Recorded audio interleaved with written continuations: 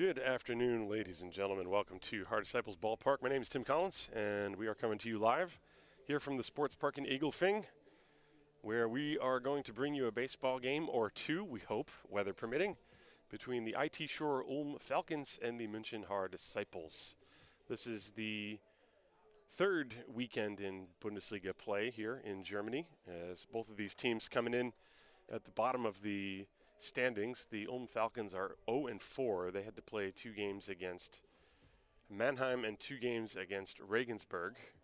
And the Haar Disciples are 1-3. They split against Tübingen and lost a sweep last weekend in Stuttgart.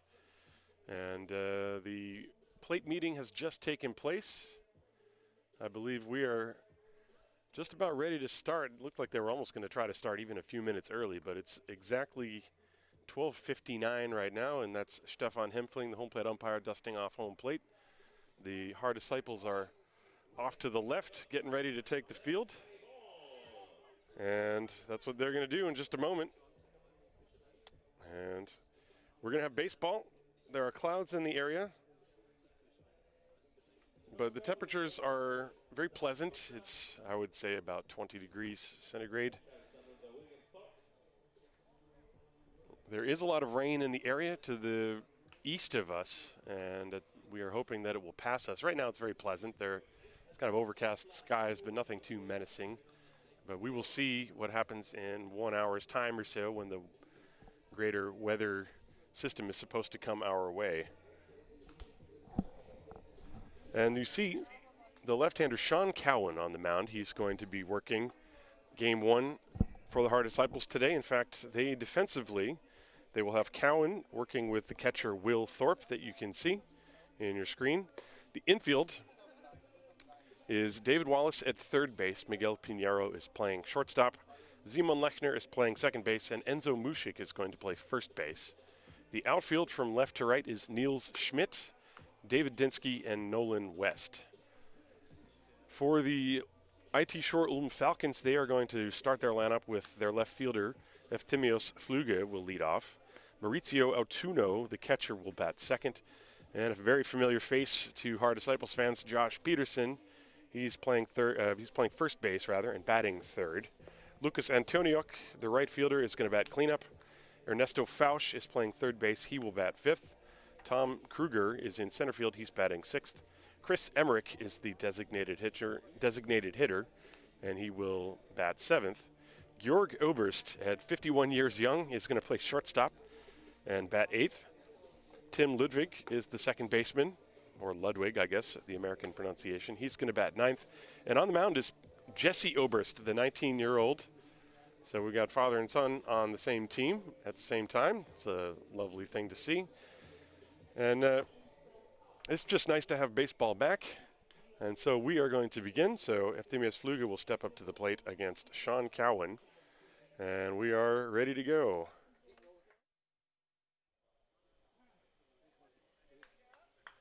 Apparently the volume is quite low here. Let's see how that's any better.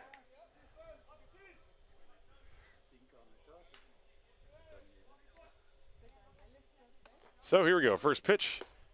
That's a check swing, and that is a strike. We are underway. 0-1 the count to Fluge. Let me know if the volume is a little better, folks.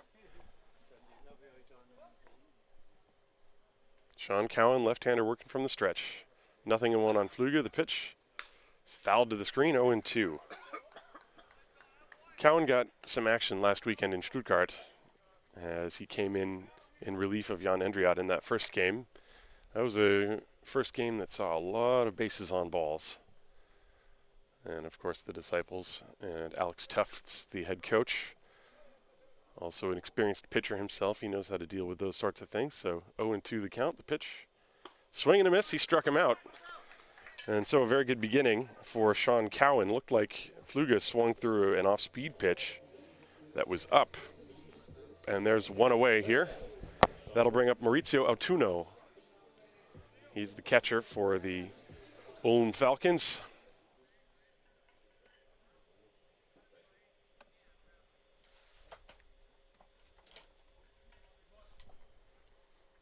So Cowan, 3 pitches, 3 strikes. The pitch And that one hit him.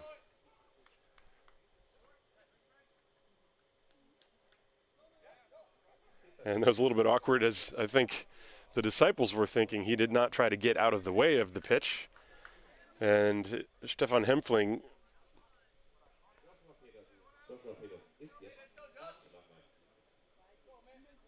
sort of patted him on the arm there, as he wasn't sure if he was going to get called back for not trying to get out of the way. But he's on first base, is Autuno, and now Josh Peterson with the runner on first base, and one out. Infield back looking for a double play.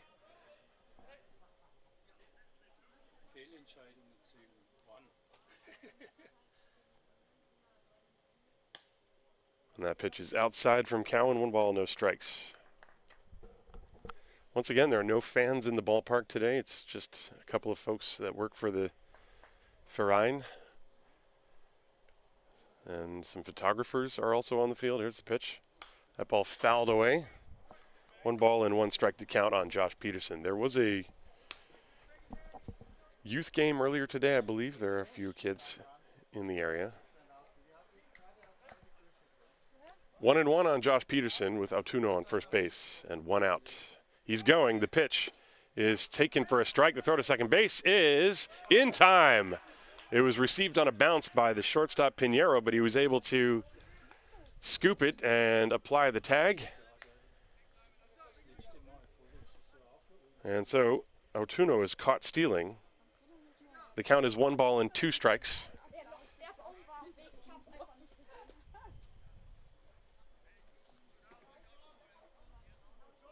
There's the pitch to Peterson. And he fouls it away again. I wonder if, hang on a second, folks. I'm trying to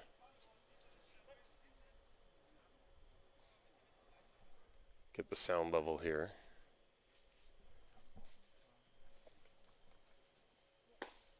Backdoor breaking ball is called strike 3. So very good inning for Sean Cowan. 2 strikeouts. Nothing across the board. No runs, no hits, no errors. Nobody left on base at the end of a half inning of play. No score between the Ulm Falcons and the Haar Disciples. This is Haar Disciples Baseball, presented from Gesundheitsunternehmen MSD.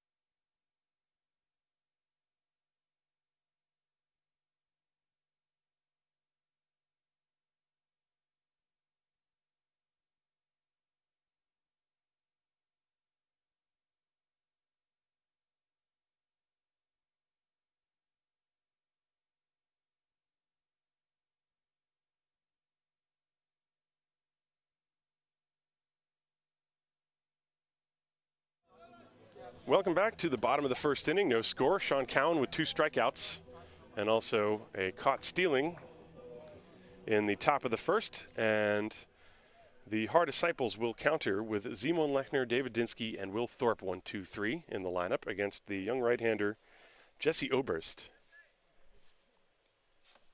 Oberst is 19 years of age, and his first pitch is a strike on the outside corner as Lechner was showing bunt. Defensively, you have Fausch at third. Georg Oberst is at short. Tim Ludwig is at second. Josh Peterson at first. Next pitch to Simon Lechner is a curveball. Line drive into right center field. That will drop for a base hit. And it gets past the center fielder, Kruger, and Lechner is racing around to second base, and he will be there. So that'll be a single and an error on the center fielder, and the Disciples have a runner at second base to lead off the game. As you take a look at the replay here, looked like he got a breaking ball. He waited on it, and you see the center fielder, Tim Kruger, overrunning the ball. In left field, it's Evthemios Fluge, and Lucas Antoniuk is in right field. The catcher is Maurizio Autuno.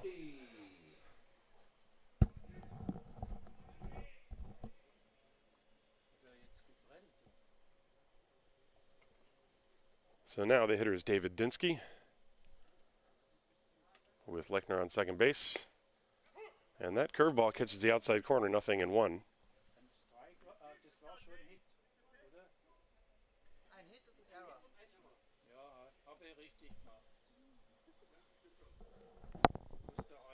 Nothing in one on David Dinsky. Here's the next one, and he shoots that one foul. 0-2 the count. So Lechner is on second base, leading off the game with a single. That's the first hit of the game for either team, as we are just in the bottom of the first inning. No score, first game of a doubleheader. Will Thorpe is waiting on deck, and Jesse Oberst has his sign from Autuno. The pitch. Dinsky shoots one in the air to right field along the line. Antonio gives it a look, but it's well out of his reach.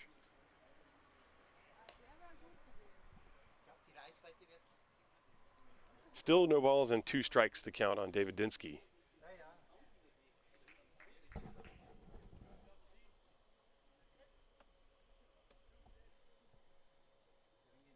And Oberst steps off, and he wants to have a chat with Autuno, the catcher.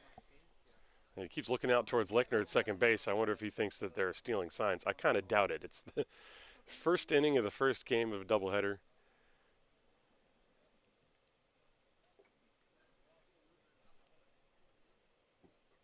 Perhaps he's just looking out to Georg Oberst for some signals. Maybe they're going to try to put a play on Lechner at second base. We will see. 0-2 on Dinsky. The pitch is outside. 1 ball, 2 strikes now at the count.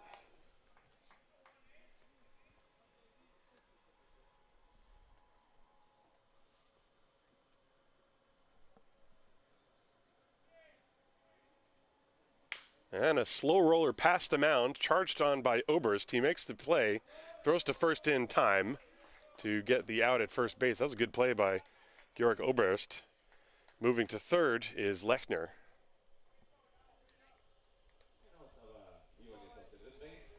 It was slowly hit. Dinsky runs pretty well, and he was hustling down the line. Not bad. And so, Will Thorpe with a runner on third and only 1 out, so a chance for the Disciples to take a lead here in the first inning of the first game. And that pitch is outside, ball 1. 1-0 on Thorpe. Thorpe is a guy who has power.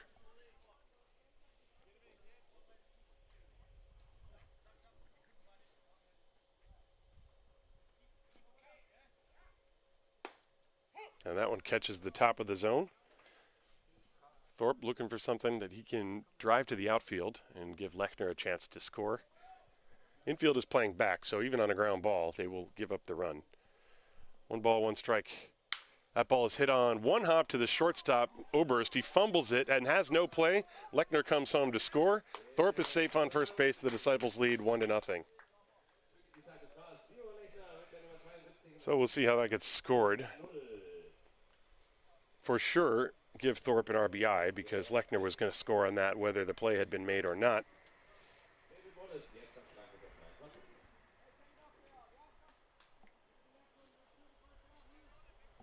And so now David Wallace steps up to the plate. Wallace hitting cleanup today. Thorpe is on first base. And I think they have given a base hit, so give him a single and a run batted in.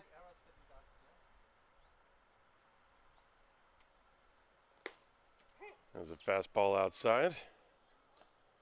Corner, rather. 1 ball, 1 strike the count.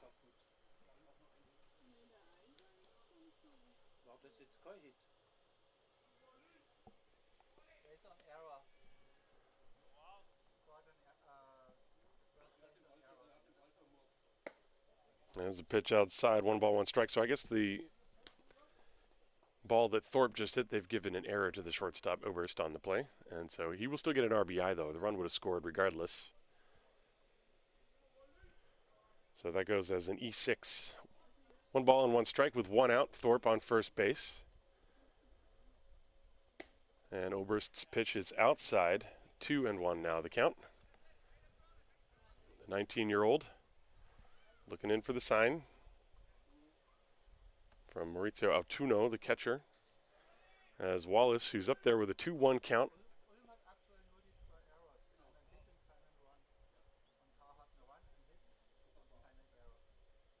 And this one in the dirt. Nice block by Autuno. 3-1 the count. You can see that Oberst is really trying to stay away from Wallace. You have the left-handed swinging Nolan West on deck. Runner on first base is William Thorpe. 1 out in the inning.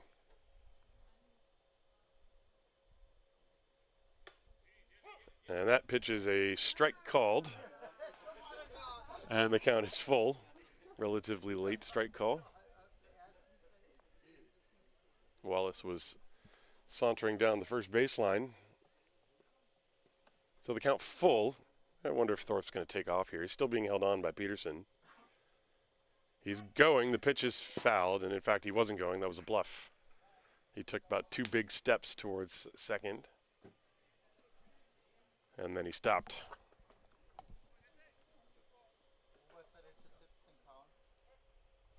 Full count on David Wallace.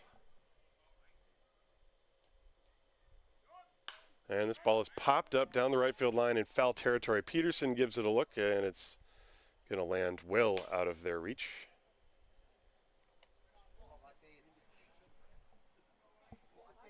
Count still full, 3-2.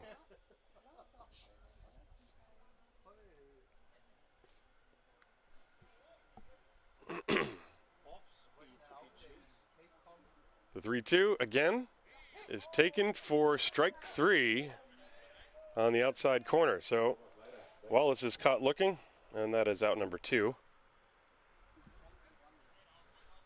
And that'll bring up Nolan West. Take another look at that pitch again. Wallace threw the bat away thinking it was going to be ball 4, but had to turn around and go back. So 2 outs, runner on first base. And Nolan West is the hitter. And he shoots one in the air down the left field line. Long run for Fluge. And he dives and can't make the catch. The ball lands and rolls up the line. Stopping at third base is Thorpe. Heading to second is West. And so that'll be a double. Once again, my camera work needs to improve. That's a little pop fly double down the left field line for Nolan West. Thorpe goes to third as I panned way too far there. My apologies. Well, trust me, Fluge made a valiant attempt, and he very nearly made a nice catch. He went into a dive and couldn't quite hold on to it. So, second and third with 2 outs for Enzo Mushik. In the dirt, good block by Autuno. 1 ball, no strikes.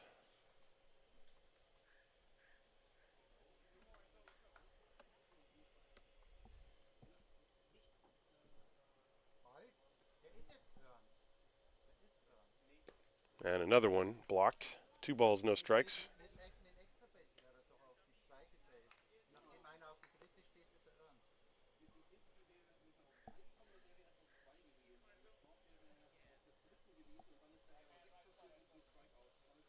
Two-oh pitch. That's in there at the knees, a fastball. So Oberst has a little bit better control with his fastball than his curveball so far this inning.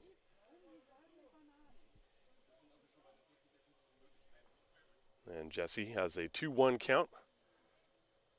And that one is now high, ball 3 for Enzo Mushik, 3-1. Cedric Bossel, the designated hitter, is on deck.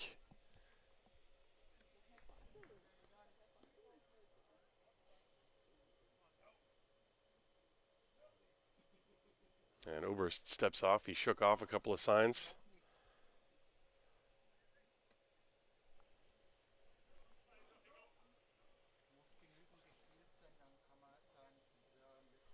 Three and one.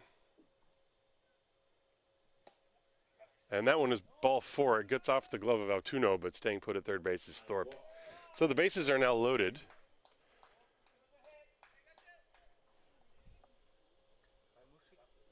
So Mushik is at first, West is at second, Thorpe is at third. And that'll bring up Cedric Bossel. Bossel, who has been a member of the Disciples team for a very long time.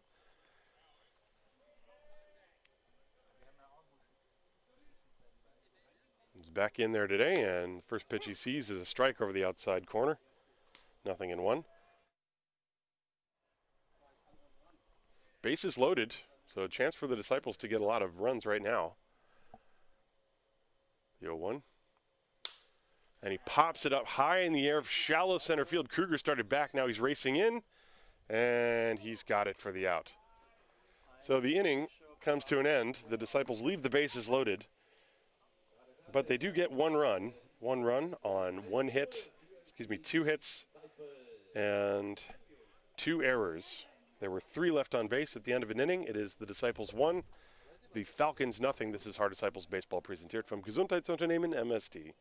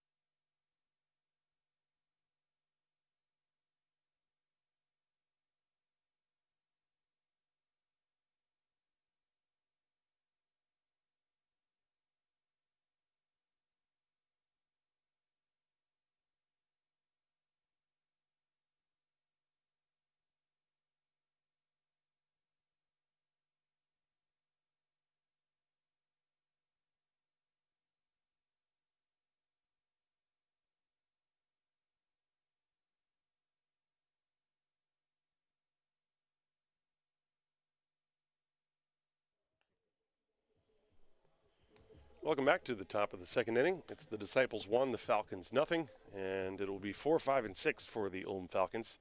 Lucas Antonio, Ernesto Fausch, and Tom Kruger will come up to the plate against Sean Cowan, who struck out 2 batters in the first inning. A very quick inning. And the left-hander's first pitch. Half-swing roller past the mound, kicks towards Lechner, who gloves and throws on the run. In time, 1 away. Good pitch. It was a half-swing from Antoniuk. And there's 1 away. So now Ernesto Fausch will step up to the plate.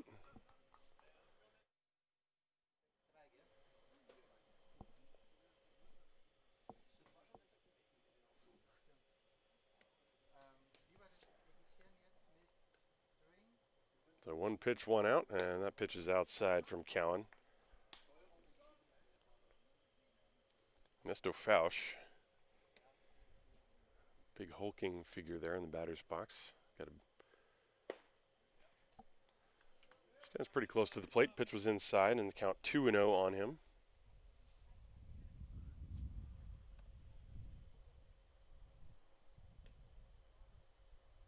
And he hits one off the end of the bat to left center field. Dinsky cruises over and makes the catch.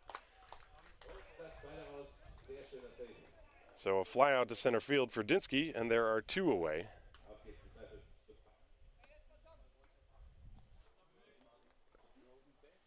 Now the Disciples fielding a somewhat different look of a lineup today with Cedric Bossel as the DH and Niels Schmidt in left field today. If you're wondering where Nate Sean Thomas is, he's here, just not in the starting lineup. First pitch is a strike to Tom Kruger. So, Helgard, I hope that answers your question. Next pitch is inside, 1 ball, 1 strike.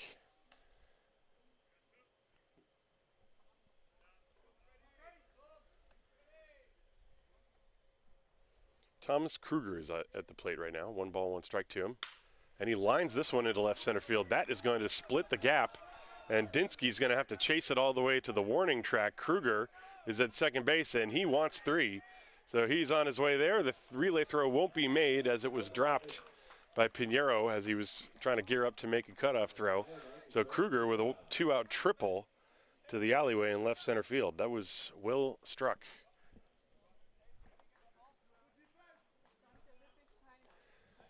Pitch was right down the middle, and he put a good swing on it. You see Dinsky cutting over, and then the ball hit the ground, and it just kept on going all the way to the deep power alley in left center field. Kruger, pretty good wheels, made us all the way to third base. And so he's there with the tying run, 2 outs for Chris Emmerich. And the pitch is high. Emmerich, the designated hitter today.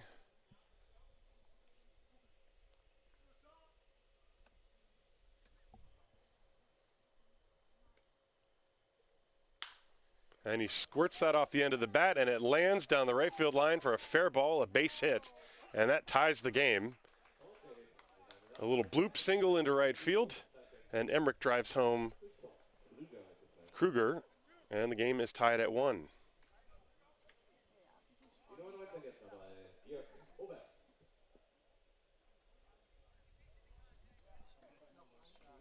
So a 1-1 tie here in the second inning. And Georg Oberst will step up to the plate.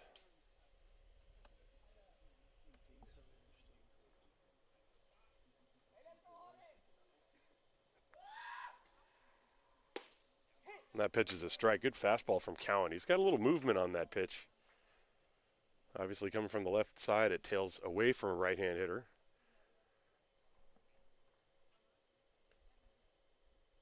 And a little lollipop toss over to first base.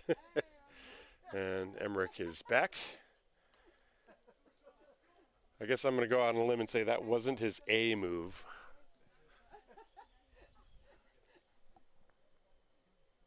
Nothing in 1. And that time he tried to give him a better one, and it's called for a balk, as it did look quite awkward. So if you're a lefty and you step too much towards home plate, or if your right knee crosses, well, looking at the replay, it didn't look like the leg was not the cause of the balk. I'm not sure what Alex Hartle, the base umpire, saw. There was sort of an awkward herky-jerky motion that Cowan did with his head, and I wonder if that is the reason he was called for a balk.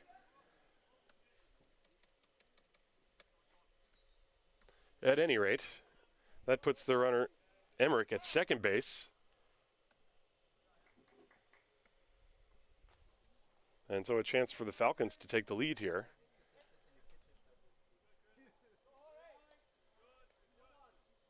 Here's the 0-1. Fouled to the screen, 0-2.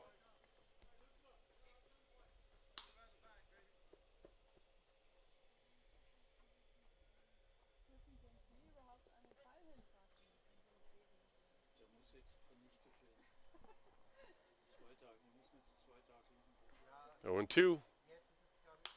And this ball popped up behind the plate. Thorpe gives it a look. It might land on my head. And it hit the tent next to me.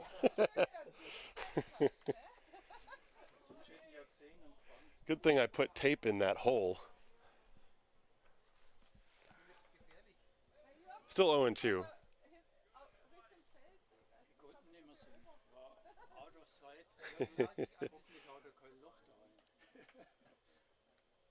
0-2 pitch. And he just gets a piece. Very tough.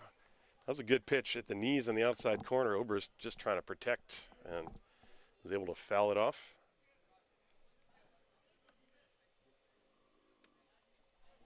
Still 0-2, 2 down, a runner at second base. The game's tied at 1 in the top of the second inning.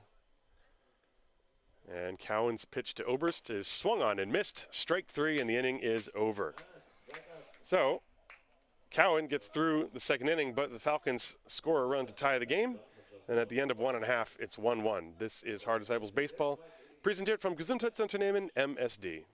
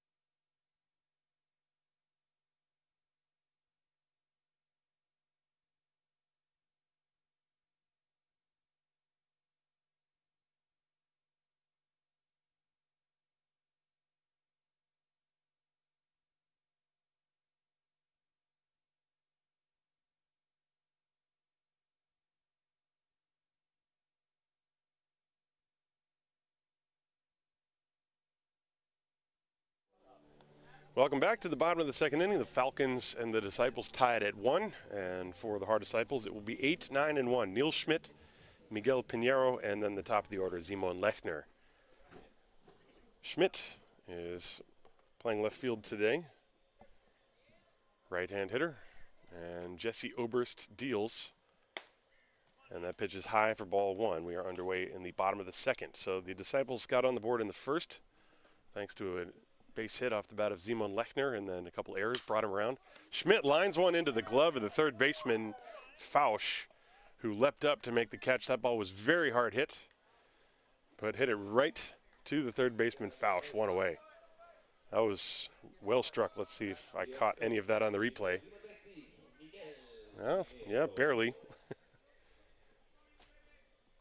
Fausch, who was playing up on the grass, had to react very quickly to that, as now Miguel Pinheiro steps up, and he swings and fouls it back to the screen, strike 1. Nothing you can do about that. Neil Schmidt did everything right, hit it very hard.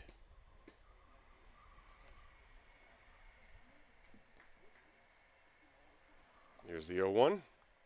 That's high, 1 ball, 1 strike.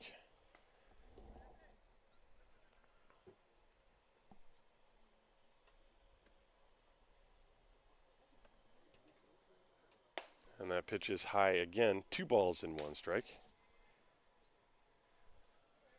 I'm seeing all the comments in the YouTube chat. Just want to say thanks very much. I'm glad you guys are enjoying the broadcast. There's a swing and a pop fly right side being chased by Peterson and Antoniuk, and it lands maybe 2 meters away from Lucas Antoniuk as he ran over the bullpen mound. So the count 2-2. Ja, ich freue mich, hier wieder am Platz zu sein, ein bisschen Baseball anzuschauen mit euch. Ich hoffe, dass heute wird wetterlich alles noch spielbar sein. Es wird ein bisschen dunkler. 2-2 on Pinheiro. And he shoots another one in the air to right field. This is playable for Antoniuk. He's drifting back towards the corner, and he makes the catch. Nicely played out there by Antoniuk. He had to drift a long way, but it was a little dangerous that he was drifting after the ball and not really racing to the spot, but he was able to catch up to it and was also trying to keep his awareness of how close he got to the fence. And so 2 down, and that turns the lineup over for Simon Lechner now. I'm getting a question. What's my take on the unwritten rules in the MLB? Well, if you're referring to Fernando Tatis swinging at a 3-0 pitch and hitting a grand slam, I think he should have swung at a 3-0 pitch and hit a grand slam. I think pitchers throwing 100 miles an hour at the heads of hitters is very dangerous. You would get arrested for that in real life if you did it outside of a baseball field. So it shouldn't be something that happens in a game. It can be very scary. As a pitch outside, 2-1 on Simon Lechner. But as far as the whole, we should never, swinging at the 3-0 on the grand slam, if you don't like it, don't fall behind 3-0 and load the bases. And Lechner drives one deep to right field. Way back goes Antoniuk, and it's gone. Simon Lechner with a rocket that just rode out of here over the fence, and the Disciples lead 2-1. It had the sound, it had the angle, and it had the velocity. Simon Lechner with a home run gives the Disciples a 2-1 lead. Let's look at that pitch again. Yeah, he really got into it, and Antonio turned and watched as it flew over his head. So a 2-out home run for Simon Lechner, and the Disciples lead 2-1. Now David Dinsky steps up to the plate.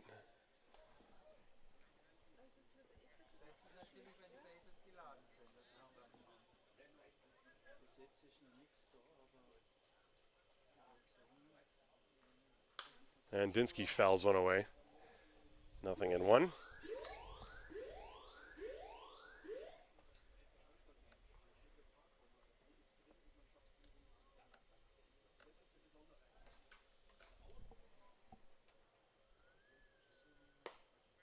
And that strike on the inside corner looked like a little, maybe a cutter or something. His fastball, Oberst's fastball, looks like it actually cuts a little bit away from a righty. Not sure if that was a slider.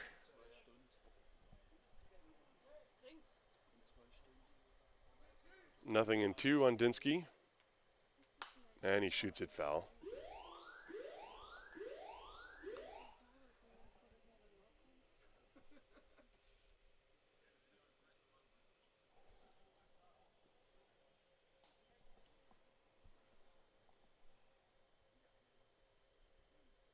And he waits on that one beautifully and lines it into center field. A base hit for Dinsky. He will be safe at first base. That was that slow curveball, and he just waited as it floated in there, and he lined it right back up the middle.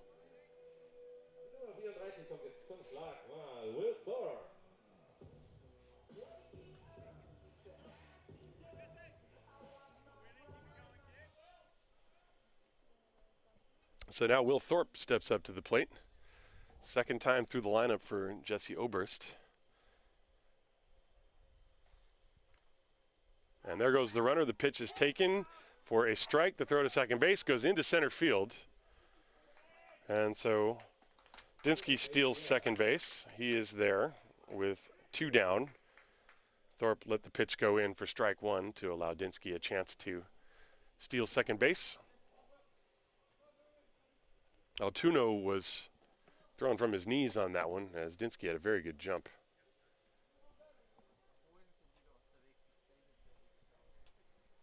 One strike to Thorpe. And strike 2, fastball over the outside edge.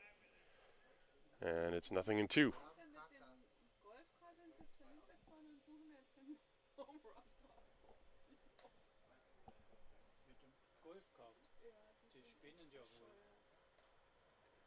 Here's the 0-2.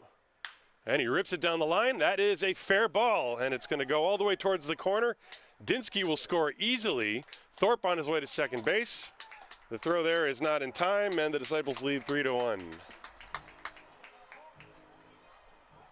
So Thorpe with an RBI double, a very loud 2-out rally after, don't forget, Neil Schmidt hit the ball very hard to start the inning.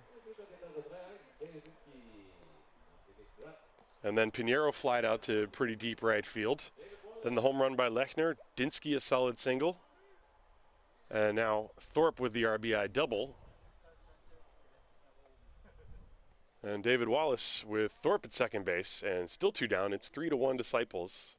The pitch is way high. 1 ball, no strikes.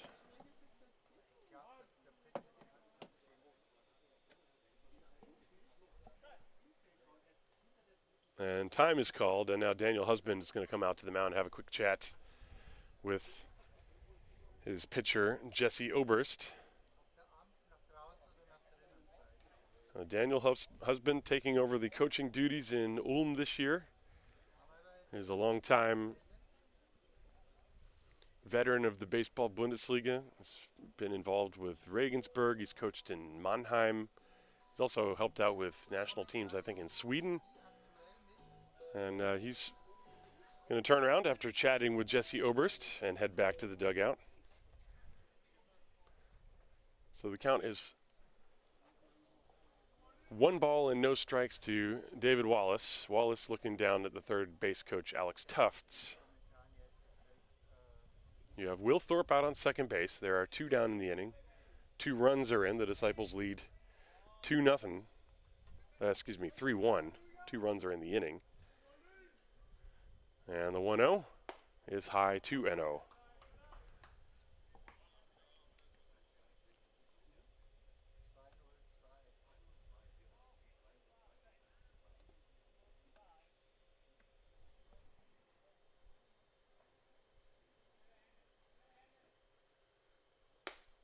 And that pitch high and outside. 3 balls, no strikes now. Only 1 prior walk in the inning, in the ball game rather, to Jesse Oberst. So he's just been getting knocked around a little bit this inning. 3-0, and there's a strike. Speaking of swinging on 3-0 counts, I think Wallace had the green light if he wanted it, but he let it go by. So the count 3-1 now. Thorpe out on second, 2 down, 3-1 Disciples. And this ball is popped up to the right side. Peterson's got a beat on it and calls for it, makes the catch in fair territory, and the inning is over. But the Disciples get 2 runs on 3 hits. There were no errors and 1 left on base. At the end of 2, it's the Disciples 3, the Ulm Falcons 1. This is Haar Disciples Baseball präsentiert vom Gesundheitsunternehmen MSD.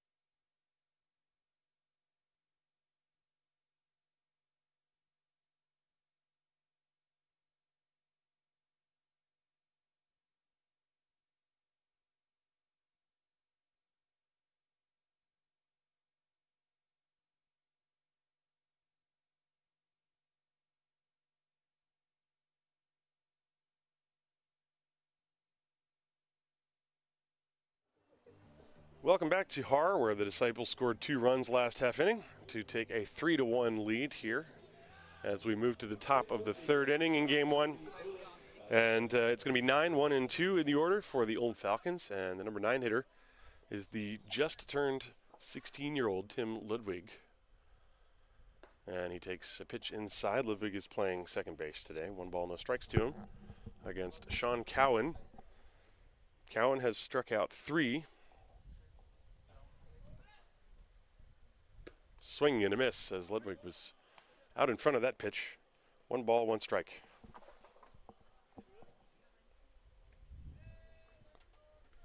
Cowan working quickly from the stretch. Swung on and fouled straight back. 1-2.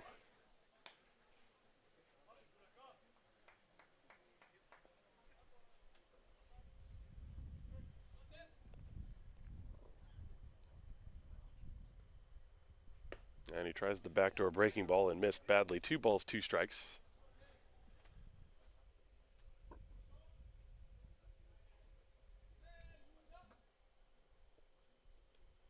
And swung on and missed. He got him. That's the 4th strikeout for Cowan.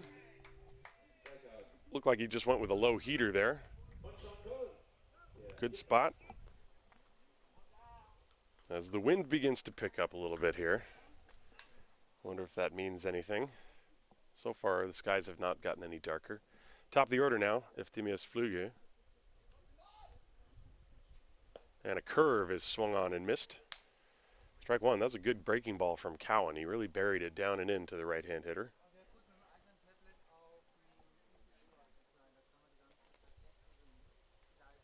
And he tries another one. This one, however, sailed outside. 1 ball, 1 strike.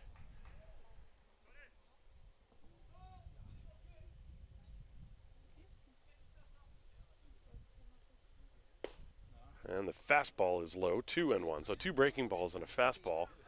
Flüge is a guy who does have power. He's hit some home runs in his career. Formerly of the Heidenheim Heidecke. He's been with Ulm the last couple of years, though. There's the 2-1.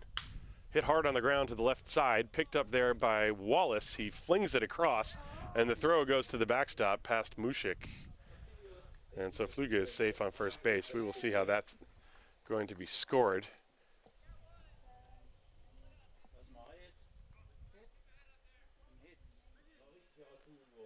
You see Wallace to his left, picked it up, and then threw low, and Mushik couldn't dig it out. So my guess is that's going to be an E5.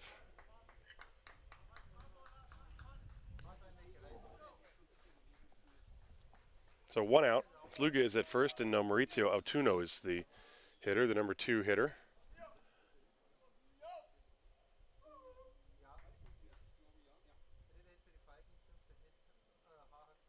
And the fastball is way high.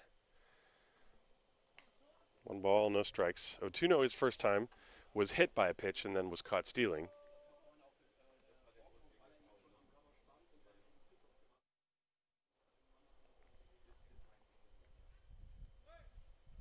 And he fouls away that one. 1 ball, 1 strike, the count to him. Right-hand hitter, Maurizio Autuno. Flüge is on first base. His previous at-bat, by the way, prior to that reaching on the error, he actually struck out to begin the ball game.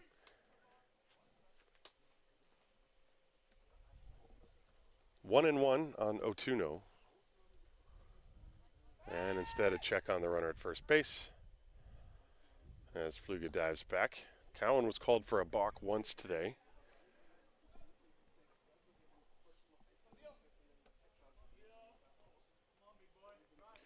One and one.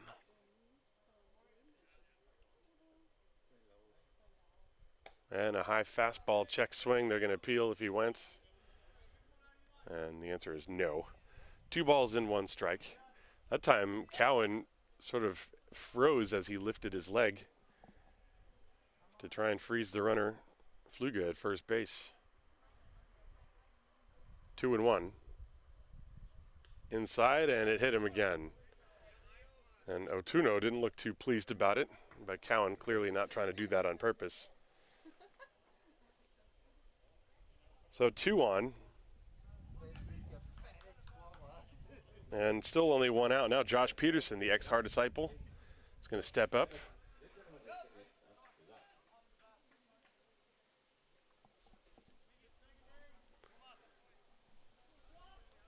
Josh, of course, has lots of power.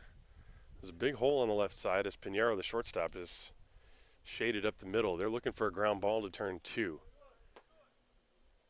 And Cowan's pitch is popped foul out of play. 1 strike to Josh Peterson.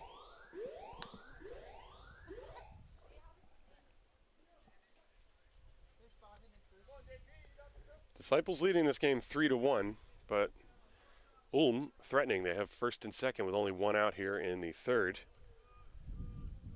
And Josh Peterson with a one-strike count. The pitch drilled in the air to right field. This is going foul, and it will go out of play.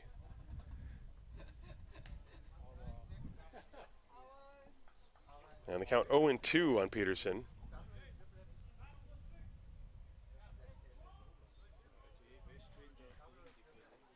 Cowan comes set. Runners leading first and second. The pitch, curveball, and he rolls it foul into the Disciples dugout. Count still 0-2.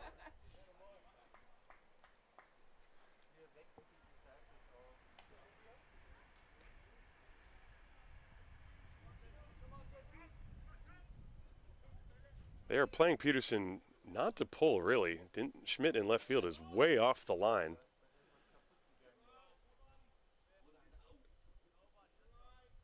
The 0-2 pitch inside. That pitch looked like it was behind him.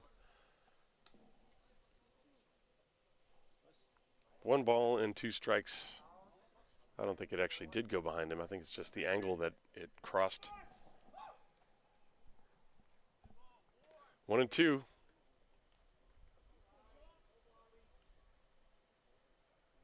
And he lines it into right center field. This is playable for West.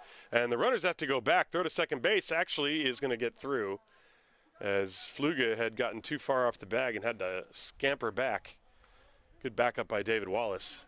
So Nolan West makes the catch in right field. Peterson flies out. That's the second out of the inning.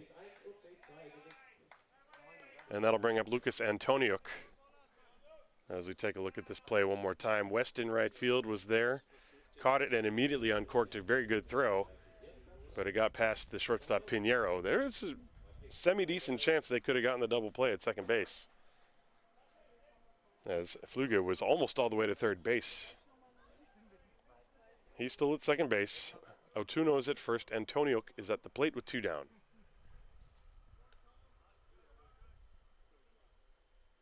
And Cowan's pitch is drilled fouled on the left field line. Solid swing from Lucas Antoniuk. Strike 1 to him.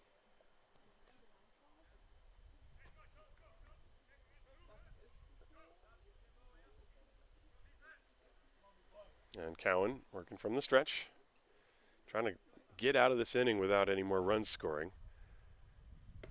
Pitch is a ball on off the inside corner. Thorpe popped out of his crouch, wanted to throw behind one or both of the runners. Cowan, I think, wanted that pitch to be called a strike.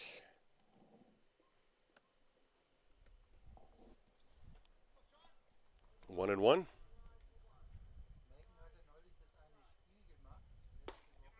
And that curveball a little bit too high. 2 balls and 1 strike.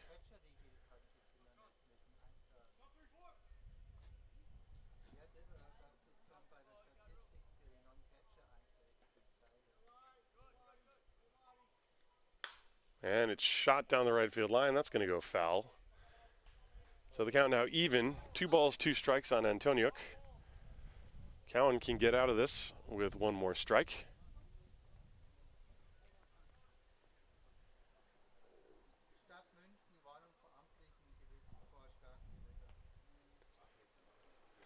Well, in this inning, there's been an E5 and a hit batter, so the Ulm Falcons without a hit, yet they have runners on first and second.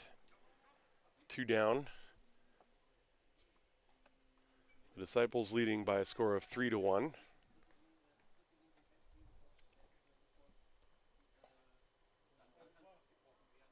And the 2-2 pitch. Hit hard on the ground up the middle and into center field, a base hit. Around third, Fluge, he's coming to the plate.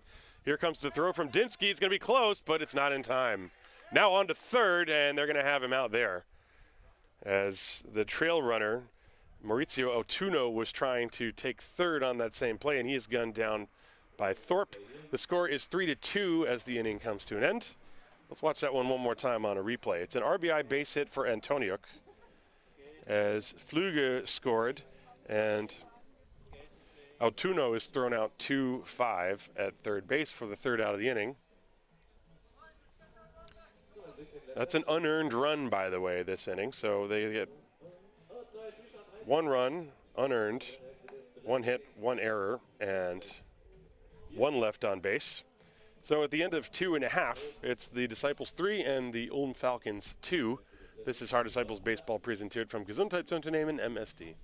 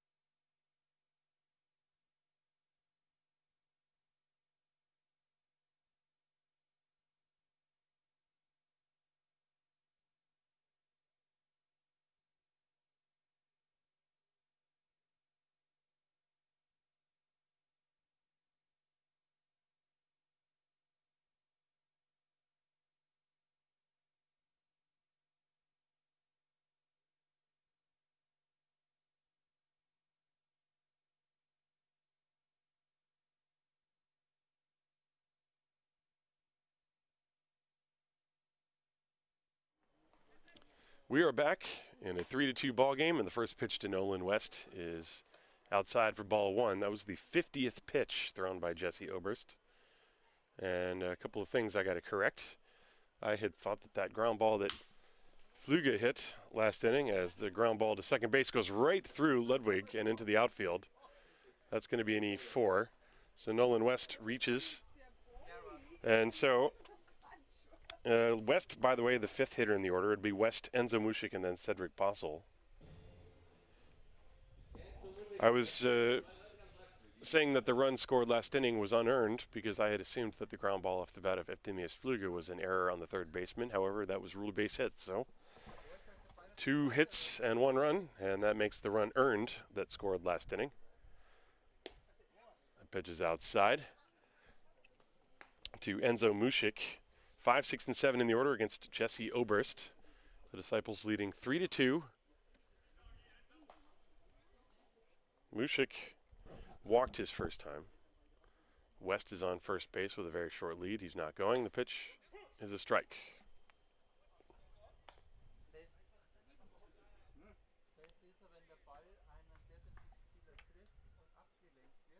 1 ball and 1 strike.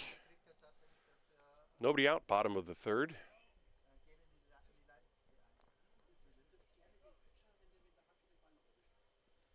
This one is low. Good block by Autuno.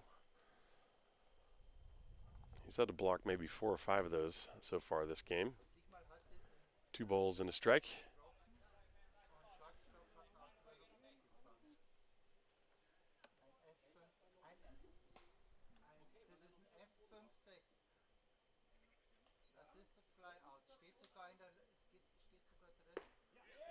And that pitch too far inside, and the count 3-1.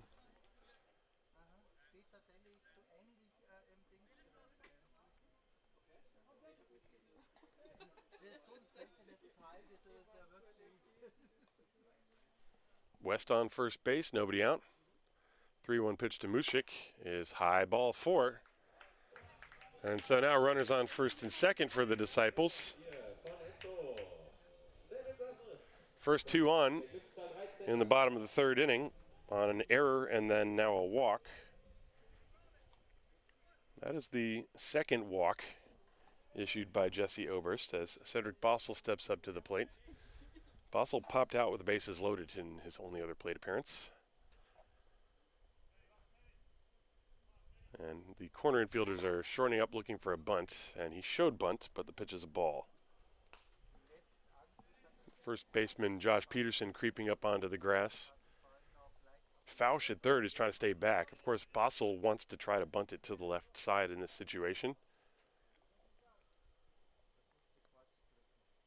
And he shoots a little line drive into right field for a base hit. West will be held at third base, and the bases are loaded with nobody out.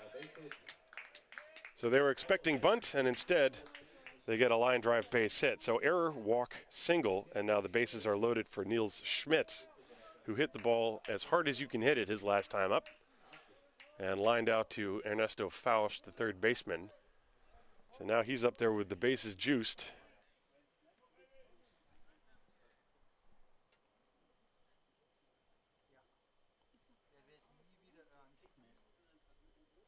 And in the dirt, ball one.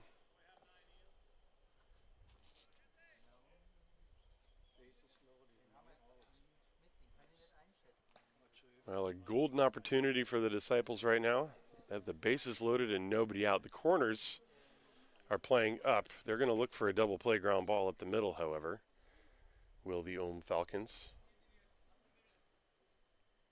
And Jesse Oberst in a jam here.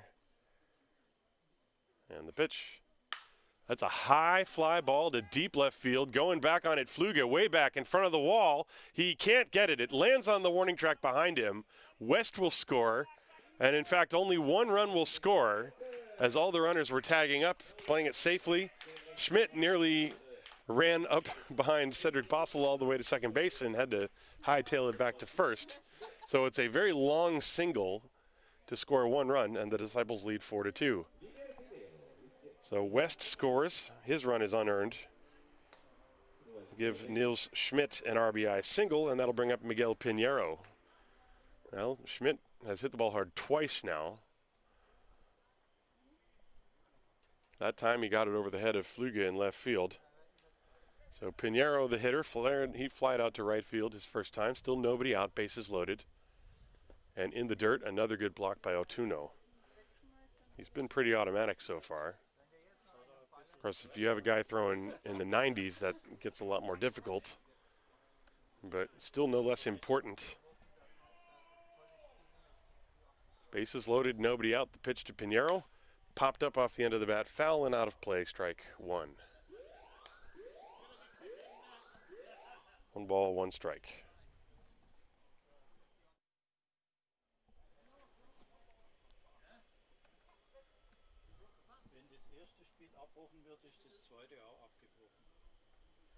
One pitch. In the dirt, again blocked by Otuno. Boy, that's got to be 10 of those today.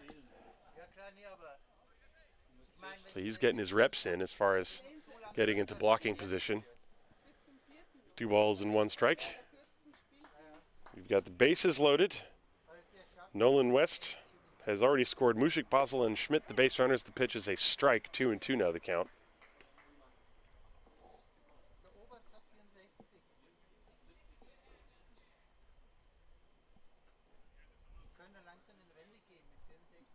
Two and two. And that one chopped foul at the plate off his foot.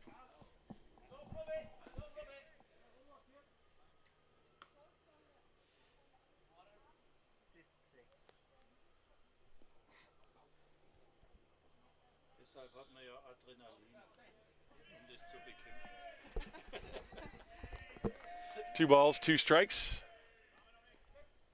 Bases loaded. Nobody out. In the dirt again, balked again. Ball 3. Full count now. Nowhere to put him. Top of the order. Simon Lechner, who homered his last time, is waiting on deck.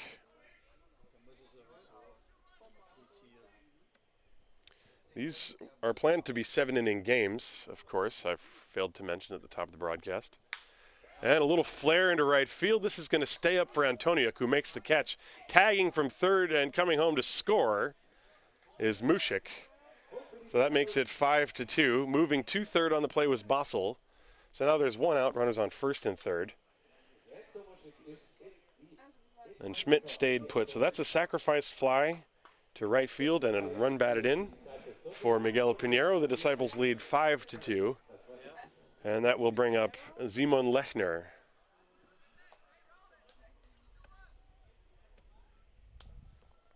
Lechner drilled one over the right field fence his last time.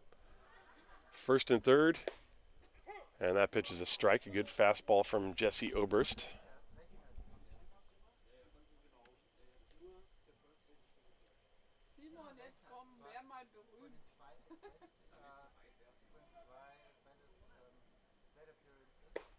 That pitch is outside. 1-1. So Lechner today has hit the ball hard twice. He singled and scored in the first inning, and then he hit that 2-out solo home run in the second. And this is his third at bat. We're only in the third inning. Pitch on the way. That's inside, blocked by Otuno. 2-1. Runner at third is Seti Bossel. At first, it's Niels Schmidt.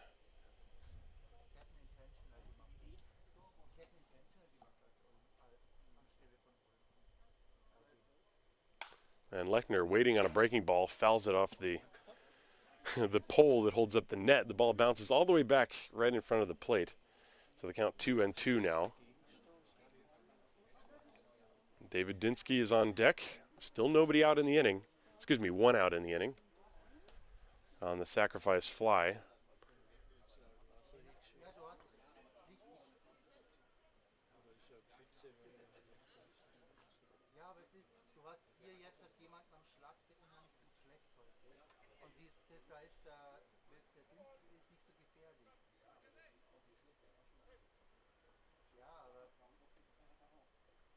Here's the 2-2 pitch.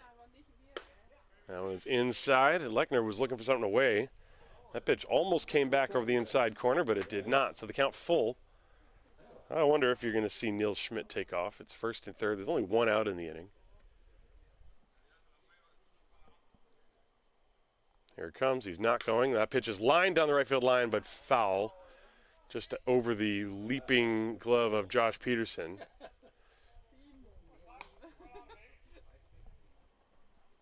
Lechner having good swings today.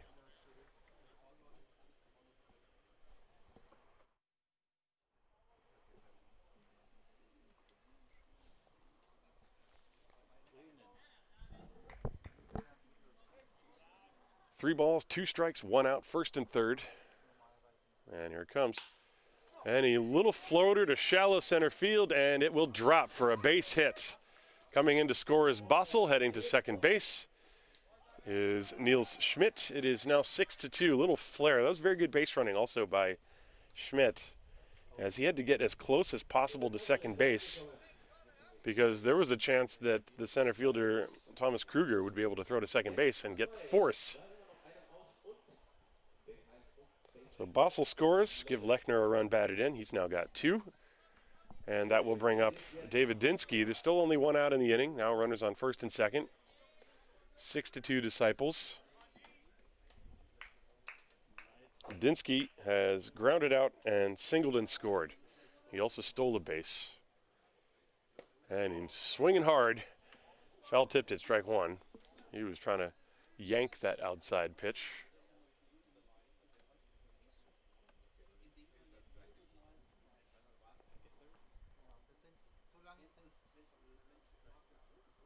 Oh, 0-1. And swinging and missing again on a pitch that was out away from him.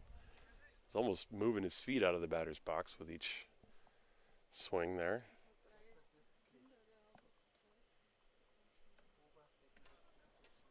Nothing in 2.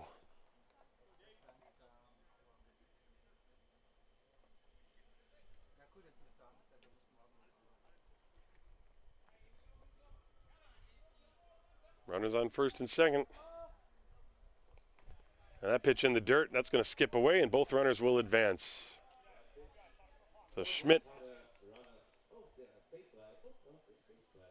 There were some people saying that it should have been called a balk.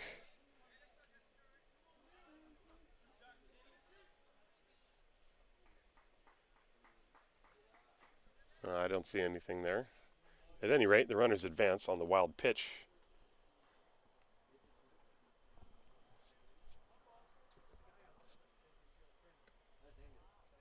One ball and 2 strikes on David Dinsky with second and third now. Infield still back. And a little roller towards short. Oberst fields, throws across to first, and his throw is in time.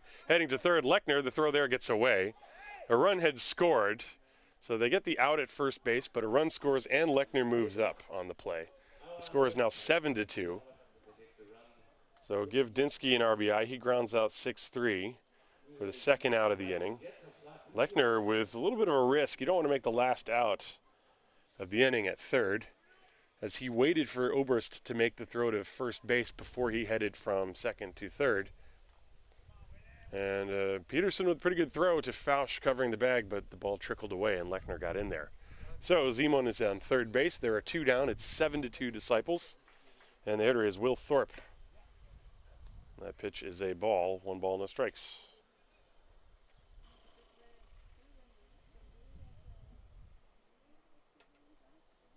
Thorpe would like to drive home another run here. And he hits a fly ball to left field. Flüge is drifting over to his left. He's got a beat on it and makes the catch to end the inning. But the Disciples have a good one as they score 4 runs. 1, 2, 3, 4 runs. 3 of which are earned. Let's see, how many hits were there? 1, 2, 3 hits.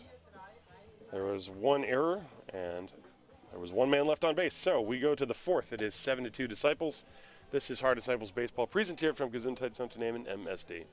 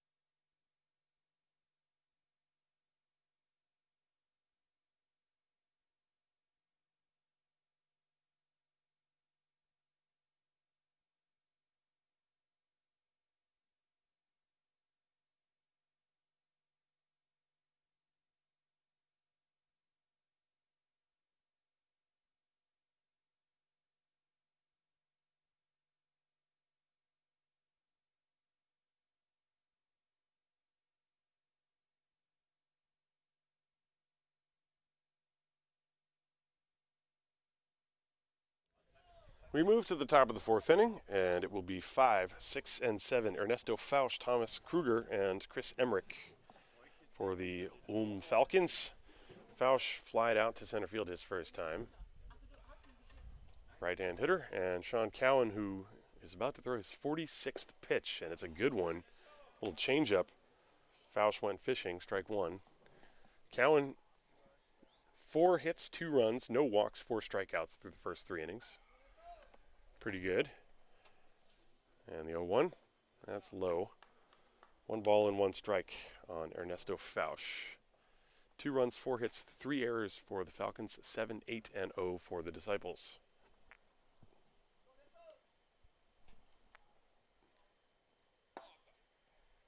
And that fastball missed inside.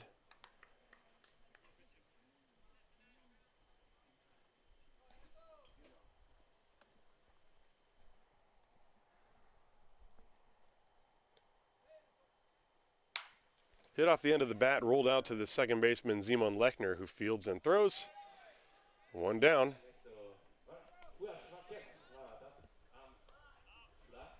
Well, Fausch was way out in front of several pitches in that at-bat, and that last one was no different, as he really squibbed it off the end of his bat and little worm burner out to Lechner at second base.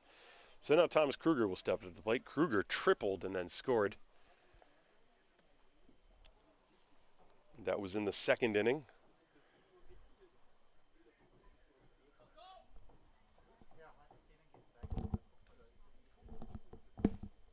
And the first pitch, fastball in there for a strike from Cowan. Cowan has looked pretty good. He's been able to spot his fastball.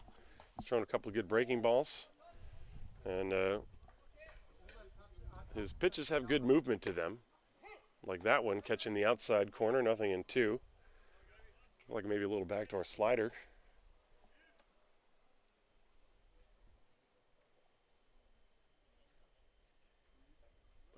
2. Here it comes. Popped foul out of play. Folks, don't forget, if you would like to help support Haar Disciples and the broadcasts in the year of no fans, there's a link in the description, both on YouTube and on Facebook, that you can click to help support the broadcast, as that pitch was swung on and missed for strike 3 as Kruger goes fishing. That was the back foot breaking ball, I think. But yeah, anyway, just to remind you, if you'd like to support what we do and help your fellow Bundesliga team make it through this very strange year of 2020, you can click on that link. And we thank you, of course, for anything you might be able to support us with. And the pitch to Emmerich is a strike. 0-1.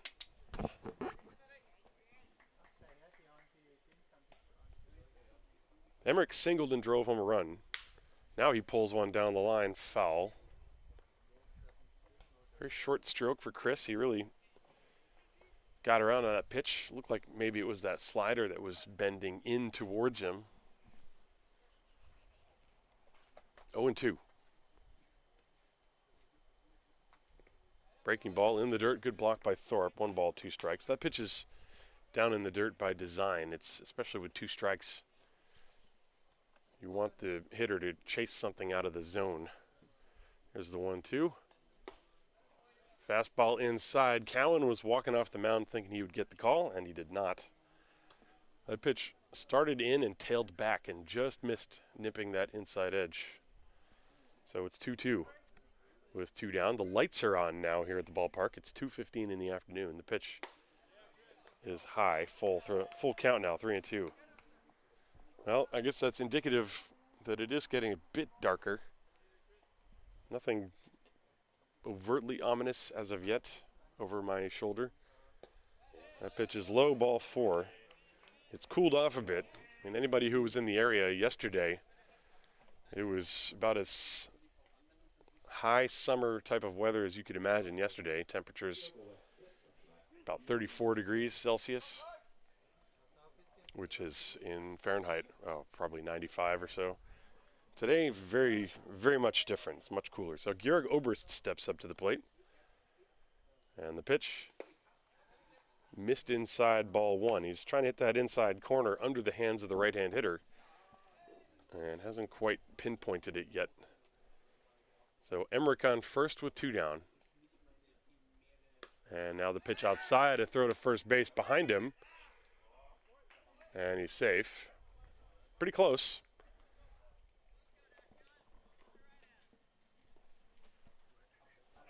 Two and 0. Cowan trying to slam the door on this inning. Here's the pitch. Inside, ball 3, and Cowan a little bit of frustration starting to show.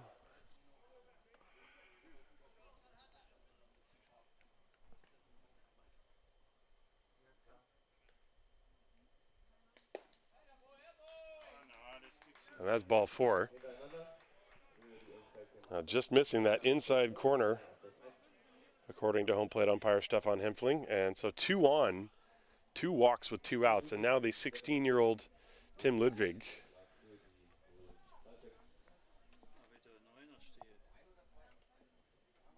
Two down in the inning. Ludwig, who struck out his first time, has a chance to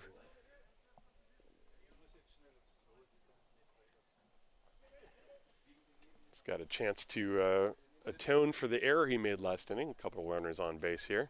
It is cooling off and the wind is coming, and yeah, I think the weather is going to turn fairly soon. Here's the pitch. Popped foul out of play.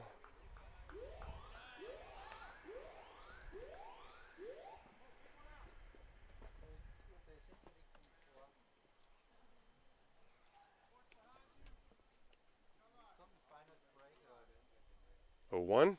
That's outside. 1 ball and 1 strike to him.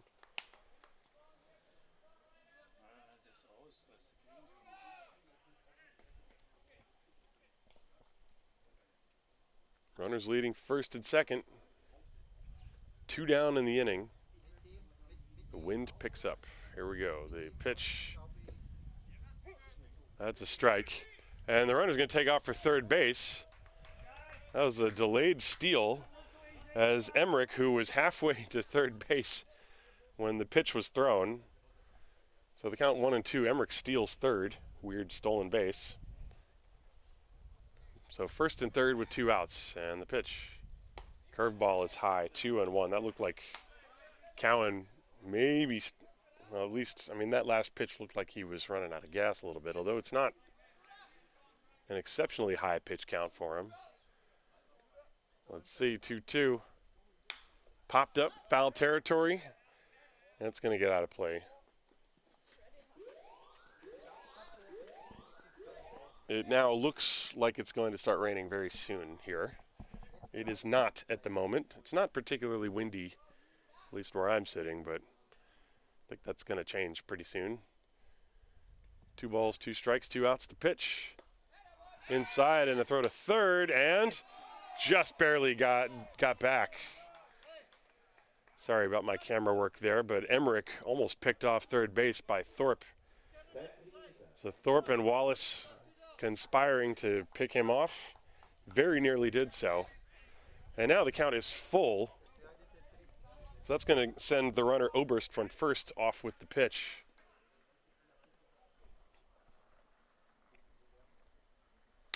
And it's hit in the air to center field. Dinsky drifting back. He's got a beat on it, and he catches it to end the inning. So a couple of 2-out walks.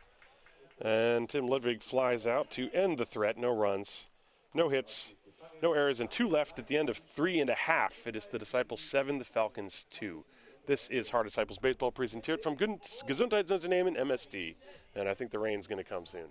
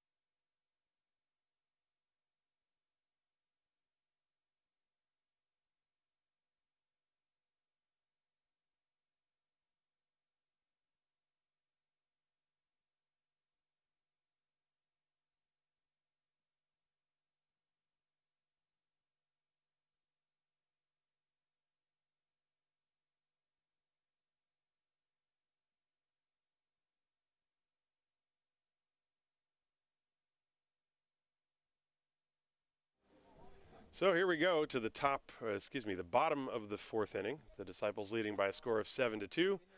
David Wallace is the hitter, and the first pitch is a strike, 0-1 the count to him. So Jesse Oberst still out there. He's thrown 50 pitches now, 33 of which have been strikes. 5 hits, 3 runs. Excuse me, that is not correct. That needs to be updated. As Wallace skies one out of play, 0-2. Let me read you the proper statistics. Oberst has thrown 80 pitches, 8 hits, 7 runs, 4 earned, 2 walks, 1 strikeout. And there's a fly ball into center field. Playable for Kruger, who makes the catch.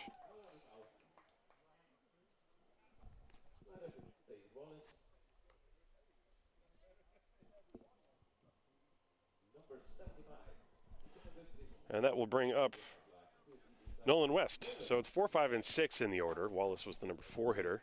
Nolan West, who has doubled and reached on an error and scored, and then he'll be followed by Enzo Mushik here. It's not raining yet. Pitch is high and outside. We are planning on playing 2 games today.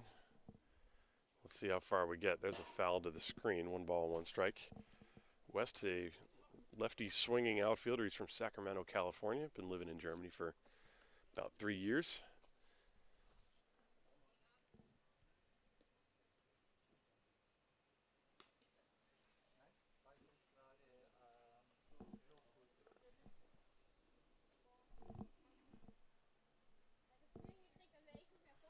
And the pitch hit hard on the ground to the right side. Ludwig fields this one and lobs it to first. 2 very quick outs.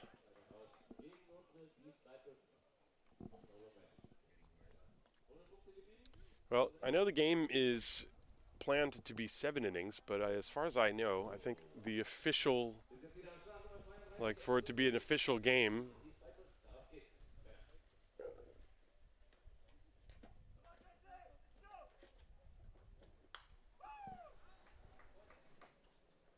I think we still have to get through 5 innings. The pitch was fouled away. Excuse me for the distraction there. I'm just watching some, making sure to take care of my equipment here. Pitch is low and outside. 1 ball, 1 strike on Enzo Mushik. Mushik has walked twice. He's scored 1 run.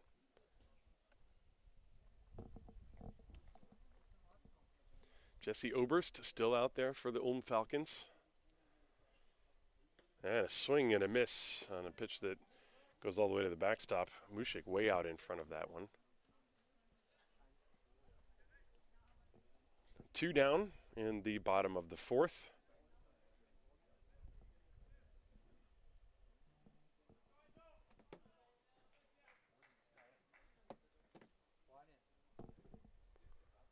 And the pitch, that's inside.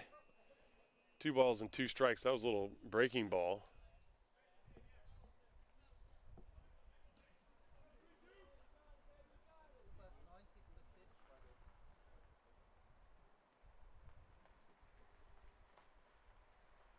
And the pitch is popped up. Foul territory off to the right. Long pure run for Peterson, and I do not believe he caught it.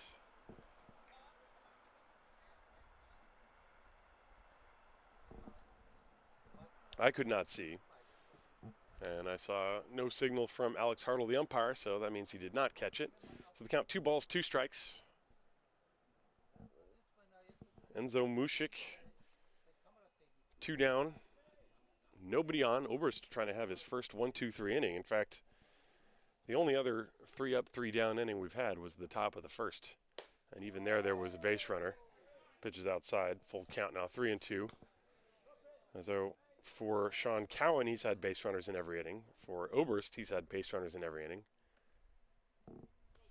Except for this one, 3-2 with 2 outs.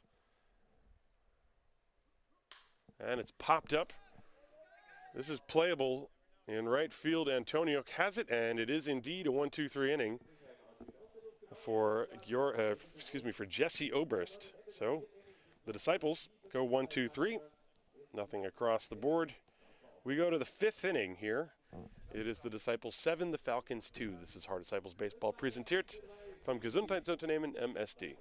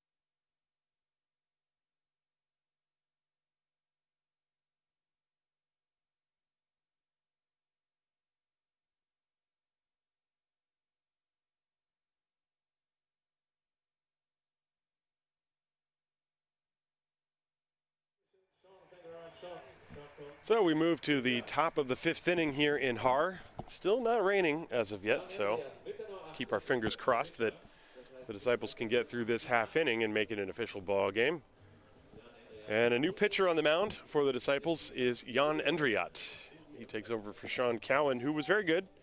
Cowan pitched 4 innings, gave up 4 hits, 2 runs, 2 walks, 5 strikeouts. He threw 70 pitches.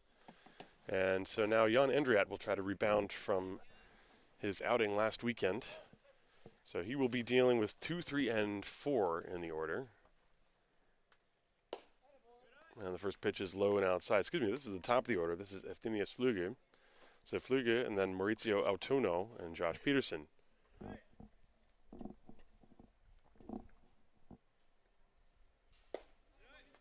And the pitch is low, 2-0.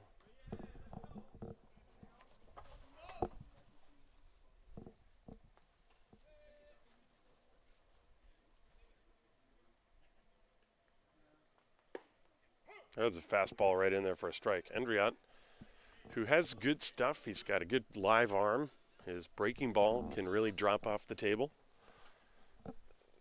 And, of course, as with all pitchers, it's dependent on the strike throwing as the wind picks up. The 2-1, fouled away. 2-2.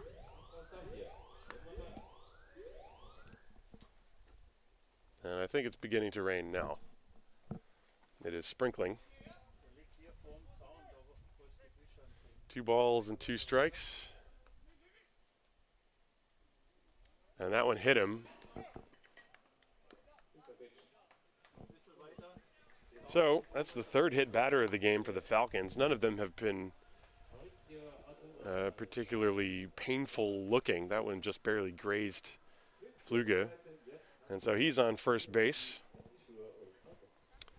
And Maurizio Autuno steps up to the plate. Infield is back. They would love a ground ball double play. With the threat of rain impending. And the fastball is high. 1 ball, no strikes.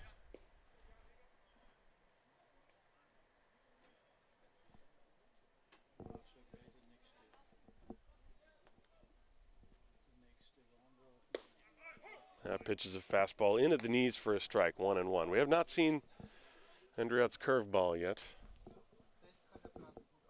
And it appears that the Falcons are waiting for him to establish that strike with the fastball first. Here's the 1-1 pitch on the way to Autuno. Swing and a miss, way out in front of that pitch. 1 ball and 2 strikes now.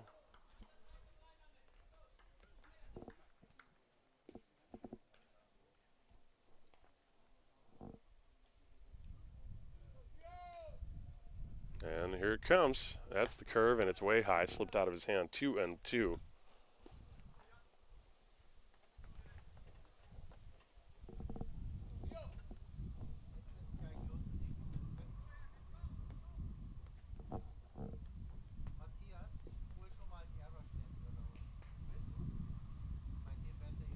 And that curveball was a beauty. Drops in for strike 3. That's the one that when he throws it, it can be absolutely devastating. And there's 1 away. Let's look at that curveball again. I mean, this is really 12-6. Endriat, who's not the biggest fellow out there, but he's really got a lot of strength in his arm. And watch this. I mean, that is about as sharp a breaking ball as you can throw. And now Josh Peterson steps up. 1 out, 1 on. And it's misting now. And the pitch to Peterson. That's a strike called. 0-1. Josh today 0 for 2. He has struck out and flied out to right field.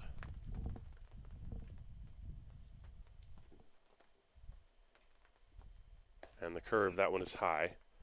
1 ball and 1 strike.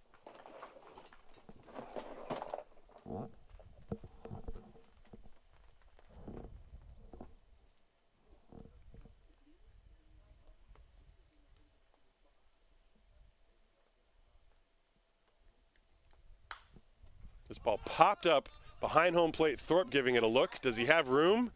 Nope. Just over the other side. So that's strike 2.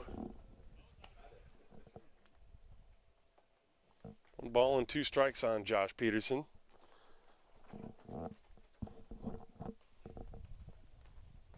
Fluga is on first base. He was hit by a pitch. And the rain is starting to pick up a little bit now.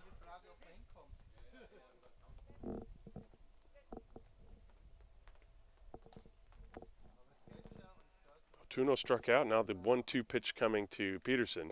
He got him. That looked like a changeup and a throw behind the runner at first. Safe as he dives back. So Peterson strikes out. Fluga has to dive back into first base. And a very good pitch by Endriat. It looked like it might have been a changeup. Josh Peterson was way out in front. And so now 2 down for Lucas Antoniuk. Now you see that ball just sort of dive down and in. So Antoniuk, who is 1 for 2 today, singled to drive home a run. And there's a strike at the knees in the outside corner. So far, the results already much better than Endriat's weekend last weekend, and that's got to feel very good for him. Come out, throw some strikes, get a couple of very experienced hitters, such as Autuno and Peterson. They're playing behind the runner Fluga at first base now. Pitch is in the dirt. Thorpe blocks it. 1 ball and 1 strike. And Mushik is off the bag. Fluga, they're going to let him steal second if he wants. It's 2 down. The rain is starting to fall ever so slightly, but it's steady. It's generally unpleasant day to be outside right now. Here's the 1-1 pitch to Antoniuk.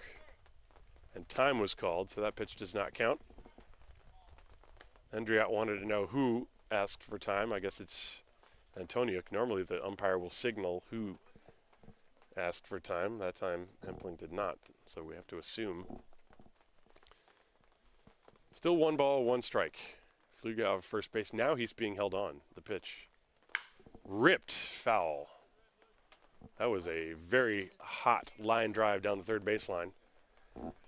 But it's nothing but a strike, 1 and 2. That was solid contact from Antoniuk.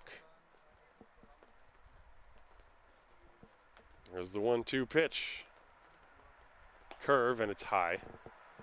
2 balls and 2 strikes. Well, he threw 1 absolute dandy curveball. And then he's left a couple of them up in the zone, such as that last one. 2 balls, 2 strikes, 2 outs. Top of the 5th. And the pitch. Fastball just missed. And the count now full 3 and 2.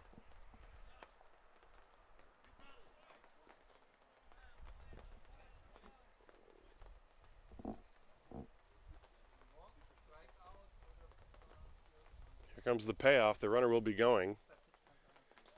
And it's low, ball 4. So Antoniuk draws the walk. That prolongs the inning. There have been base runners all over the place for both sides in this game. So a walk, a hit batter, and 2 strikeouts in the inning. And now Ernesto Fausch with 2 runners on. It's only a 5-run game.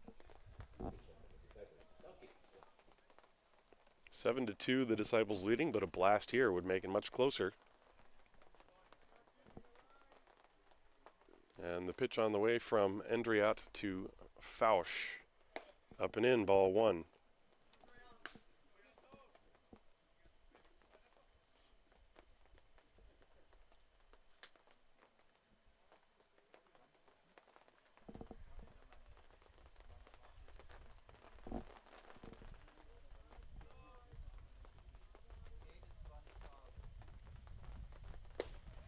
There's a strike at the knees, a fastball.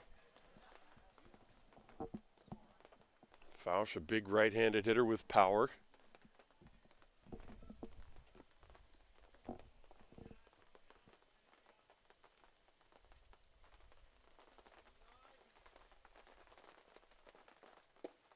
There's another one. Fastball on the inside corner, 1 ball, 2 strikes. And so again, Endriat 1 strike away from getting out of this inning and putting it in the books as an official game before any Inclement weather may or may not disrupt things here. 1-2. And the pitch, curve, and that was a beauty. That one dropped right at the top of the zone, and the inning is over. So Endrat strikes out the side, pitches around a walk and a hit batter. And we will go to the bottom of the fifth with the Disciples leading the Falcons by a score of 7-2. This is Haar Disciples Baseball, presented from Gesundheitsunternehmen MSD.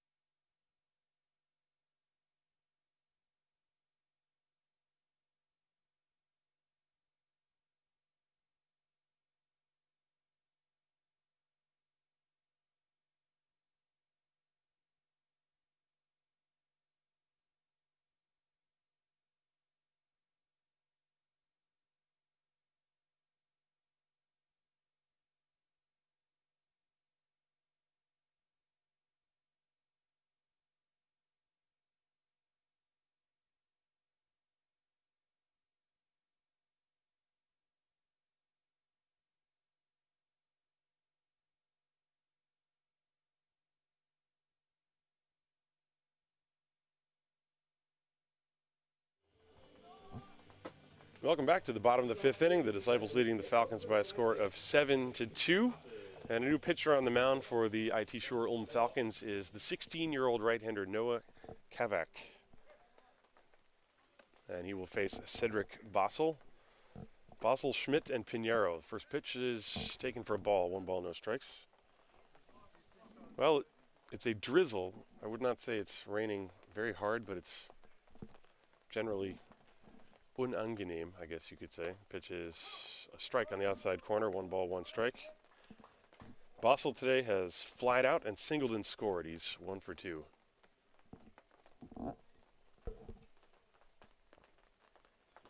One and one pitch. That one just missed low. 2 balls and a strike. Noah Kavak on the mound. Born on the 8th of July, 2004. So he's actually only a couple weeks older than Tim Ludwig, the second baseman. So we have a couple 16-year-olds in the game. As that pitch is ball 3. 3-1 on Bossel. Neither pitcher has had a 1-2-3 inning. Well, excuse me, no, that's happened once for each pitcher. There's the 3-1. Taken for ball 4. Gotta wonder where that one was.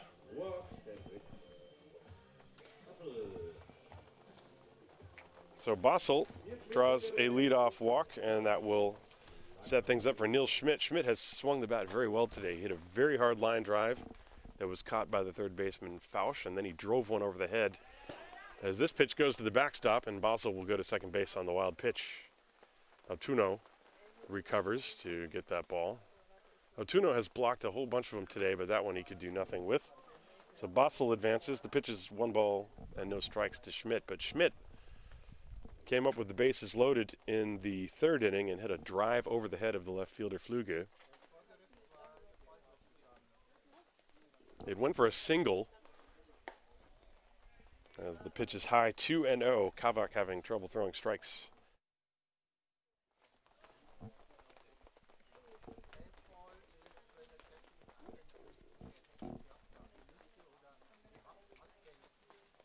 And a big swing. Schmidt was really going for it there. And the count 2 balls and 1 strike now to him.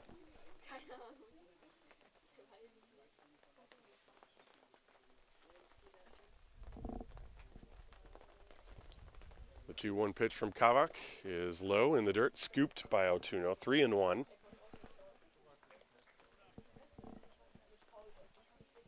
Well, the Disciples scored a run in the first, 2 in the second, 4 in the third. They went 1, 2, 3 in the fourth. So actually Oberst's last inning was his best.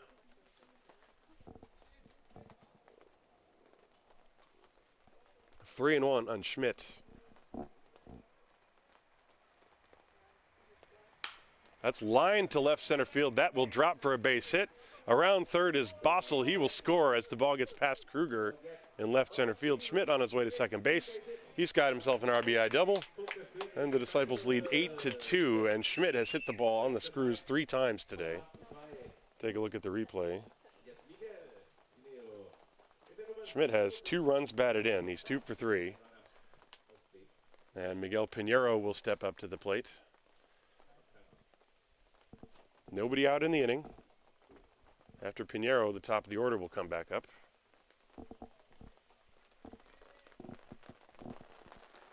And he pops one foul out of play, strike 1 on the first pitch. Miguel today is 0 for 1. He did hit a sacrifice fly to drive in a run back in the third.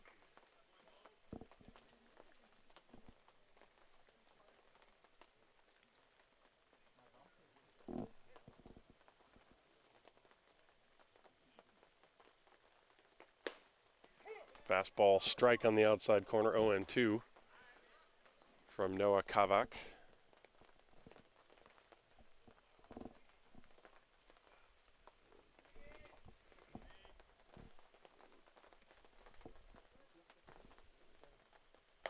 And the fastball high. Well, the inning began with Cedric Bossel drawing a walk, and then he reached second on a wild pitch and scored on the double off the bat of Niels Schmidt. Schmidt still sitting on second base. 1-2 on Pinheiro with the top of the order coming up next. The pitch popped foul down the left field line, long run for Fluge, and I think he's got a play on it. Actually, the ball came back fair, and he made the catch.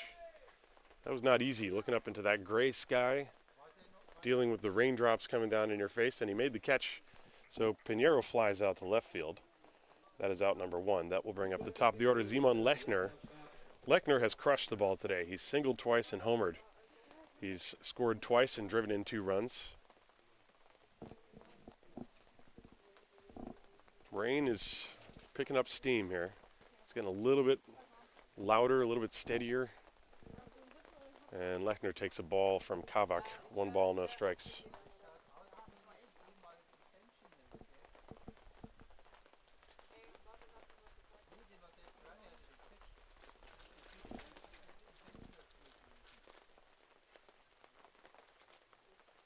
And he rips one down the line, but it's foul to the right of the bag.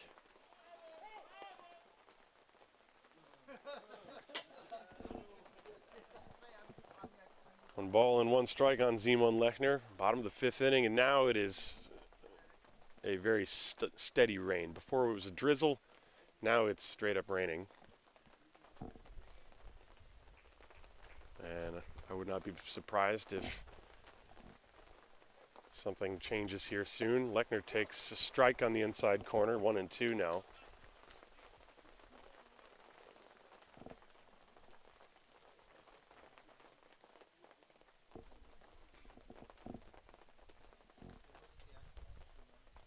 1-2 with 1 out. That one's low. Bounced in the dirt. 2 balls and 2 strikes.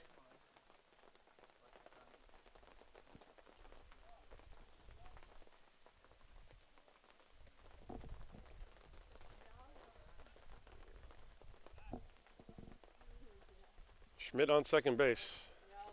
And that's ball 3 outside. So a full count now on Lechner. Lechner, a guy who almost always works the count full. He's very patient, does not really chase a lot of pitches outside the strike zone.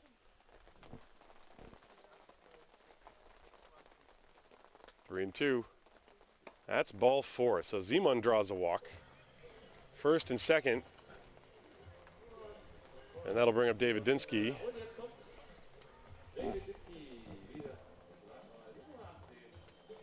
So Schmidt at second, Dinsky is going to come up to the plate. Schmidt at second and Lechner on first, excuse me. Dinsky is 1 for 3. He's singled in 3 trips, but he also has an RBI ground out.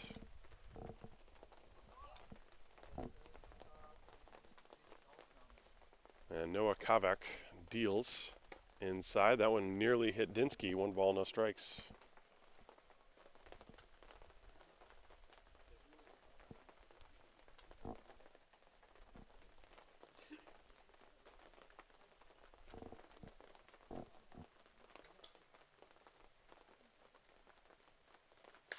And he fouls away the fastball. After Dinsky, Will Thorpe is on deck.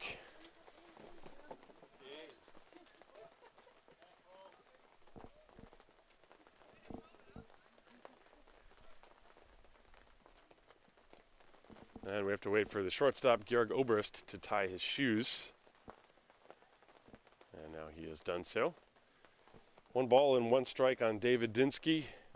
There's 1 out, first and second. We are in the bottom of the 5th inning. 8-2 Disciples. And that one is high. 2-1. And you can see Kavak starting to trying to kick the mud out of his cleats. Daniel Husband is going to make a slow walk out of the dugout and have a chat with his pitcher. The 16-year-old Noah Kavak, who's trying to get the mud out of his cleats. I wonder if he's got one of those tools back there. Usually they have a fork or something back there. And I think Daniel Husband is maybe asking about fixing up the mound, getting some of the drying agent stuff. I know, it looks like they just want to know if he can get the tool to get the mud out of his cleats. And so the Disciples, of course, oblige. And now Alex Tufts is also out there. And Husband looks like he's feeling around at the grass, checking to make sure everything's okay with the quality of the mound. You do not want to see a pitcher tripping, falling off the mound while making their delivery. Now, we've seen this before in the Bundesliga. Sometimes the elements just do not permit smooth playing conditions. And right now, Kavak is doing some gardening on his cleats.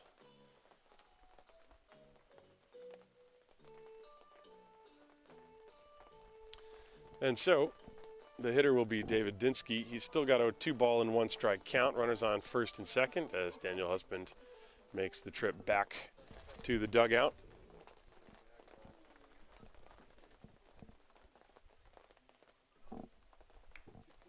The Disciples lead 8-2. We're in the bottom of the 5th inning.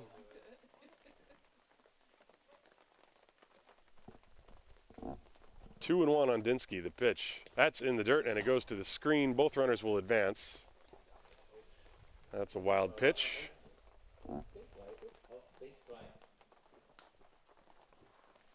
So the count 3-1 on Dinsky with Thorpe on deck.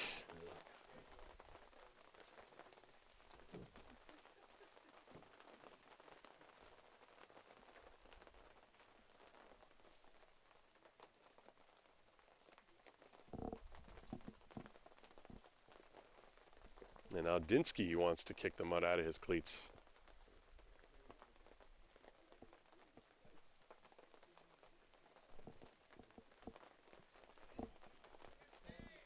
Schmidt and Lechner, the base runners, the pitch. That's high, ball 4. So the bases are loaded for Will Thorpe.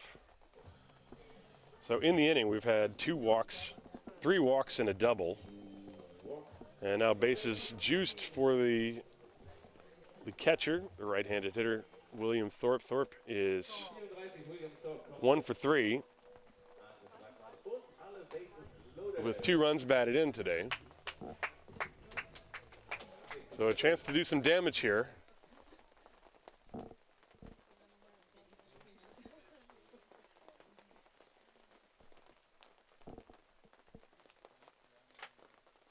And the pitch is high.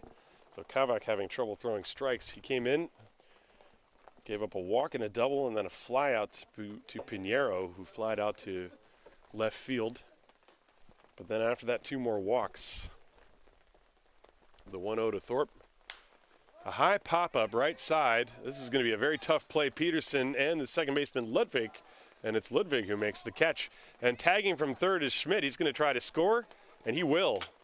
So the Disciples get a 9th run on a sacrifice fly that goes to the second baseman. Good base running by Niels Schmidt. And that actually saves Will Thorpe statistically, because that will now go down as a sacrifice fly instead of just a pop out. So give Thorpe an RBI, and there are 2 down. 9-2 the Disciples lead. That was a nice catch by the 16-year-old second baseman Ludwig. So now David Wallace steps up to the plate. As it's raining harder again, the pitch is inside, ball 1. 1 ball, no strikes. Noah Kavak out there on the mound, trying to get 1 more out.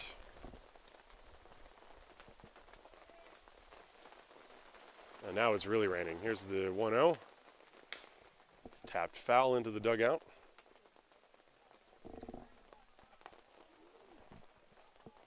One ball, 1 strike on David Wallace. Wallace today is 0 for 3.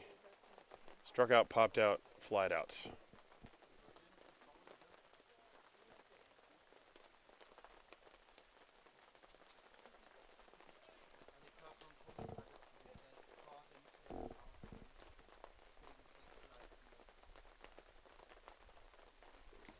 And a swing and a foul tip into the mitt. Strike 2. 1 ball, 2 strikes.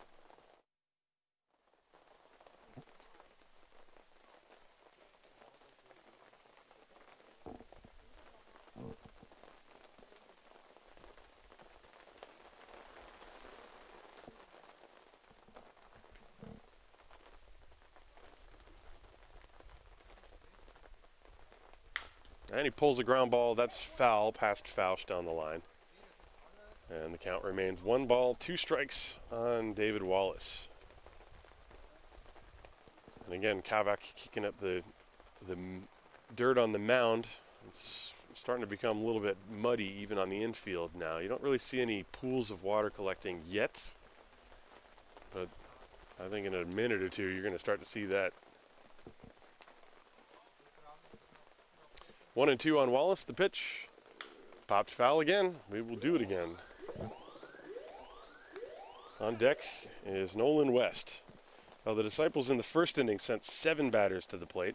They sent 6 in the second. They had 8 in the third, only 3 in the fourth, and so far this is the 8th batter of the inning here,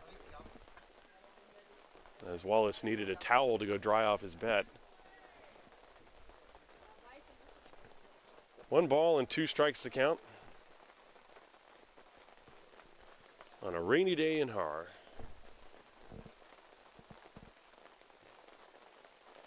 And that's in the dirt. Goes to the screen. That'll be another wild pitch.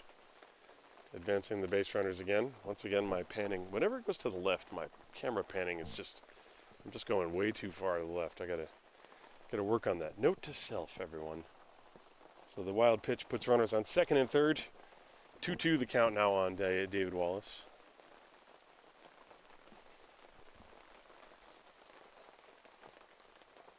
Well, it might be sunny wherever you are. It is definitely not here. But can't really complain here in Munich. We had some great weather the past few weeks. Here's the 2-2. Little floater off the fists into center field. That's a base hit. 1 run will score. And coming around third is Dinsky. Here's the throw to the plate. He is safe. 2 more runs score. A little bloop single off the handle of the bat from David Wallace, and the Disciples lead 11-2. So give Wallace 2 runs batted in. And now Nolan West steps up to the plate.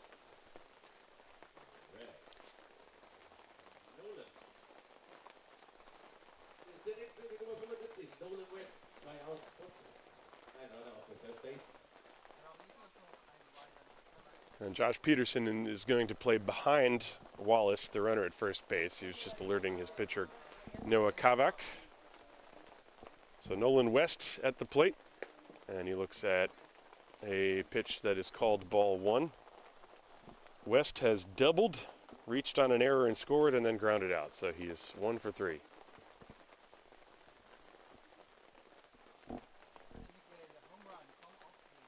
And the 1-0. Fly ball, left field. This is playable for Fluga. He's under it amidst the raindrops, and he one-hands it to end the inning. But the Disciples stretch their lead to 11-2. And that's the end of the 5th inning, and let's see what the umpires might decide, if anything, right about now. We'll take a short break. This is Haar Disciples Baseball, presented from Gesundheitsunternehmen MSD.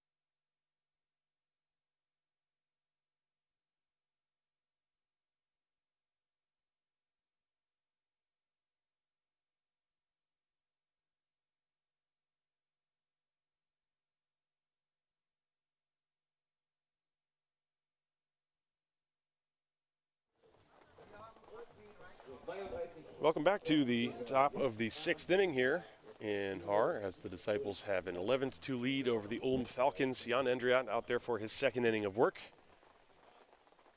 Struck out the side while walking a batter and hit a batter in the 5th inning, and he will deal with 6, 7, and 8. Thomas Kruger, Chris Emmerich, and Georg Oberst.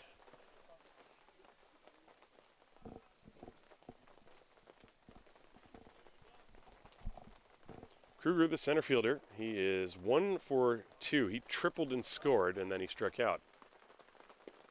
And that first pitch from Endriot is low for a ball. In between innings, the Disciples with Tim Williford and Alex Tufts worked on the mound, trying to keep it in good working order as Endriot fires a strike. 1 ball and 1 strike now to Kruger. The Disciples scored 4 runs last half inning to extend that lead as there's a ground ball pulled towards the hole past the dive of Pinheiro for a base hit. Kruger is now 1 for 3, so he's aboard with a leadoff single. So he swung the bat well today. And now Chris Emmerich will step up to the plate. Emmerich has singled to drive home a run and walked. This is his 3rd plate appearance.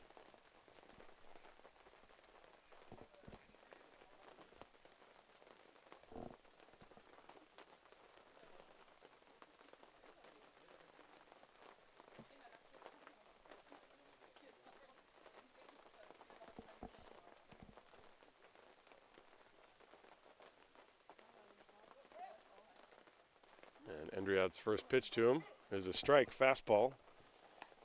Inside corner at the letters.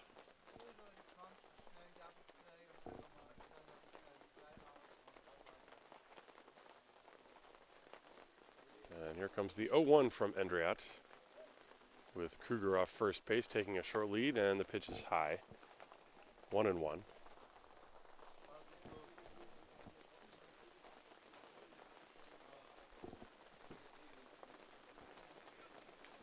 And Emmerich steps out. It's getting very sloppy out there on the field. 1 ball, 1 strike, runner off first base. There's nobody out. We're in the top of the 6th, and the pitch from Endriot. That one spiked in the dirt. A very good block by Thorpe.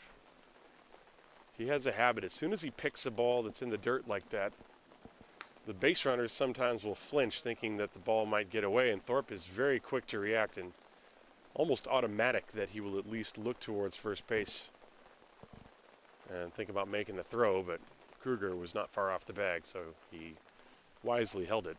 The 2-1, skied right side, foul territory. That will get out of play, and that's strike 2. 2 balls, 2 strikes on Chris Emmerich.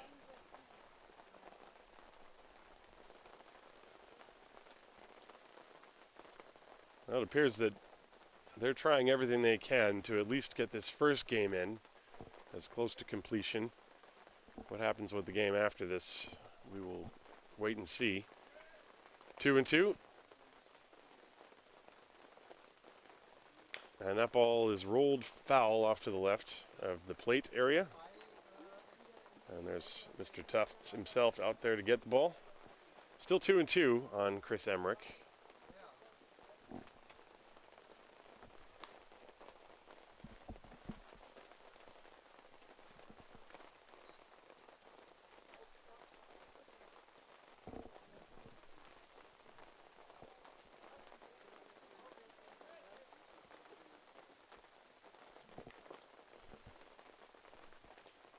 Two balls, 2 strikes. Runner leading off first base, and the pitch, that is high. And the count now full 3-2.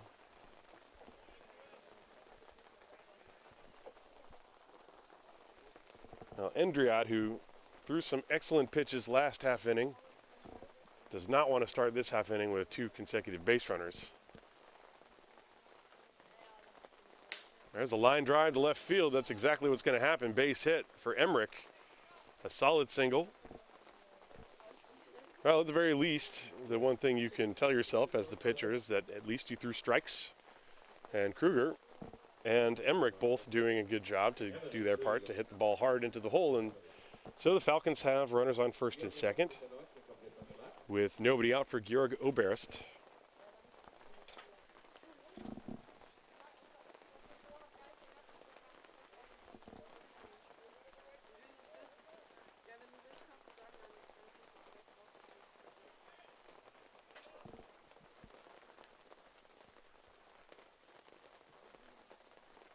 We're in the 6th inning, top half.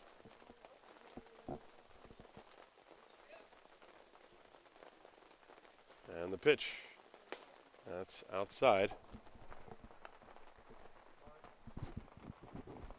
Still nobody out in the inning, and Endriat really trying to find his control again.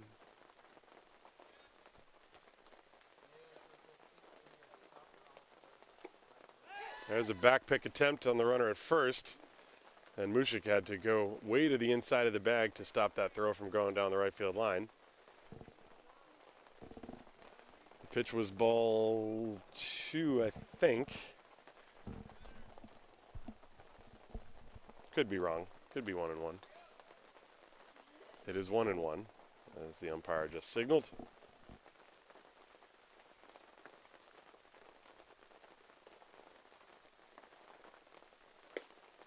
There's a strike on the outside corner at the knees.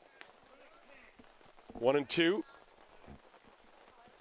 As Jan Endriat trying to notch at least one out here before any damage can be done.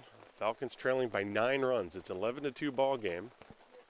And the 1-2, that's in the dirt. Thorpe with no chance to get that one. That will move both runners up. That ball, I think, hit the grass, and Endriat looking down at his spikes. That ball bounced over Thorpe's right shoulder and went all the way to the backstop. So a wild pitch puts runners on second and third. Kruger now at third, Emmerich at second. 2-2 the count on Oberst.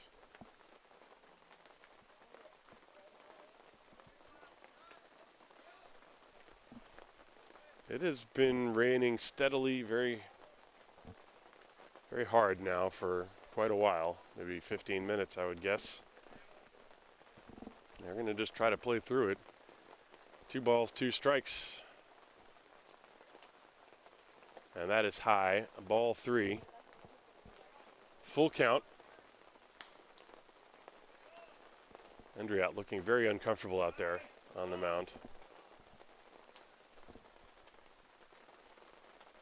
And quite honestly, who can blame him? The conditions are not great at the moment. 3-2. That ball yanked foul. Oberst getting around on a pitch. So the count's still 3 balls and 2 strikes.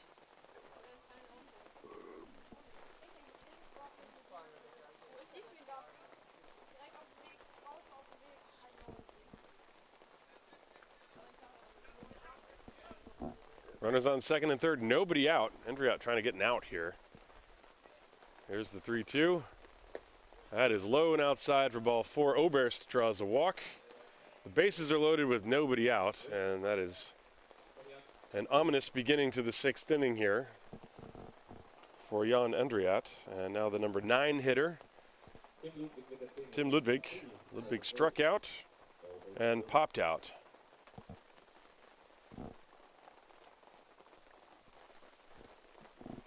And he's up with the bases loaded and nobody out. The corner infielders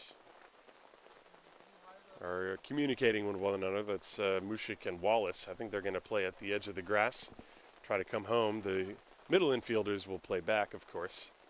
And Endriat steps off, wants to dry off his hands. Of course, that's the irony. In a situation like this, you know, all the players, they just want to play as quickly as possible, but the conditions just make it very difficult. Pitch is swung on and missed. I mean, if you're the pitcher and you know that you don't have a good grip on the ball, you have to step off and you have to take your time and make sure that, you know, you're careful with what you do, because these conditions also can lead to injury sometimes. There's the 0-1. There's a fastball high, 1-1 on Ludwig. There's nobody out, bases loaded.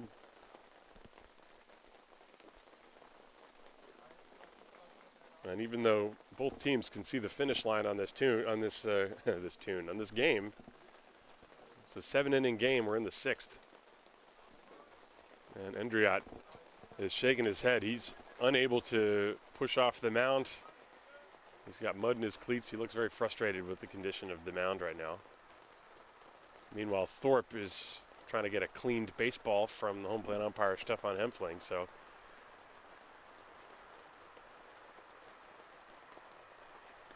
So that's the scene here at the ballpark in Haar. The bases are loaded. Seems actually a little bit like the sky is brightening ever so slightly. Not that it matters because it's still raining. But we're playing on. 2-1 the count on Tim Ludwig. Bases loaded. Endriat's pitch. That's a strike. He just caught the outside corner. I actually think Endriat was frustrated after the delivery. He spun around after he let go of that ball. And still got the strike call. 2 balls and 2 strikes with nobody out. And that one is nearly thrown over the head of the acrobatic Will Thorpe, who really had to leap out of his crouch. That's worth another look. Check this out.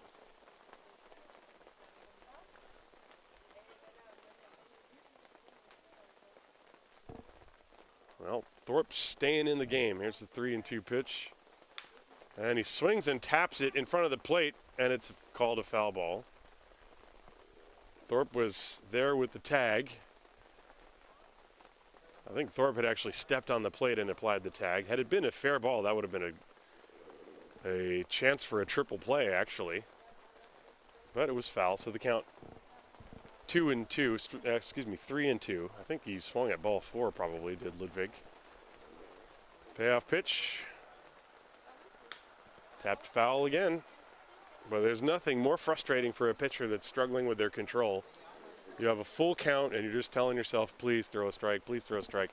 And you throw a strike and the guy fouls it off, and then you got to do it again. And Ludwig has now done that twice.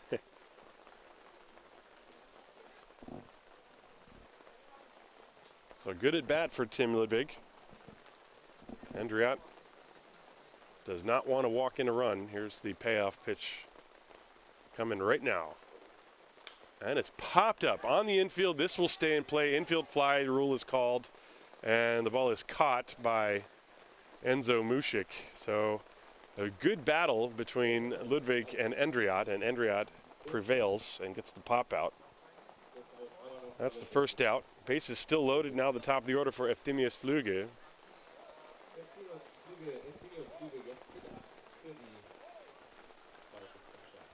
And Endriat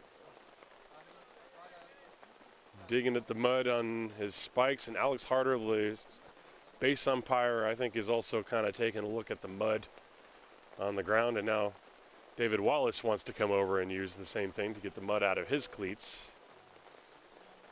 It's getting sloppy out there. I really don't know how much longer they can let this go.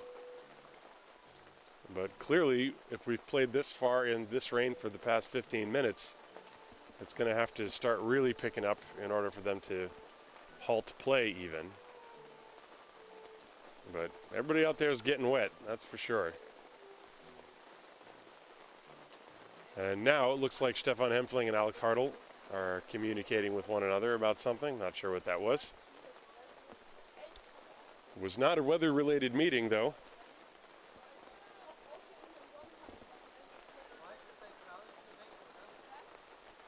I mean, at this point, it's like a day at the water park or something. You're just out there in the wave pool trying to play a baseball game. So Flüge is the hitter. I mean, it's pouring now, but they're going to play, I guess. Hopefully my camera survives. Flüge squibs one foul off to the right. It's out of play. In case you're wondering, I do have a rain cover over it, but those things are never particularly great. Flüge is also now kicking around, trying to kick the dirt off of his cleats as well. I mean, we're almost into kind of Twilight Zone territory, I guess.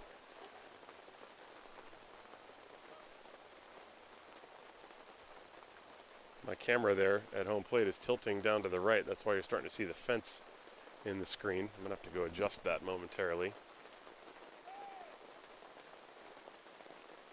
And Flüge hits a fly ball to right field.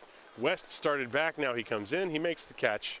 Tagging from third and scoring is Kruger. So it's a sacrifice fly. That makes it 11-3, but it's also the second out of the inning. Chris Emmerich tagged and went to third, so give Fluga a sacrifice fly and a run batted in. That's the second out, and now Maurizio Autuno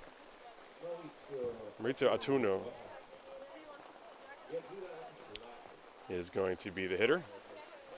And now we're going to have a rain delay. After all that, now we're going to have a rain delay. It is pouring, and the Disciples are coming off the field. I mean, look at the home plate area. It's a mud pit. So we are going to have a rain delay, and I don't know how long it's going to last, but we're going to stick around here until we hear something. And right now the score is 11-3. There are 2 outs in the top of the 6th inning with runners on first and third.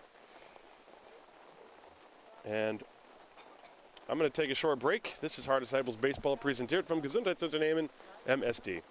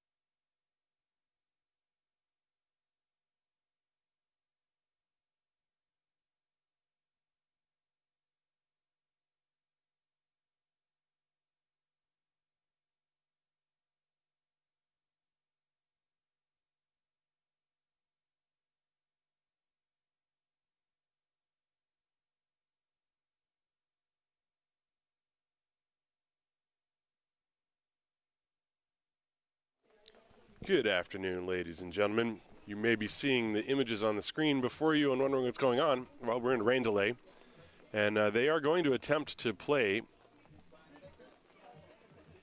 within, I guess, around 15 minutes time. And so right now what's taking place is the field is being revamped. They're trying to get the mud out from the area behind home plate. There's new dirt being applied to the mound. They have dried the infield. This infield does drain quite well. And so we are in a rain delay. It's the top of the sixth. The Falcons are batting. They have first and third and 2 outs. But I also thought I'd jump in. I saw, an interesting chat taking place in the YouTube chat. So if you're watching somewhere and you don't see that chat, you can log in. There's some users talking about German baseball and discussing the foreigner rules. And I thought I would just log in and say a few things to that. Yeah, the rules are correct. It was correctly described. The first game, it has to be European pitchers only.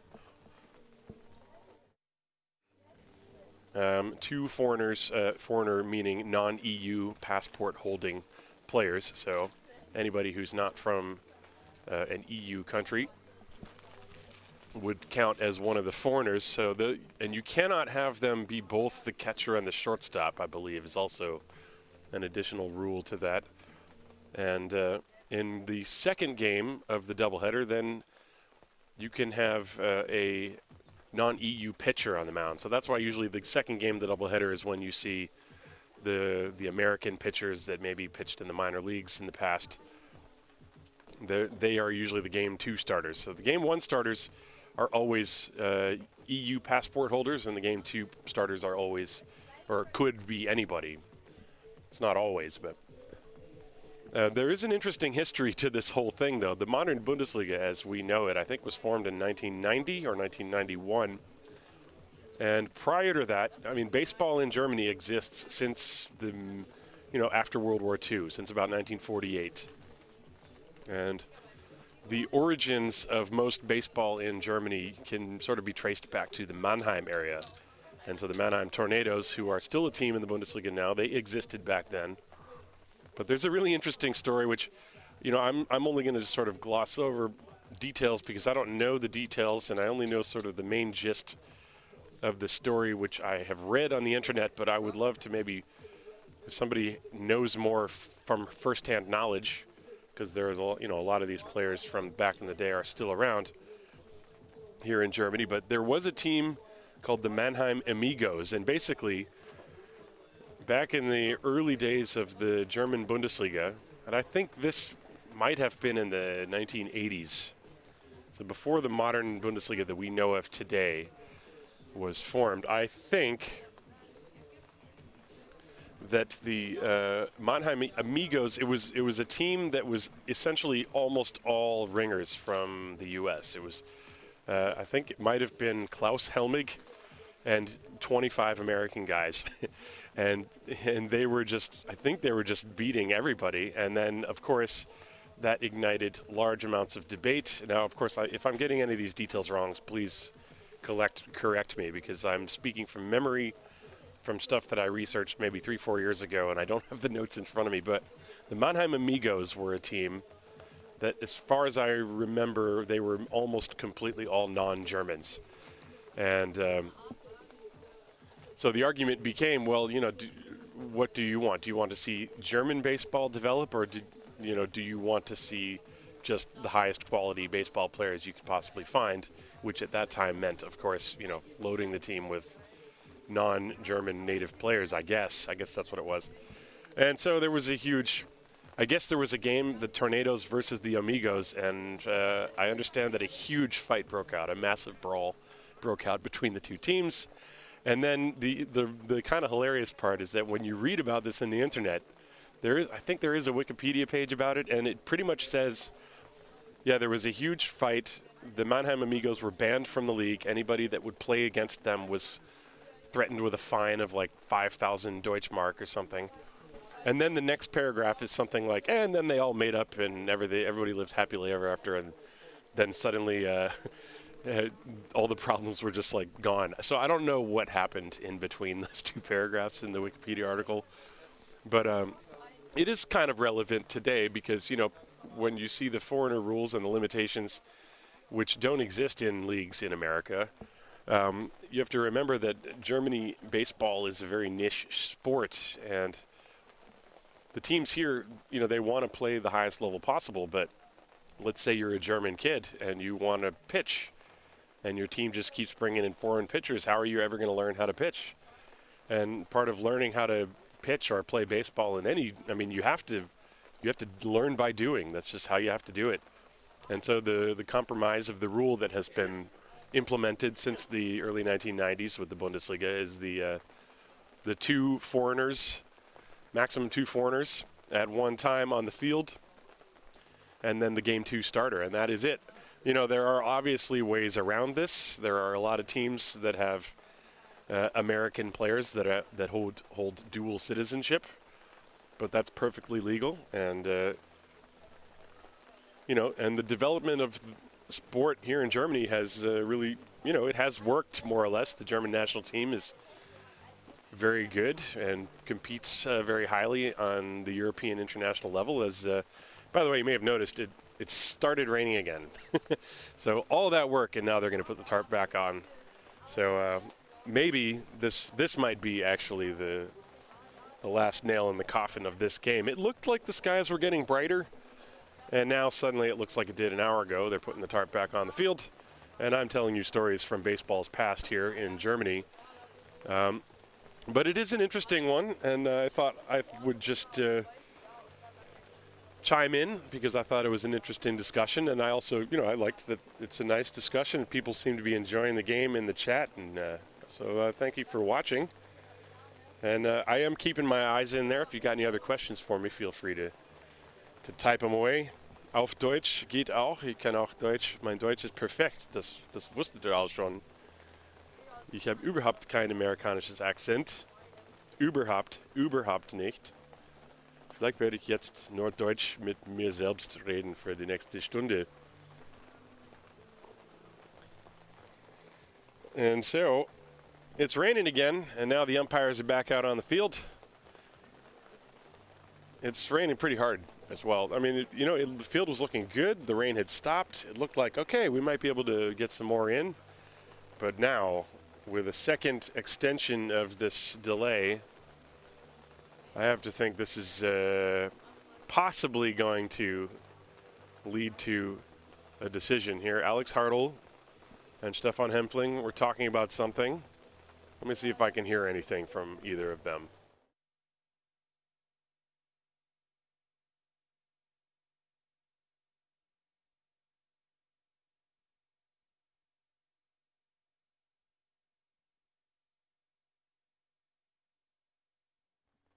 Well, Alex Hartl, the base umpire, is walking over to the Ulm dugout.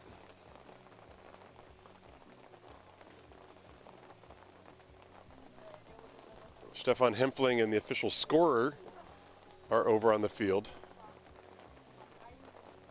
And the Disciples are putting the tarp on the infield as well, at least on the first base side of the infield. They don't have a tarp that covers the whole field here. But with things developing here, the weather taking a turn for the worse, and now my camera just went out. That's good. It'll come back on in a moment. Have no fear. Or will it? Maybe it won't. Oh, you can still hear me. Put the other camera on there for you.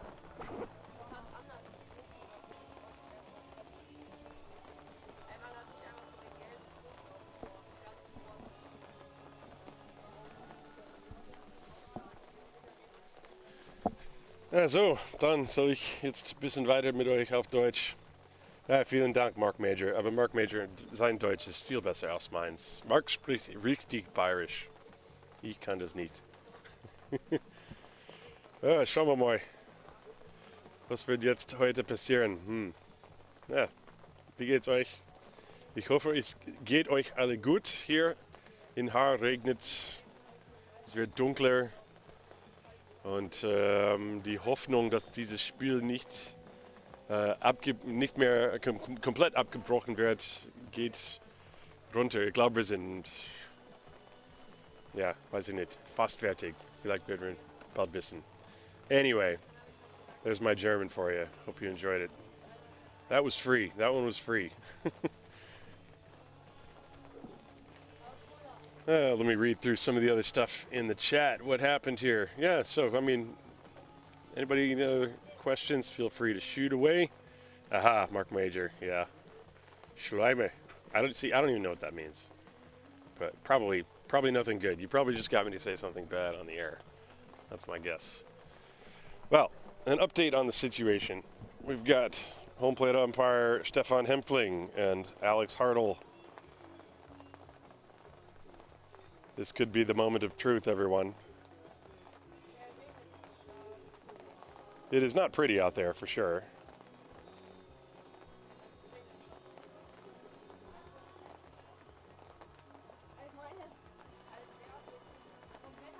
My apologies for the unsmooth camera work there. You got Daniel Husband and Alex Tufts and Will Thorpe and the official scorer. They're all discussing things. What happens? Obviously, if the first game of the doubleheader is rained out, then they do not play the second game. But there was kind of a general expectation today that possibly the second game may not get played anyhow. We all knew it was going to rain. Do I ever do post-game interviews with players? Yes, sometimes, but not as part of the broadcast, because the way the broadcast is set up, there's no way for me to get a camera down there. I have to bring the player up here and do the broadcast. So usually what I do is film it with a phone or something and then put it up later. So, yeah, I don't have a sideline reporter. I used to have a center field camera, but my cable doesn't work anymore. So I haven't been setting up the center field camera this year. See, does the league consist of mostly hobbyists, or are there paychecks for the players? Usually the import players will get paid, or maybe they will be hooked up with a job situation, staying with a host family, or maybe even an apartment. But yeah, it's generally it's semi-pro at best. But you know, the league, they take everything seriously, and so it feels professional in certain places. But everybody's here because they love it, and that's about it. There is, by the way, in case you're watching from outside of Germany, there is relegation and promotion in this league, like all the leagues in Europe.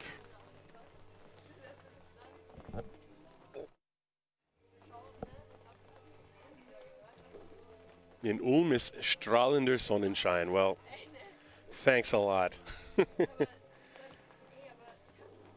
should have brought it with you, or sent it with the team or something.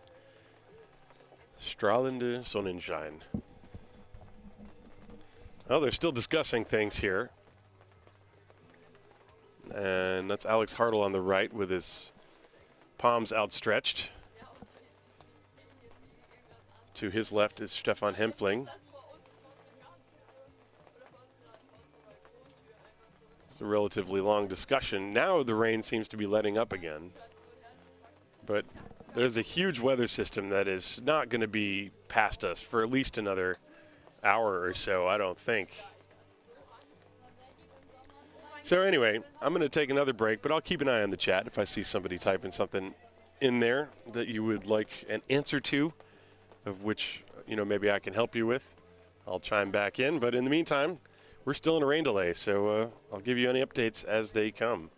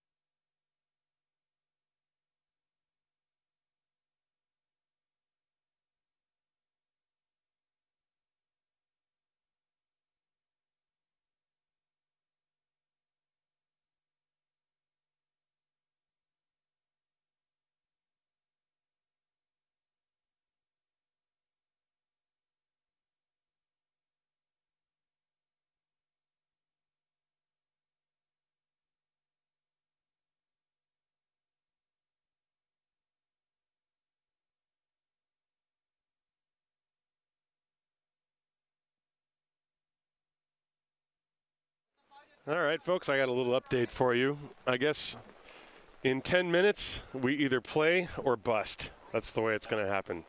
Play or bust in 10 minutes. So you can set your timers. Every time it stops raining and we get ready to play, it starts raining again. And they've pulled the tarp off the field a grand total of, I think, 4 times. And now the tarp itself is covered in water. And they need to flip it over to try and get the water out of it, I guess. And, yeah, we're playing. I guess we're going to play. We're going to at least try to get one more out here in the 6th inning. Very interesting. So that's the update on things. In the meantime, grab yourself a nice cold beverage or a hot chocolate if you're where we are. Yesterday it was summer. Today it is not so much. Although my garden is going to be very happy about this. You know, that's one of the things that I, along with many other people during quarantine, figured out how to do was grow some vegetables on my garden. So, yeah, let's see. Maybe I'll have a new zucchini waiting for me at home when I get there. Whenever I get there, it might be hours from now. Anyway, yeah, I guess we're going to play. It's pouring as hard now as it was when this all began. But Alex Hartle just came over and said, 10 minutes, we're playing. Either we play in 10 minutes or we call the whole thing off. So little Ella Fitzgerald and Louis Armstrong, let's call the whole thing off. Maybe, not quite yet, but in a few more minutes we're going to find out. But it's pouring. But it's one of those days where it's sort of like when you know you have to ride your bike and you worry about the rain, and the rain comes and there's really no way to stay dry. So you just sort of accept within your soul that you're just going to get soaked. And then it actually starts to get fun because you're just, you know, you've flipped your mindset around. Yeah, so that's not happening. I'm not looking forward to getting wet. I'm also not getting wet right now, but that's probably the way I would be dealing with it if I were out on the field right now. Just one of those things where you're just going to have to enjoy the rain because the rain is not going anywhere. So I'll chime back in when this game starts, which should be within, I guess, now 7 minutes.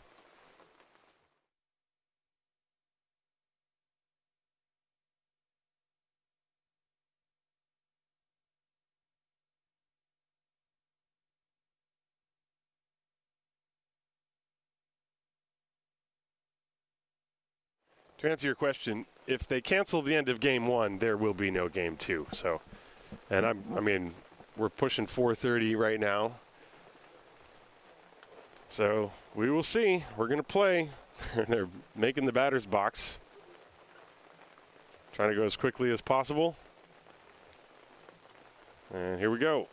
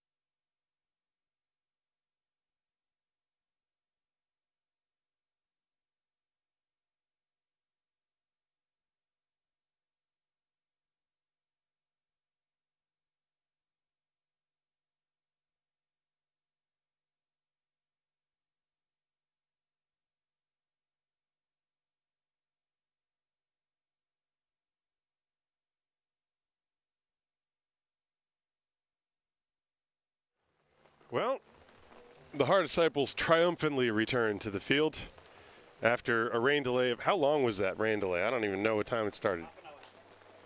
That was more than a half an hour.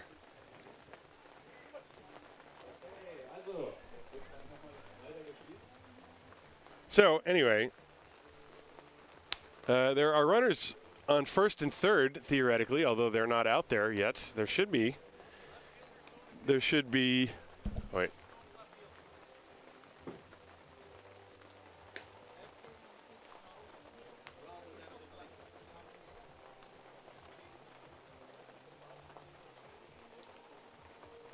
Cedric Bossel is going to left field, and Neil Schmidt is going to pitch now. So that's what's happening.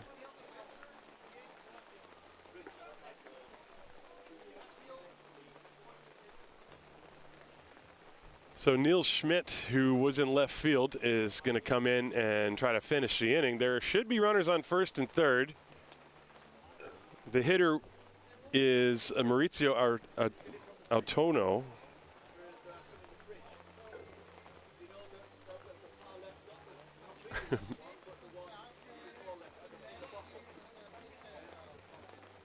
And the Falcons, so they should have Chris Emmerich on third and Georg Oberst on first. And now they have finally remembered to take their position, so that's where they will go. It's a beautiful day here in Munich. It's raining cats and dogs, actually, but you know, whatever. Let's just keep on playing. So, where were we? First and third. A run is in. It's 11-3. We're in the top of the sixth inning of a 7-inning game. The hitter is Maurizio Autono, and the first pitch is in for a strike. Well, it's raining as hard now as it was when we stopped. So all that for nothing, I guess. The pitch is swung on a miss, strike two. Autono swinging and missing over the top of an off-speed pitch, it looked like. Here it comes. Fastball is low. 1 ball and 2 strikes.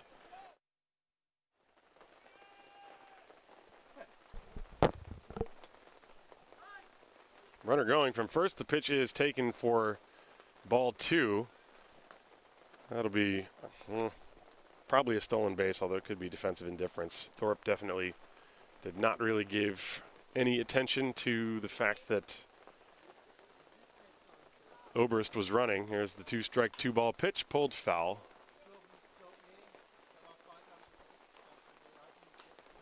It is 11-3 Disciples. We're in the top of the sixth inning.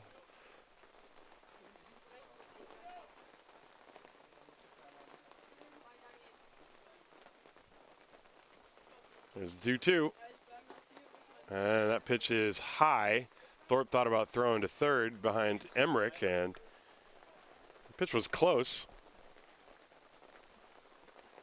Count now full, 3-2.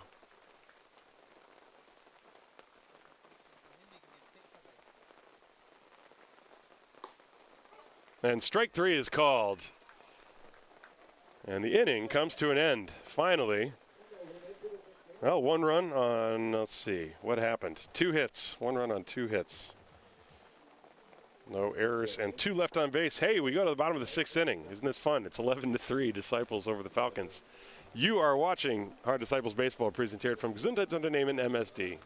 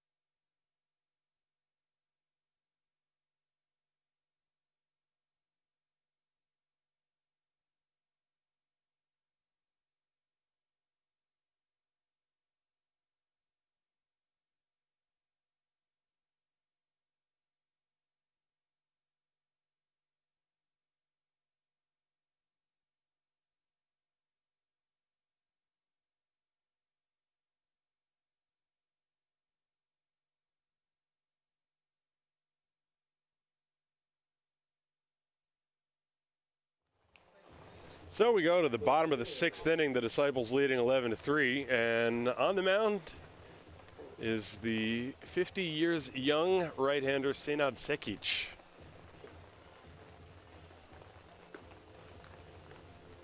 And he has the unenviable task of coming in this downpour and trying to just get some outs.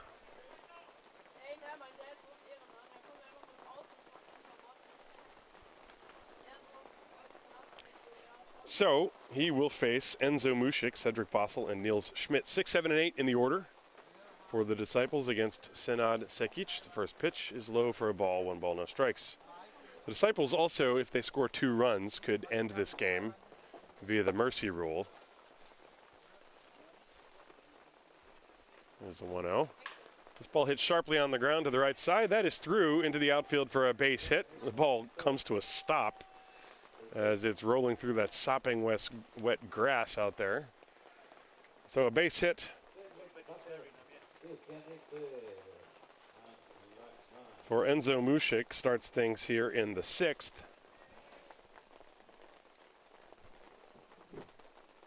And that'll bring up Cedric Bossel.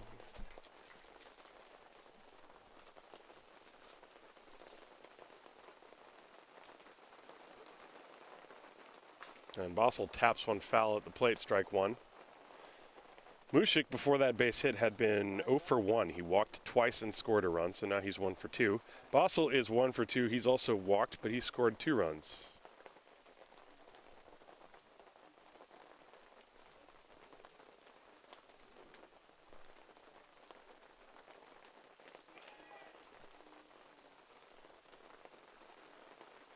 And the 0-1 pitch coming to him.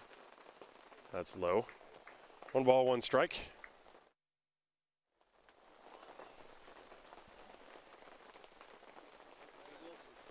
By the way, the third baseman, Ernesto Fausch, is no longer in the game, as Chris Emmerich comes off the bench from the designated hitter to play third base.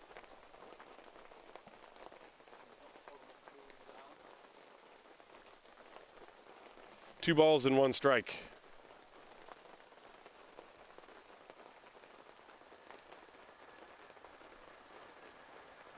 This one is low in the dirt, 3-1 now.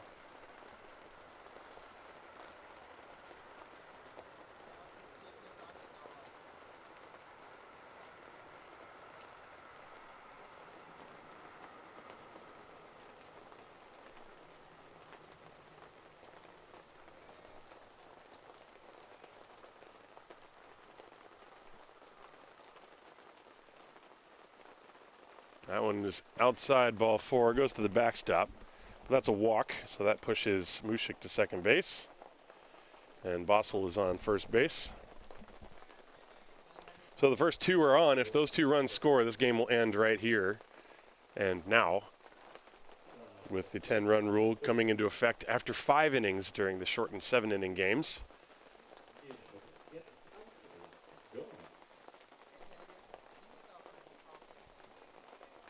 Niels Schmidt is now the hitter.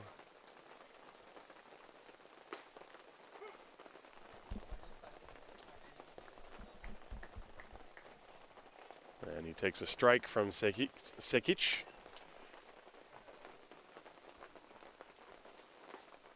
That one is inside. 1 ball, 1 strike. Schmidt today lined out to third, drilled a long single with the bases loaded to drive home a run, and then he doubled to drive home another run. He's also scored twice.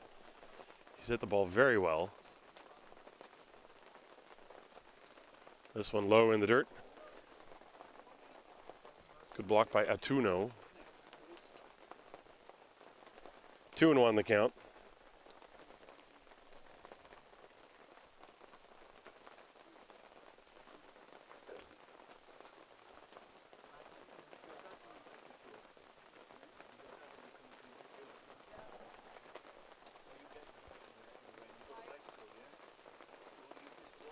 And that is high. 3 balls and a strike. There's nobody out. Miguel Pinheiro is on deck. There have been some good highlights for the Disciples in this game. Simon Lechner with a home run. There's a ground ball towards third. It takes a massive hop, and it goes off the face of Emmerich. Around third, coming home to score is Mushik moving to second and third. The other two runners, that ball just skipped up into the face, I think, of Chris Emmerich, who just entered the game. So that's a rude beginning. We'll take a look at this on the replay. We can't really see it there, but it bounced away and rolled into foul territory. So that'll be a base hit for Niels Schmidt. Schmidt with 3 hits, and the fourth one that was an out was hit as hard as you can possibly hit it. So he's got 3 hits and 3 RBIs. So that means it's 12-3. One more run, and this game will end. And there's a line drive into center field. That's a base hit. Cedric Bossel will score, and this game is over. 13-3, the final score, a 10-run rain-filled sloppy affair here for game 1. And I guess now we're going to wait a half an hour and find out if there will be a game 2. Final score, the Disciples win 13-3. RBI single for Miguel Pinheiro. And so I'll leave the stream on, and we'll let you know what's going to happen. If there's a game 2, it should start a half an hour from now. And yeah, thanks for listening to the first game. My name's Tim Collins. I'll be keeping an eye on the chat, of course. So if you got your questions, you can keep them coming in there. I don't really have anywhere to go, so I'm just going to be sitting here watching it go by. So get yourself a nice cold beverage again, if you haven't finished the first one that I told you to go get not too long ago. If you have, then go get another one. You could also make yourself some dinner, maybe a little pasta with tuna, maybe some cream sauce. You could go for that right about now. It'd be pretty good. Maybe make yourself a jambalaya if you know how to do that. That'd be fun.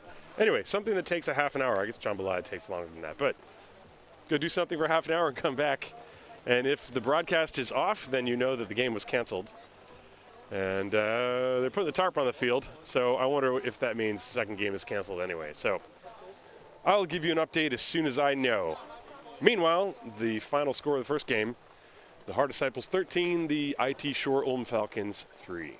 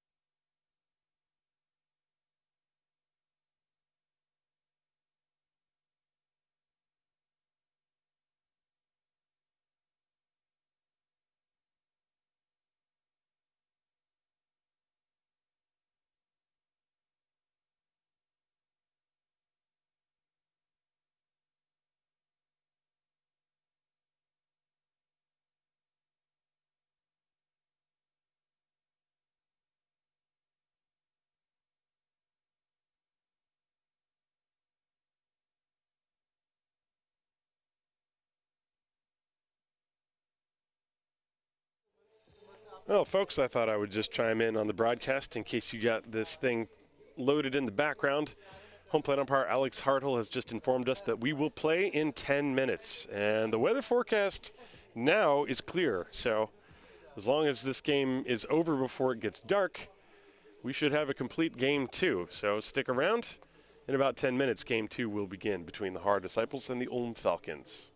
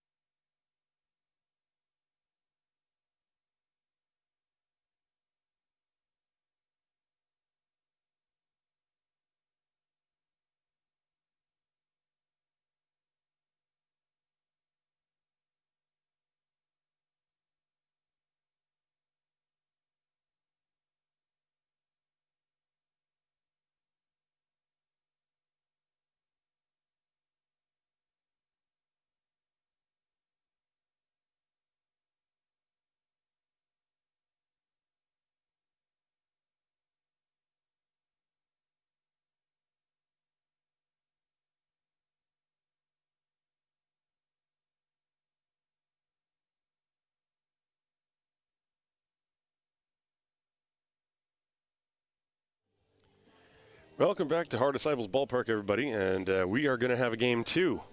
The horrendous weather has left us, and the skies are actually blue, and the forecast is clear for the rest of the night. So now the only obstacle that remains is to get this game in before darkness falls upon us.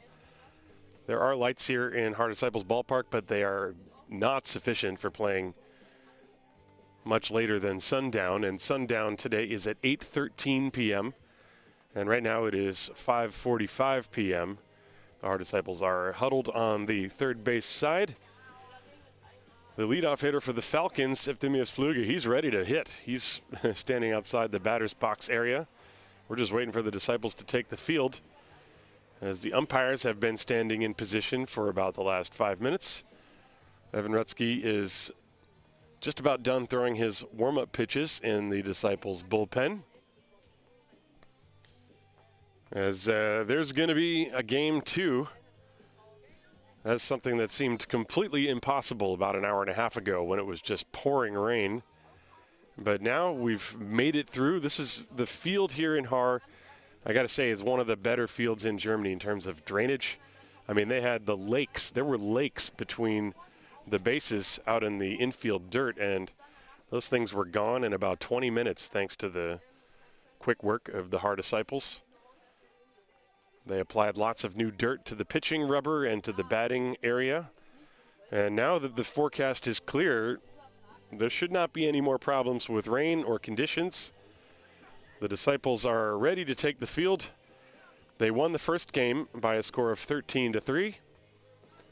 And Evan Rutsky, who did not have a great outing last weekend in Stuttgart, is going to try to have a good start here in what's going to be his first home start as a member of the Disciples. He did pitch an inning against Tübingen a couple of weeks ago, but remember, because of the shortened season, the Disciples only play 3 home weekends here. So in fact, after today, they only have 1 more home game the rest of the season. And so the left-hander, Evan Rutsky, is going to take the mound. He'll be backed up defensively by an infield consisting of Miguel Pinheiro at third base, Nate Sean Thomas, who sat the first game, he's playing shortstop the second game. Simon Lechner is playing second base, and Daniel Patrice, who also did not play in the first game, he's going to take over at first base today here in game 2. In the outfield, Enzo Mushik in left, David Dinsky in center, Nolan West is in right, and the catcher is David Wallace. He'll be working with Evan Rutsky. The lineup that Rutsky will face begins with Efthymios Fluge, the center fielder, Maurizio Autuno, the left fielder who caught the first game. He's going to play left field in game 2. He bats second. Josh Peterson batting third, playing first base. Lucas Antoniuk bats fourth, and he will play right field. Thomas Kruger bats fifth, and he's going to be the starting pitcher for the Ulm Falcons. Chris Emmerich is batting sixth. He's the catcher. And then the left side of the infield, batting seventh, the third baseman, Senad Sekic, and batting eighth, the shortstop, Georg Oberst. The number 9 hitter is Tim Ludwig, playing second base. So the infield is relatively interesting. The left side, both Sekic and Oberst are over the age of 50, and then the second baseman is 16. So trying to balance things out is Mr. Ludwig over there. So this ball game is going to start. Well, we started the first game at 1. That game ended around 4:45, but there was a long rain delay in the middle of it. And also there was a lot of rain. Normally you'd only have a half an hour in between games of a doubleheader, but we're looking at almost an hour between games here now. As Rutsky has thrown his final warm-up pitch, and Fluge will step up to the plate. So here we go, 10 minutes before 6. Hope you didn't have any plans today, because you're going to be hanging out with me the whole time. But you didn't know that.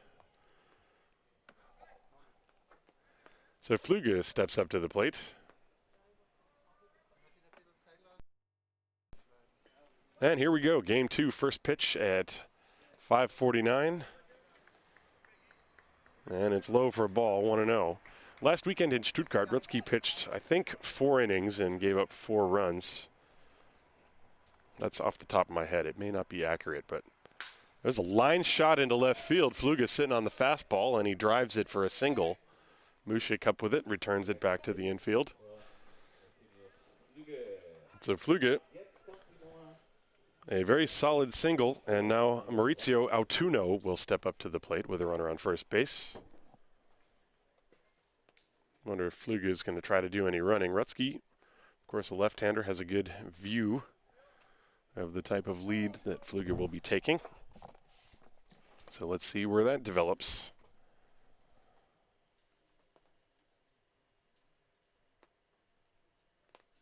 And the fastball is high, 1 ball and no strikes.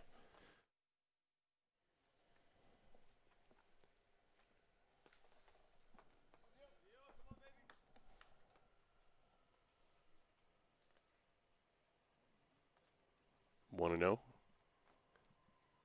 And he squares to bunt, and he gets it down. Back to the mound, fielded by Rutsky, who throws to first base. And that moves Fluga to second. So a sacrifice goes 1-3. There's one away. Sorry that my camera immediately cut out on that one shot, which is why you didn't see the play. But it's back on. So now Josh Peterson with a chance to give the Ulm Falcons a lead. Peterson in the first game was 0 for 3.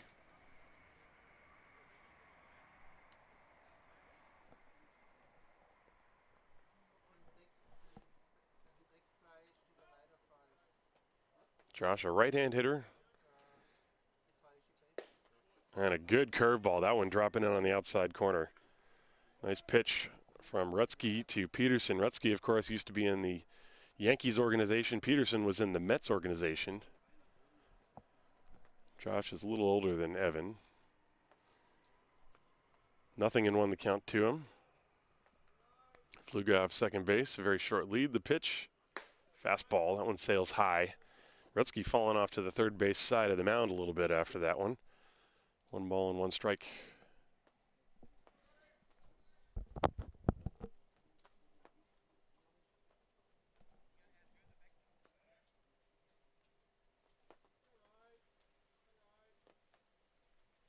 And a ground ball to the right side. That one is going to sneak through into, no, it was fielded by Lechner. He throws to first, and it's safe at first base, but Lechner saved a run. I thought for sure that ball got past him. He dove, and he kept it on the infield. That prevents Fluga from scoring, because if that ball gets past Lechner, he would have scored. And Tufts out to have a chat with Stefan Hempfling, the base umpire. Let's look at it again. That was a great play by Lechner, and Patrice a little late getting back to the bag. It's extremely close at first base. Very hard to tell on the replay. I think Tufts just wanted to hear a verbal explanation from Hempfling as to what he saw. And so first and third, that's a base hit for Peterson. An infield single. And Lucas Antoniuk, the hitter. Josh, a very short lead at first. And this ball is popped up foul, and that's going to go out of play off to the right.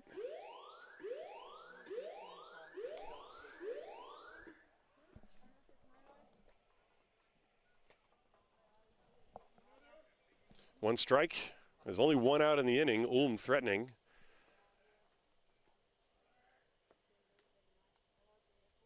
And the 1-1. Curveball just missed low. You see that sharp bite. He's got a very good curveball, does Rutsky.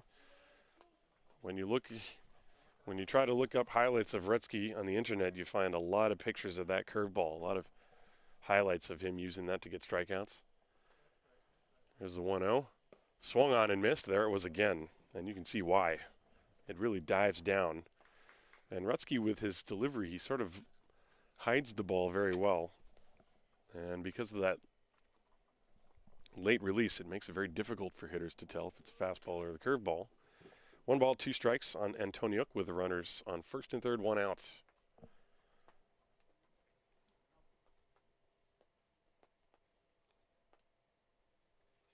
And he got him. 3 curveballs in a row. And that is a big out because the runner is still stuck on third base, and now it will take a 2-out hit. Thomas Kruger going to try to help his own cause. He's the starting pitcher for the Falcons. Kruger had a good day in the first game at the plate. He tripled and singled in 3 trips. Fluga is the runner at third. Peterson is at first. 2 outs. And the fastball is high. 1-0 on Thomas Kruger.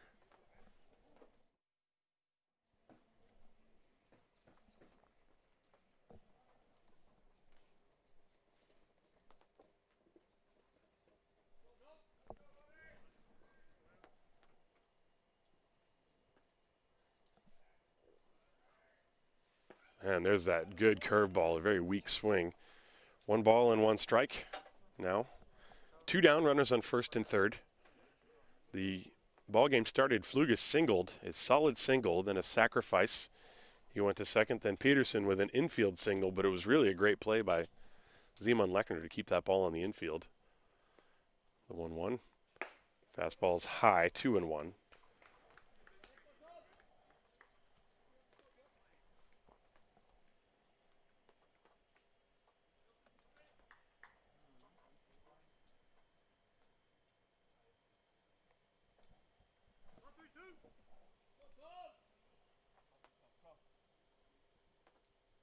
Here it comes.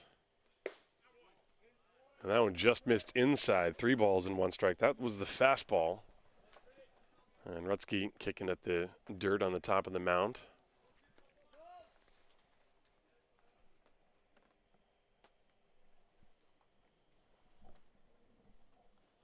3-1. Here it comes.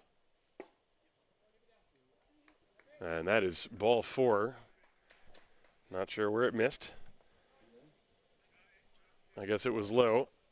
And so, bases loaded. Take a look at that again. A couple of close pitches with his fastball. And so, bases loaded for Chris Emmerich. As now Peterson is at second, Kruger is on first.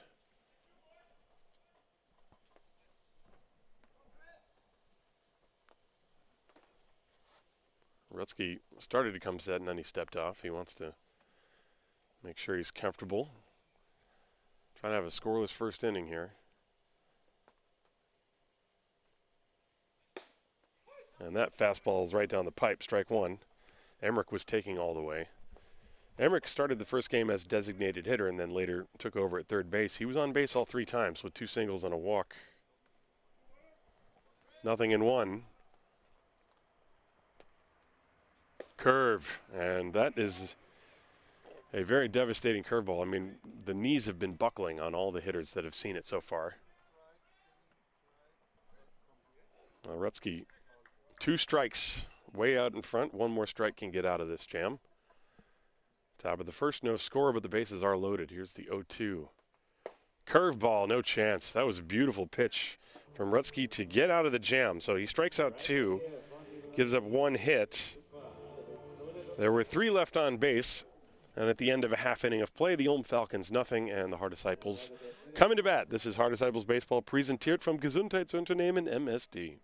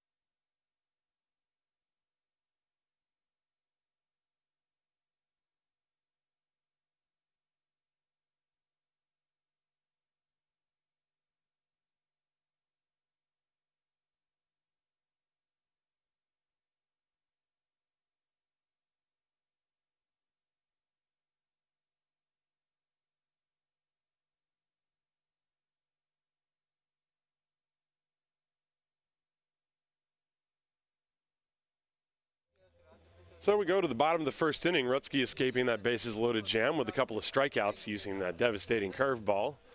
And Thomas Kruger takes the mound for the Ulm Falcons.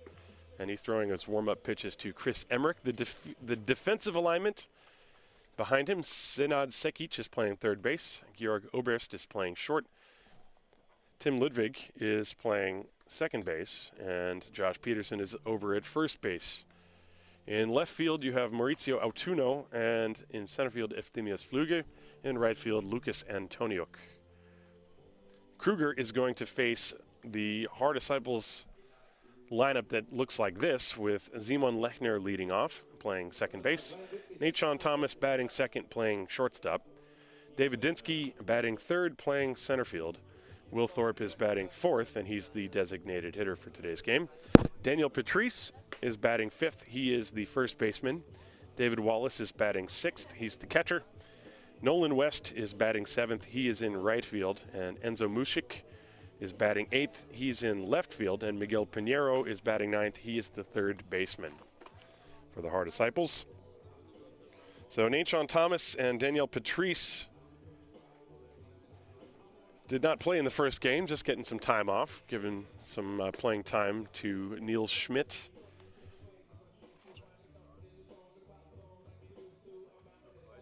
And also Cedric Bossel. That's what Alex Tufts was doing. But Simon Lechner had himself a good game in the first one.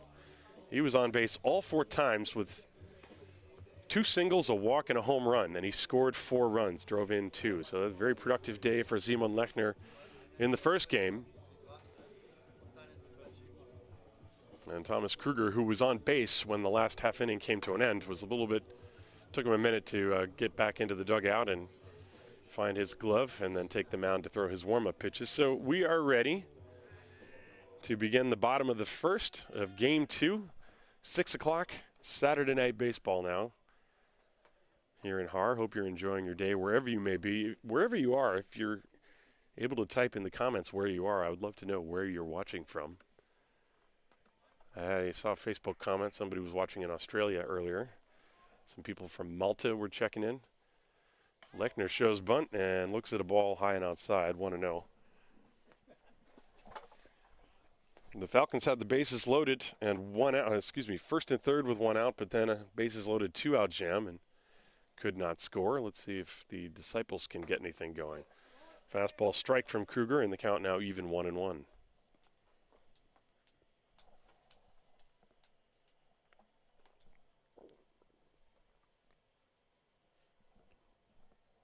The church bells are ringing here in Haar.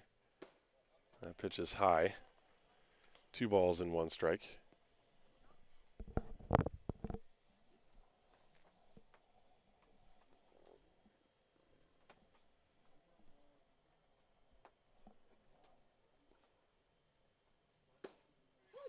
That one catches the top of the zone. 2 balls, 2 strikes. It is a relief that the skies have cleared. I gotta say, because now you know it's actually going to get brighter. It was much darker about an hour ago. 2-2 pitch. That one's inside. Almost hit him. Full count now.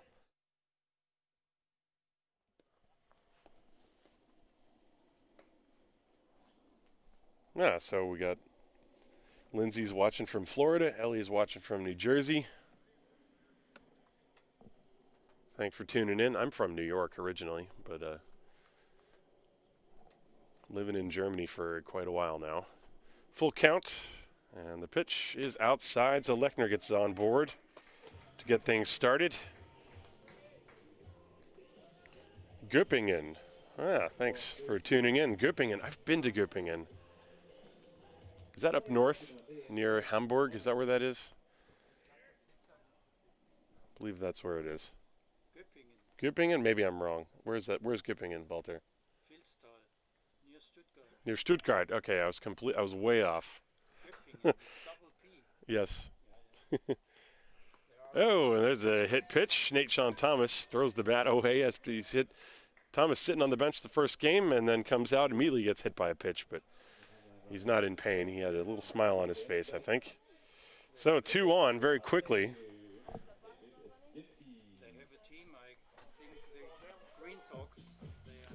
Göppingen Green Sox, that's the baseball team there. I'm being told by people who know much more than I do. Somebody's watching in Freiburg. Was für eine Grüß macht man in Freiburg? Das sagt man nicht Servus. Servus. Servus. This is nur by Bavarian. Anyway, David Dinsky with 2 on, nobody out. And the pitch is high from Kruger, 1-0 the count. Waldtrudering, that is so far away. Somebody's watching from Waldtrudering. That's like, I feel like I can see that from here. Giesing, oh yeah, beautiful Giesing. Here's the pitch. There's a little tapper, foul. So for those of you in the U.S. who are watching the games, and you're wondering where Giesing is, well, Giesing is a neighborhood in Munich, so it's, not too far from here. And Chris is watching from the Netherlands. Yeah, very international group. I like it. And Dinsky with a base hit up the middle into center field. Lechner is being waved around. The throw is going to be cut off at the pitcher's mound, and Lechner scores. The Disciples lead 1-0. RBI single for David Dinsky. Let's watch the replay on this one. That was very well struck. Dinsky got a pitch to hit and lined it back through the middle. And so now Will Thorpe with runners on first and second. Still nobody out. Bottom of the first, 1-0 Disciples. Thorpe looking for a fastball, and he pops it off the end of the bat to shallow right field. Antoniuk running over and in, makes the catch. Nathan Thomas tags and heads to third, and he is safe. Once again, I panned way too far to the left. My apologies. A pretty good throw by Antoniuk. And so a productive out at the very least. Thorpe flies to right field. There's one away. Thomas is now at third base. Dinsky stayed put at first. Leo Oide. And I knew, speaking to the people in the chat, I feel like I saw you in the last one, so I know you're all friends of Rutsky. Meanwhile, Dinsky taking second base on that. That's a stolen base, and the pitch was way high over the head of Daniel Patrice.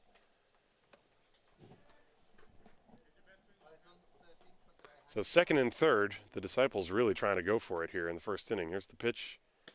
That's outside. 2-0. Ah, Marvin watching from Haar. Well, can't be too far away now, can you? The pitch to Patrice. That's high, ball 3.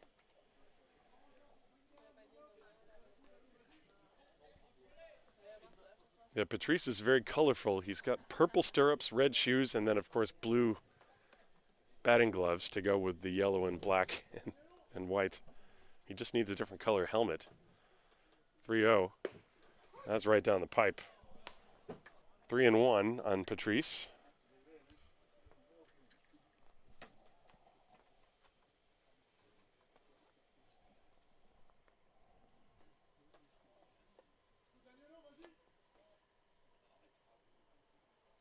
And that's lined into center field, and it is caught by the center fielder, Fluge. Tagging from third is Thomas. He will score.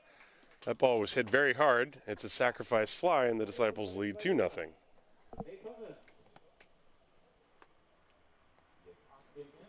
So the base running of Nathan Thomas actually created that run. Remember, he was on second base and went to third on the fly ball.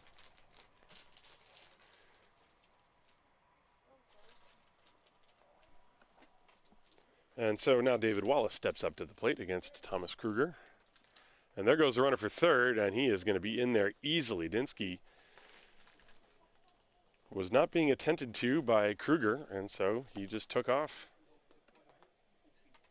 So Dinsky's stolen 2 bases, and both uncontested. I mean, he was off and running. Kruger never really even looked at him. Here's the 1-0. That's outside. 2-0 on Wallace.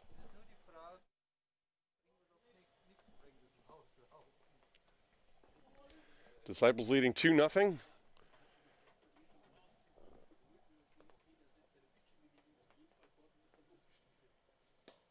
And that is high, ball 3, 3-0.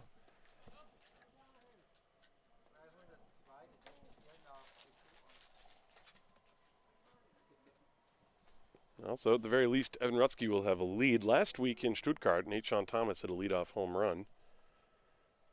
But then Stuttgart is a very small ballpark. There are balls flying out of the park right and left over there, and there were a lot of home runs as Wallace nearly got decked by that. That's ball 4.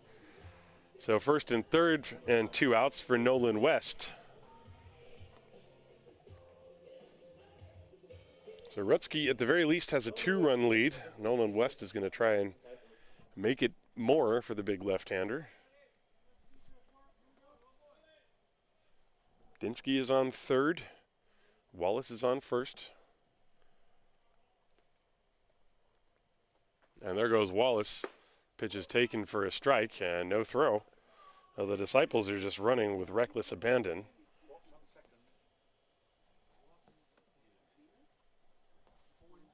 Trying to give West an opportunity to drive home 2 instead of just 1.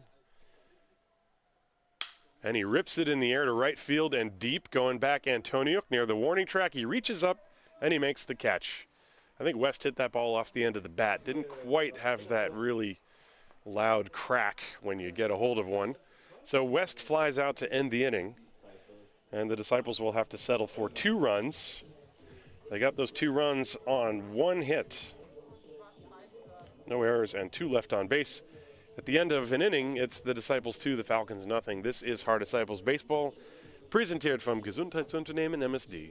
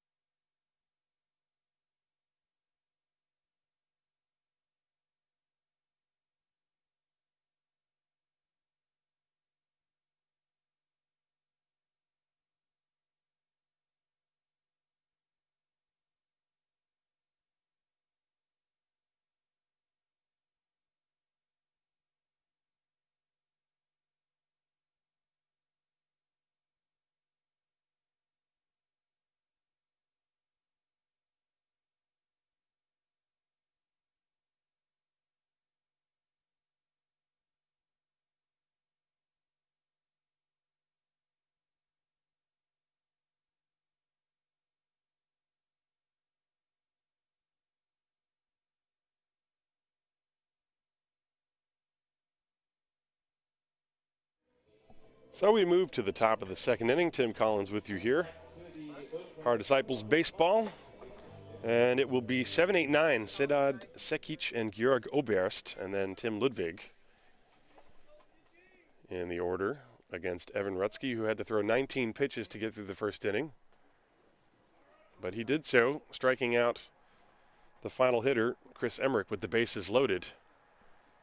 And the first pitch to Sekic is inside ball 1. 1 ball, no strikes.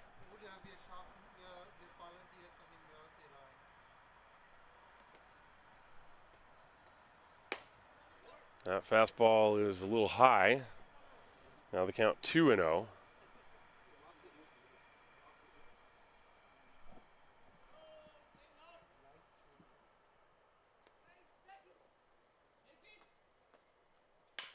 And he rolls it fouled on the third base side. 2 balls and 1 strike to Sedat Sekic.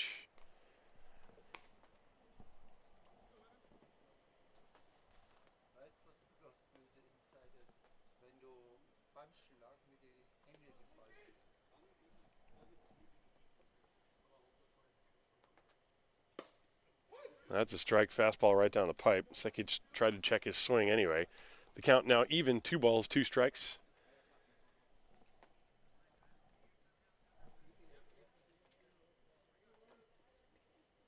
And the pitch. Curveball just missed, tried to backdoor it, didn't quite get it all the way in there. And so the count full 3-2.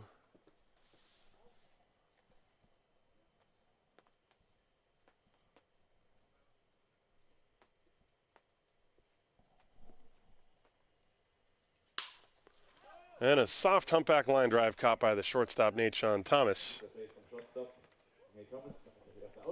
And that will be the first out of the inning. And I see the question in the chat, is this the 50-year-old at bat? Yes, that was the 50-year-old at bat. The guy coming up now is 51. So some very fit gentlemen. So Georg Oberst steps up to the plate now.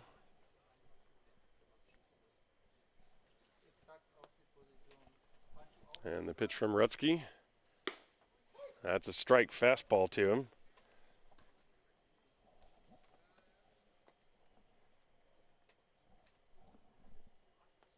The 0-1.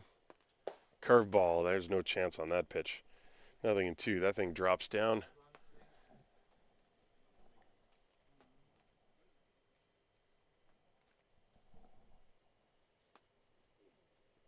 Rutsky stumbling as he came off the mound. He did not release the ball. And you wonder if he's okay. Hope he's okay. Looked like he lost his footing in the mound.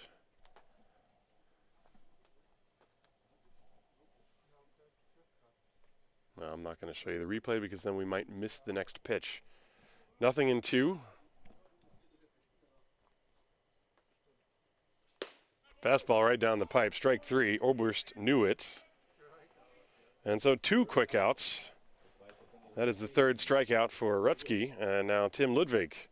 So we had a 50-year-old, a 51-year-old, and now a 16-year-old are going to come up to the plate. That is Bundesliga baseball in a nutshell.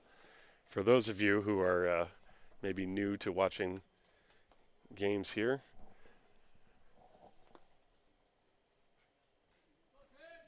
Ruben Manriquez, he is...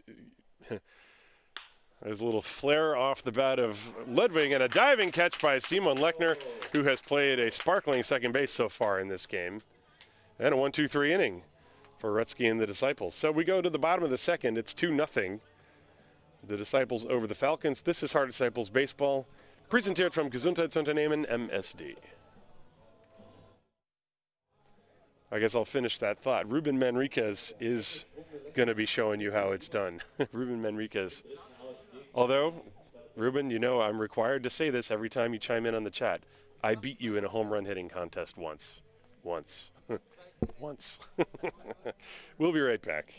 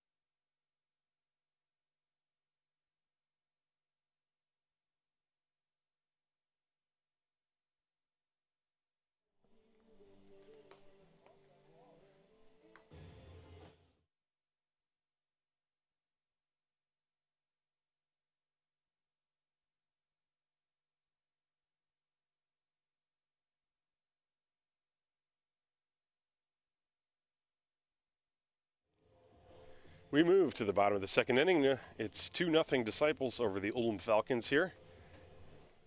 And for the Disciples, they will send up 8, 9, and 1. Enzo Mushik, Miguel Pinheiro, and then the top of the order, Simon Lechner. So Thomas Kruger still on the mound. He threw 22 pitches in the first inning. First pitch swung on and missed. Big cut by Mushik. Nothing there. 0-1. I'm seeing the comment again in the chat. Ruben, but you do other things. I beat you that one day, but you can actually still play Bundesliga baseball. I'm playing beer league softball. Here's the 0-1. That's high and outside. 1 ball and 1 strike. Of course, if anybody wants to see the video footage of me beating Ruben Manriquez in a home run hitting contest, I do have it. It's on my Facebook page somewhere in 2013. Pitches inside. 2 balls and 1 strike. But, there's also footage of Ruben hitting game-winning hits in the Bundesliga against the Heidekipfer. So you got that one on me, Ruben. 2 balls and 1 strike on Enzo Mushik. Nobody out. Bottom of the second. Pop foul out of play. And, of course, I apologize to all the majority of people who are watching who have no idea what I'm talking about. You have to go into the YouTube chat, and then you'll see. 2 balls, 2 strikes.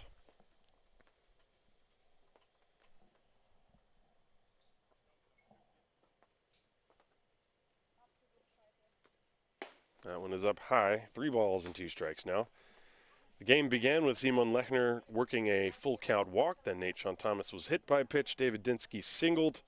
Thorpe moved a runner over with a fly ball, and then Patrice drove him home with a sac fly. Those are the 2 runs for the Disciples. Mushik, a fly ball off the end of the bat to center field. This is sending Pfluger back, and he makes the catch. 1 away. And that will bring up the number 9 hitter, Miguel Pinheiro.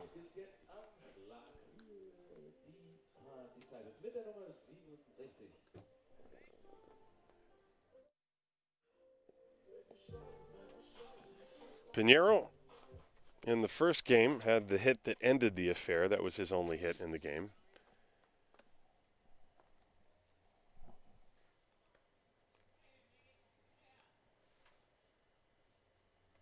And the fastball from Kruger is high, 1-0.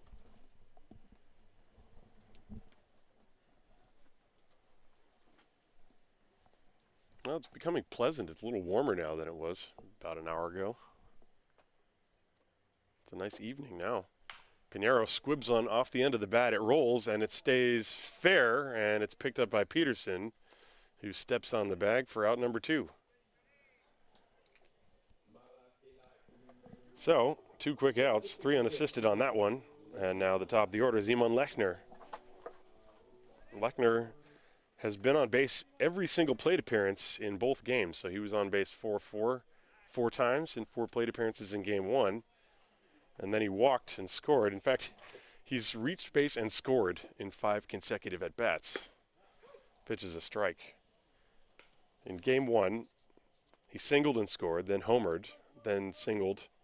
He did not score in 1 of his at-bats. Okay, so I just completely ruined the whole story. Oh well. 4 out of 5. And now he drives one high in the air to right field. Antoniuk, a long run into foul ground, and he makes the catch. And that's a 1-2-3 inning for Thomas Kruger. So we will go to the 3rd inning now with the Disciples leading by a score of 2-0. This is Haar Disciples Baseball präsentiert vom Gesundheitsunternehmen MSD.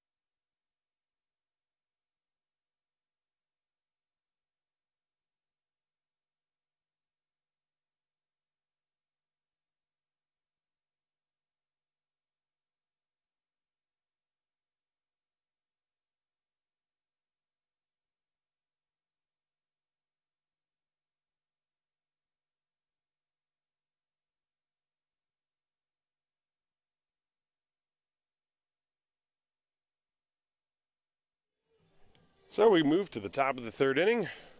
The Disciples 2, the Falcons nothing. My name is Tim Collins. I hope you're enjoying the broadcast and your day wherever you may be across the world. I've seen a few comments. There's somebody from Italy watching. It's a little harder for me to check the Facebook comments because for some reason they don't always load as they come in. So I see the YouTube chat live in real time, but the Facebook stuff, I probably won't see it until after the game. So we're back to the top of the order. Eftimius Flüge against Evan Rutsky. First pitch, curveball outside, ball one. That was pitch number 30 for Evan. Remember, this is a 7-inning ball game, as the new shortened Bundesliga has gone to 7-inning doubleheaders. That's a good curveball dropping in on the corner, 1-1. I mean, that is very clearly the pitch that has taken Rutsky all around the world and to high professional level of baseball. It's a very good curveball. Here's the 1-1. Fastball ain't too shabby either. That one just barely missed. 2-1.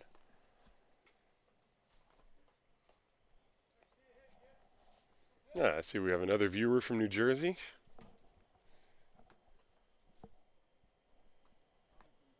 Two balls and a strike on Flüge. That one is up and off the glove of Wallace to the backstop. 3-1.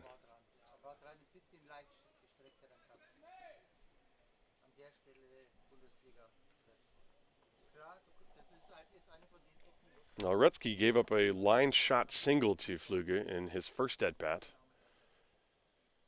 3-1, and he blew a fastball by him, 3-2. And so now it looked like he really reached back for a little extra on that one. He's changing speeds, and now you got to be wondering, is that devastating curve going to be coming? Yep, and it's popped up into foul ground off to the right. Patrice will run out of room.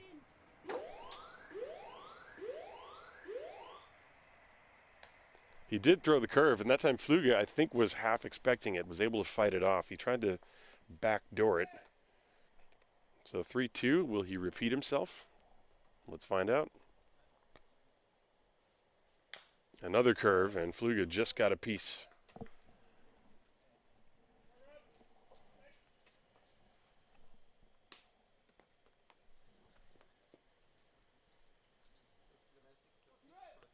Full count. Top of the third, nobody on, nobody out. And the pitch from Rutsky. Fastball this time. Flüge doing pretty good battle, getting a piece of it. Fouled off two curveballs. That was the fastball. He got a piece. And the count remains full, 3-2.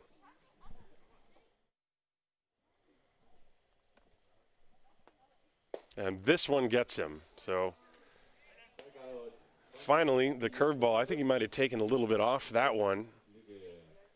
And Flüge swinging way over the top. So that is strikeout number 1, 2, 3, 4 for Rutsky.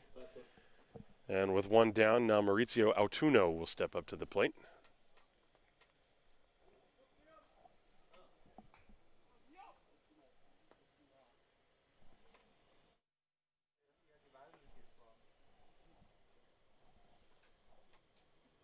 Autuno sacrificed his first time. Fastball is high and outside, ball one.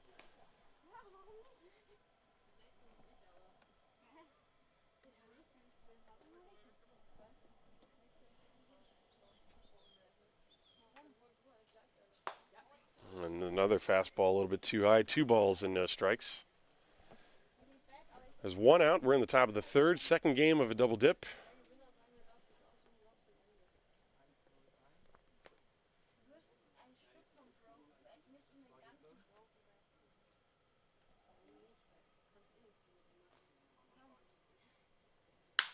This ball ripped just foul down the third baseline. That was about a foot to the left of the third base bag. Pinheiro, who was playing off the line, would have had no chance to do anything with that. So it's strike one on Maurizio Autuno. 2 balls and 1 strike.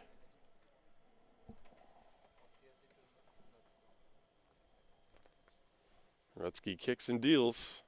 Curve, and that is a swing and a miss, strike 2. That curve has caused a lot of knees to buckle so far, and we're only in the third inning. I think that's about the fifth one I've seen. 2 balls, 2 strikes. Got him swinging again on the curve. No mystery, and that is strikeout number 5 for Rutsky. Take another look. That curve is a real thing of beauty, I got to tell you, for sure. And the way he releases it from high, he lifts his right leg very high in the air and almost leans back a little bit. Shows the hitter his uniform number and makes it very difficult. So now Josh Peterson, who had that infield single, and he really gets into one down the left field line. Fair or foul, it is a foul ball. Daniel Husband, the coach for the Falcons, was signaling fair, but that ball out of the ballpark, but about maybe 20 feet, 30 feet to the left. Peterson has hit many home runs in this ballpark, of course, going back to his days with the Disciples. Here's the 0-1. That's outside. 1 ball and 1 strike.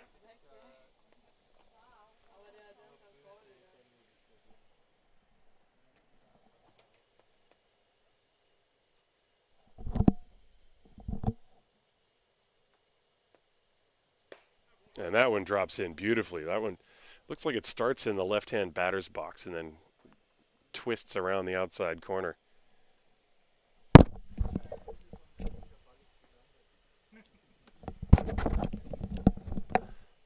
Next one coming, fouled away, fastball.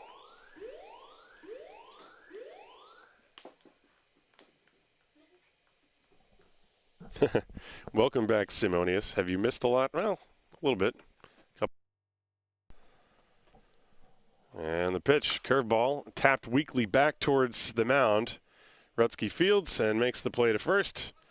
And that is a 1-2-3 inning for the big left-hander. So we go to the bottom of the third, the Disciples 2, the Ulm Falcons nothing.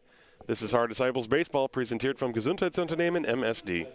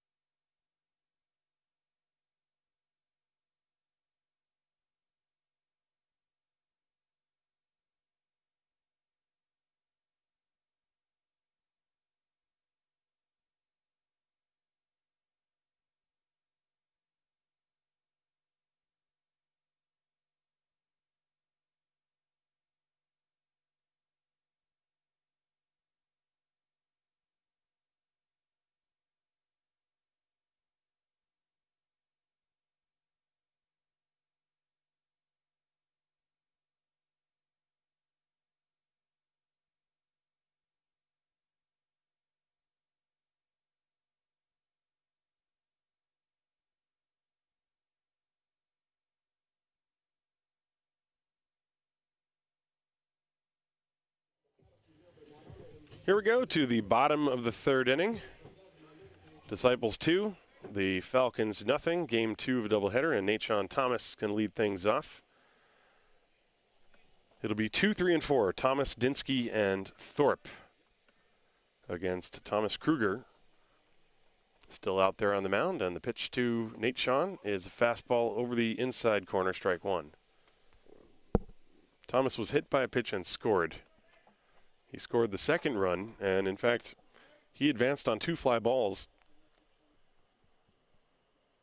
Really sort of manufactured that second run as he looks at strike 2 over the outside corner, nothing in 2. Has a couple home runs on the year. Hit one in Stuttgart, had one in Haar 2 weeks ago against the Tübingen Hawks. Switch hitter. Good power. And this one up and in, goes to the backstop. 1 ball, 2 strikes now. Kruger has allowed only the 1 hit. That was the Dinsky single. He's walked 2. He has not struck anyone out. 1-2. That's high and upstairs. 2 balls and 2 strikes.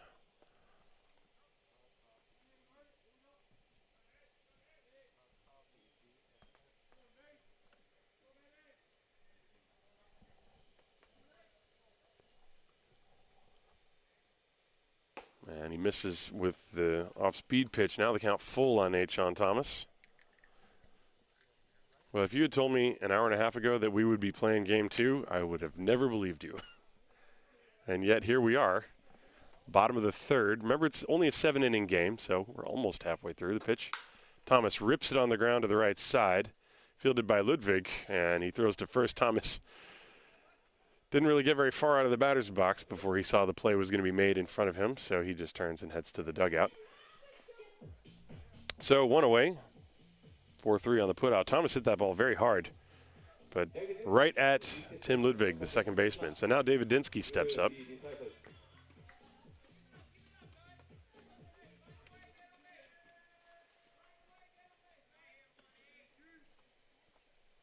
Dinsky has the only hit of the game for the Disciples. And he looks at a strike from Kruger on the outside corner.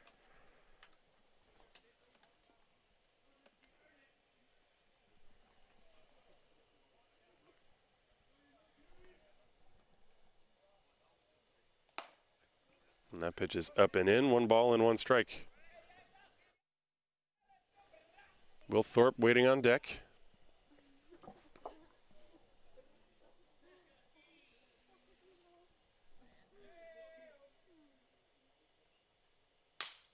This one rolled slowly out to second, picked up by Ludwig. He throws to first, and his throw pulls the first baseman off the bag. Peterson had to remove his foot from the bag, and so Dinsky will be safe.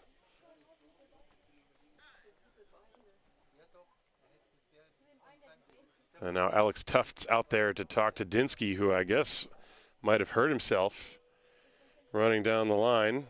Let's take a look at this again.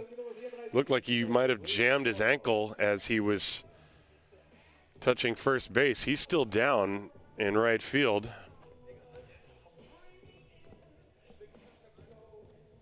And that is definitely not something the Disciples need, is another injury. There have been plenty of injuries to go around already. And Dinsky down there on the ground, he is in some pain, it appears. So we're going to have a little bit of a delay here. That's Alex Tufts on your left. Dinsky now looks like he's going to try to get up. He's on 1 knee. And that's Tim Williford on the right, first base coach. Stefan Hempfling, now the umpire, out to observe the situation. And also Daniel Husband is out there on your right. Dinsky is now going to have to be carried off. Oh, man, that is really not what you want to see. So Dinsky is going to have to come out of this game. There's your center fielder. So the Disciples are going to need to get a pinch runner. And that is Niels Schmidt, who's going to come in and pinch run. So Schmidt will go to the outfield, I presume. Now that is really too bad. Dinsky, big part of the offensive attack for the Disciples. You hope that it's something not too serious.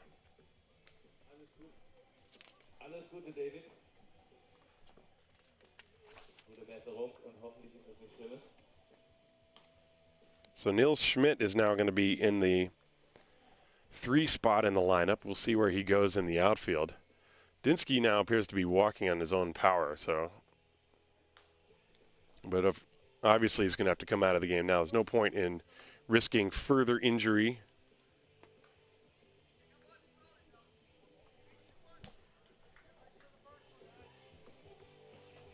Well, he was beating out the play. This is the play that he injured himself on. Show it one more time here. Meanwhile, Will Thorpe is going to step up to the plate. So Schmidt is on first. And there's one out. That pitch in the dirt. Nice pick by Emmerich.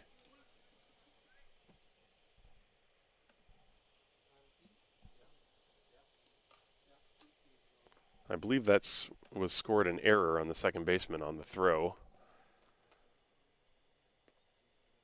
1 ball, no strikes to Thorpe. And that's outside.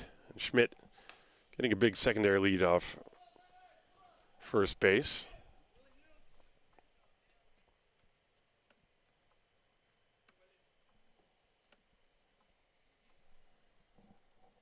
Two and 0 on Thorpe. And it's lined to center field. That's a base hit.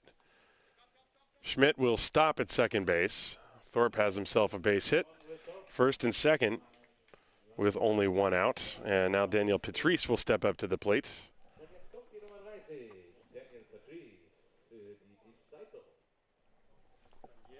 Patrice hit a sacrifice fly to drive home Nathan Thomas his first time, so does not officially have an at-bat, just a plate appearance.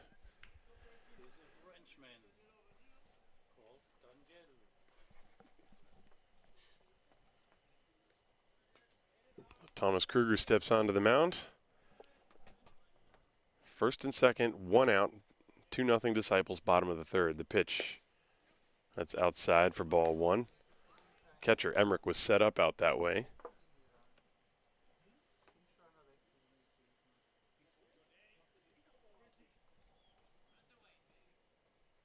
Now the 1-0.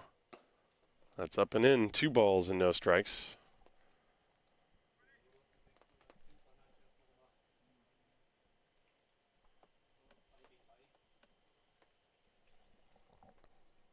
Schmidt at second base. Thorpe is at first. And that's high, ball 3. There've only been 2 walks in this game from Kruger, but he has fallen behind a lot of hitters. And 3-0. I think Patrice had a 3-0 count his last time as well. And takes a strike.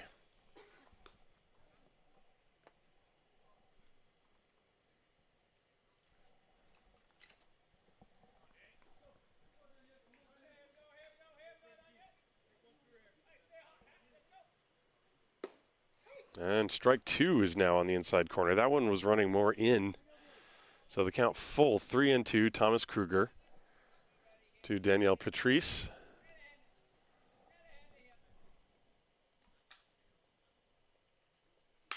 Hit high in the air to deep center field. Fluga way back, and that is over his head and all the way to the fence. Thorpe and Schmidt coming around third at the same time. They're going to score, one right after the other. A 2-run double for Daniel Patrice, and it is 4-0 Disciples. That was really hit. It's a very long drive to get it out in center field. I'm telling you, since 2014, I have seen 2 balls go over that fence in center field. And they were both in the same game back in 2014. I think in a lot of other ballparks, that ball would have been gone, but not here. It's a 2-run double. The Disciples lead 4-0. Patrice on second base, and now David Wallace at the plate takes a ball outside.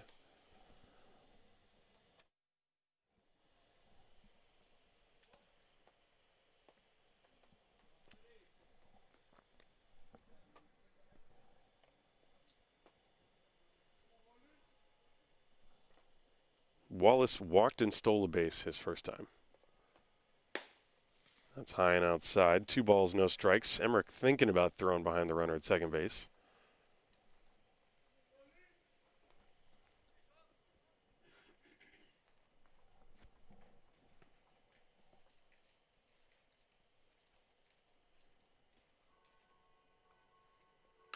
Fouled straight back. And the bat came slipping out of Wallace's hands, and the ball shows up on my bench. I guess it hit a tree, hit the tent, rolled between the tents, landed on the bench that I'm sitting on, and hit me in the knee. So that's what happened on that last pitch. If you heard that sound, that was the ball hitting the bench that I'm sitting on. The foul ball wasn't even headed in my direction. It just, it becomes a pinball machine once it goes over our head. There's all these trees. You never know where it's going to come down. And that time, it came down right next to me. So that was fun. 2-1 the count on Wallace.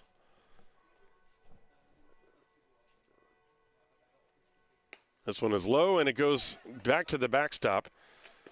And that will put Patrice at third on the wild pitch.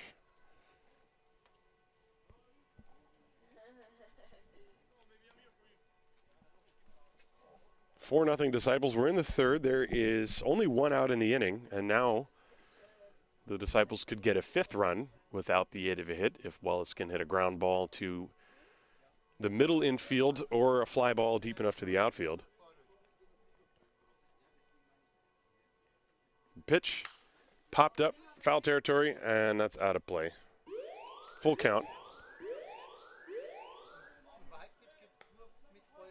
3-2 now.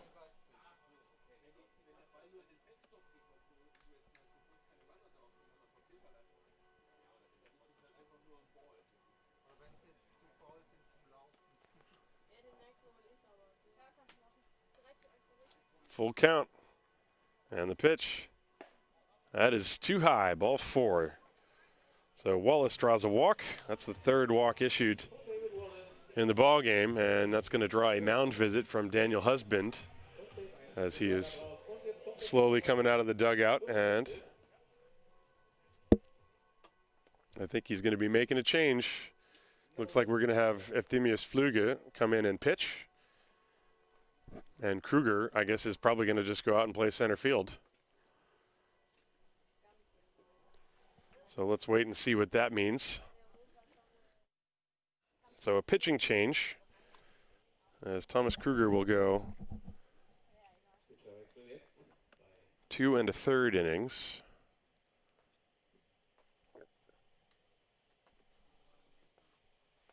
He's responsible for the 2 base runners.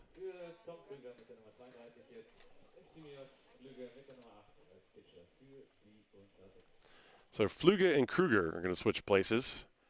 Kruger, who played center field in the first game, is just going to switch with Efthymius Flüge. So Flüge is going to throw some warm-up pitches and get thrown into the fire here.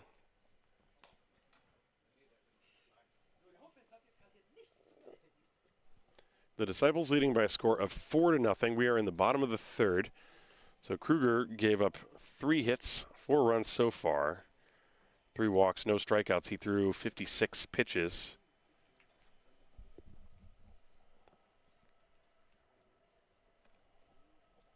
And Efthymius Flüge is throwing his final warm-up pitches. Meanwhile, the runner on third base is Danielle Patrice, and the runner on first base is David Wallace.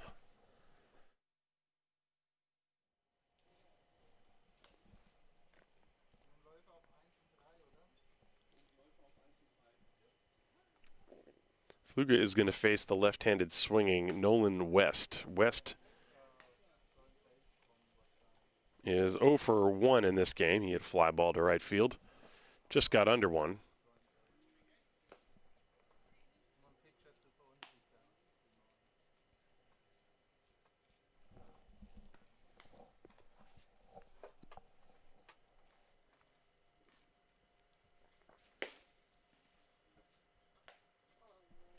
And we're ready.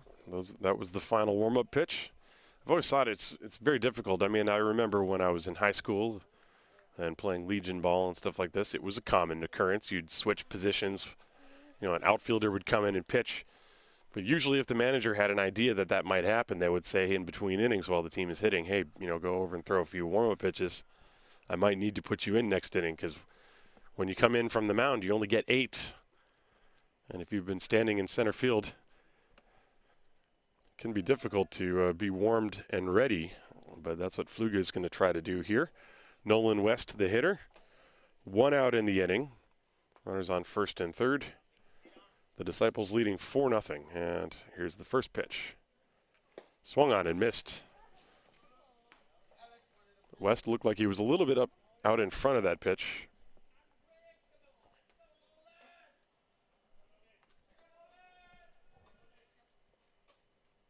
Nothing in one.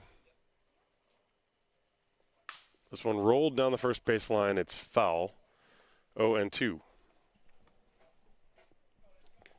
And so Fluge, if nothing else, is coming in and throwing a couple of strikes. Always makes the coach happy.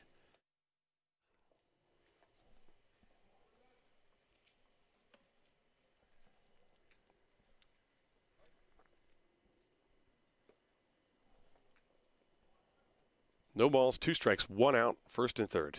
Pitch lifted down the left field line, long run, and it's going to land foul out of the reach of Autuno. Little pop fly off the end of the bat. I think that was a backdoor curveball that Fluge tried.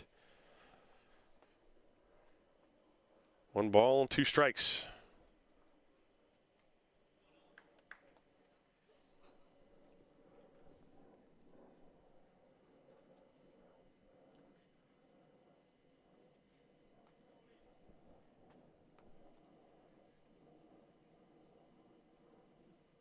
There goes the runner, pitches inside, and it actually hit Nolan West. So that's a hit by pitch, so the bases will be loaded. So Mushik will step up to the plate with the bases loaded. Still only 1 out. Enzo Mushik hit a fly ball to center field his first time. In the first game, Mushik had a base hit and 2 walks in 4 plate appearances. So bases loaded, and the Disciples would love to get a big hit to really blow this thing open right here. That's low and in the dirt. Good block by Emmerich. 1 ball and no strikes.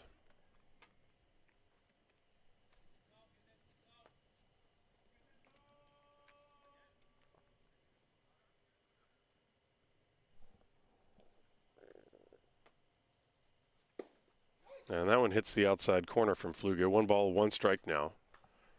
So you have Danielle Patrice on third, Wallace at second, West at first.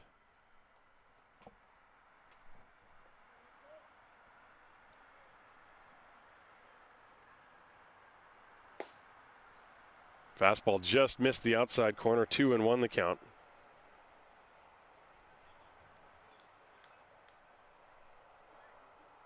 Well, we're pushing 7 p.m. here. 2-1 pitch. That curve is way inside. Ball 3, 3-1. One more bad one would force home a run. 4-0, the Disciples are in the lead. Remember, it's only a 7-inning game. That's barring any 10-run scenario. There's a drive to deep left center field. Kruger is back. He makes the catch. Tagging from third is Patrice. He will score easily. And the sacrifice fly makes it 5-0 Disciples. That's the second out of the inning. As Patrice comes home, Wallace and West stayed put on their places. So, Miguel Pinheiro now. 2 outs, runners on first and second.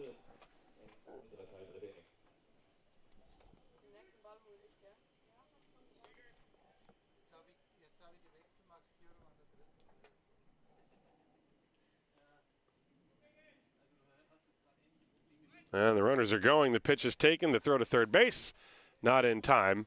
And the trail runner, Nolan West, now just deciding to take second base. Once again, I apologize for my camera work there. I got to get used to anything that goes to the left. I just pan it way too far, so my bad. The pitch was a ball, and the double steal puts runners on second and third. The Disciples want to get a couple more runs here if Miguel can get a base hit.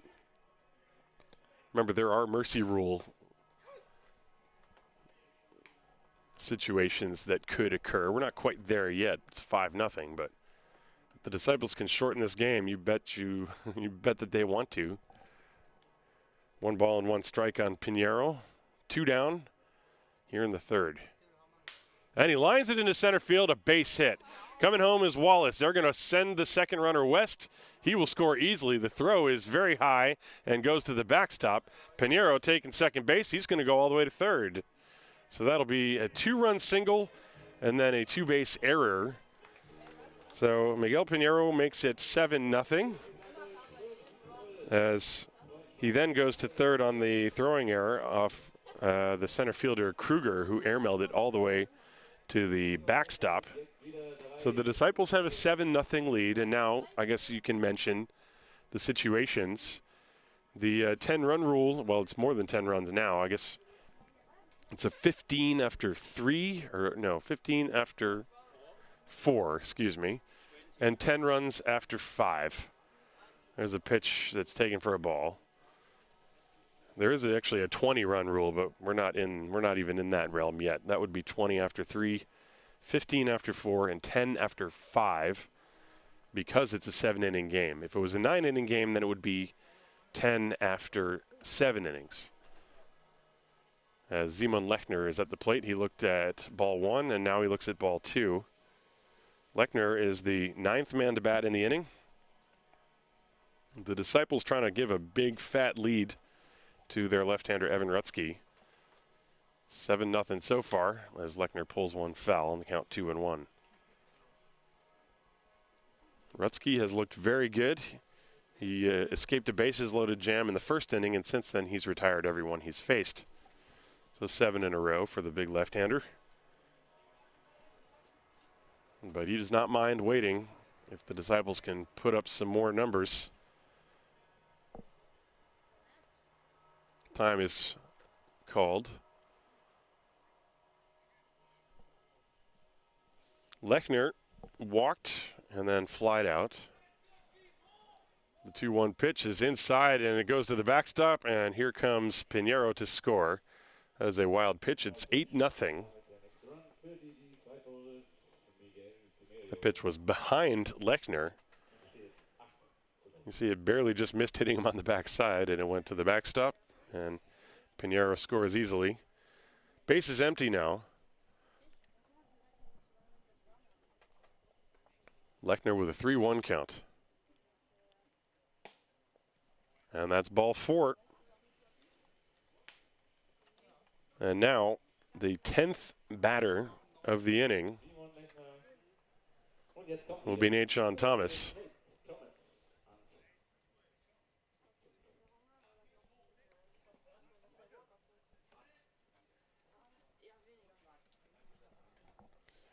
Nate Thomas was hit by a pitch and scored, and then he grounded out. So officially 0 for 1 in this game. Runner on first, Lechner. The pitch is a curve, and that one floats over the outside corner, 0-1.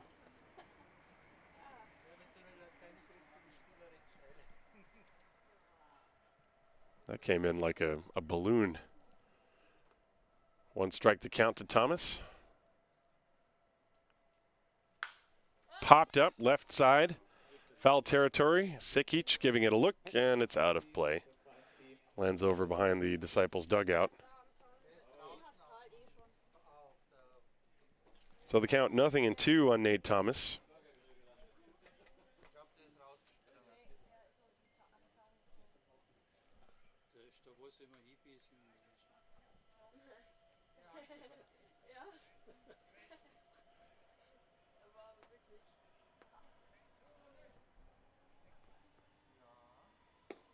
And that one drops in inside, 1 ball, 2 strikes. That was maybe another off-speed pitch from Fluge.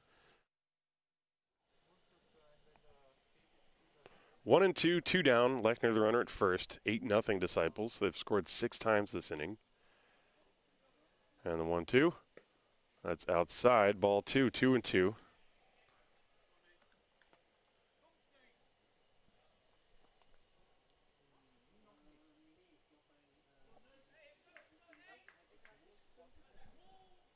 Fluge comes set. Here's the 2-2 pitch. That's way upstairs. Ball 3, 3-2. Well, the inning started with a ground out, then an error, then a single double, walk, hit by pitch, sacrifice fly, single, and another walk. Now the count 3-2. There goes the runner. Line drive up the gap in right center field. That's a base hit. It will split the outfielders and roll all the way to the wall. Lechner can walk home easily. Thomas racing to third base. He's there with an RBI triple. 9-0 Disciples. And Nate Thomas whacked that one. And Lechner easily able to score from first base.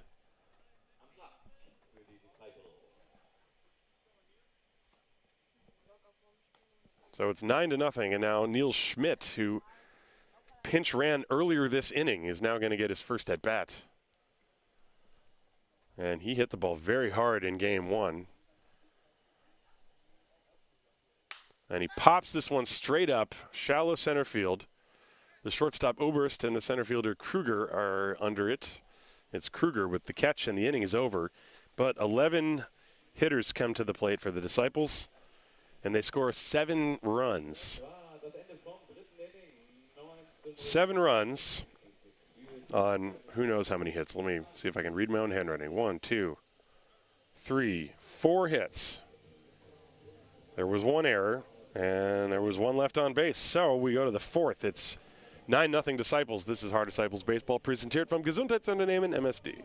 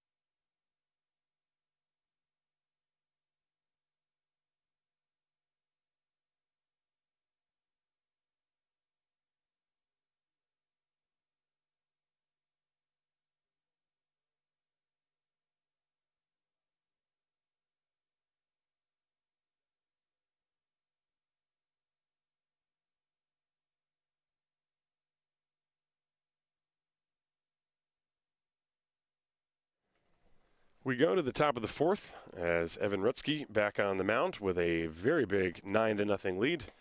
First pitch is a strike to Lucas Antoniuk. Rutsky has looked very good so far. He's thrown 49 pitches. He's got 5 strikeouts against only 1 walk and 2 hits. That fastball is outside, 1-1.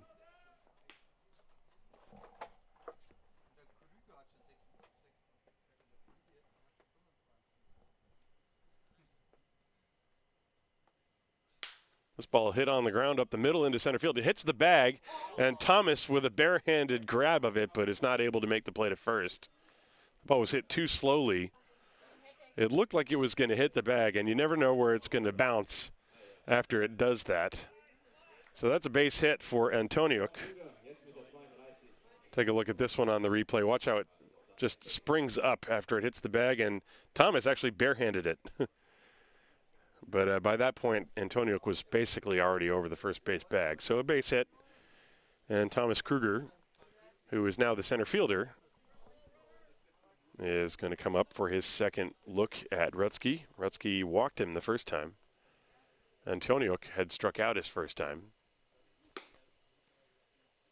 And that fastball is a little high. 1 ball, no strikes.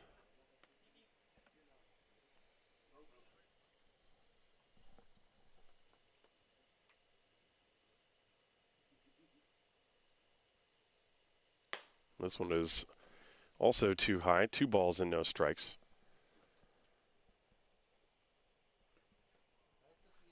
That base hit broke up the string of 7 consecutive hitters retired by Rutsky.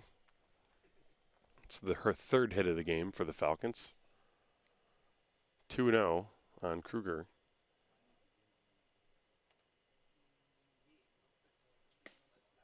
And now 3-0. That pitch was too low.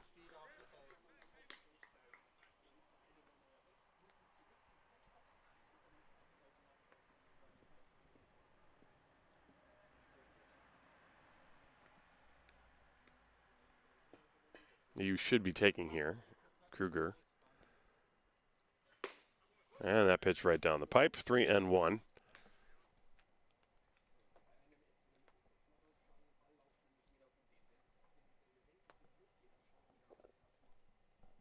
Nobody out. Antoniuk, the runner at first base. And a swing and a foul at the plate. Now the count full, 3-2. As Rutsky has come back from 3-0 to make it 3-2.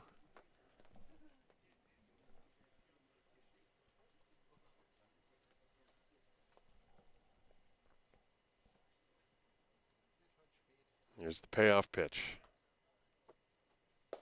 And he missed low with the curveball. And so after the base hit, now a walk puts runners on first and second. And Chris Emmerich will step up to the plate. It was Emmerich who was batting with the bases loaded in the first inning. And a real chance for the Falcons to dent home plate. Rutsky had the bases loaded, and then he started throwing that devastating curveball, and he got out of it by striking out Emmerich.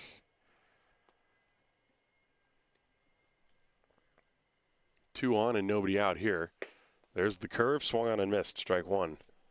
Well, that's really been his escape hatch so far.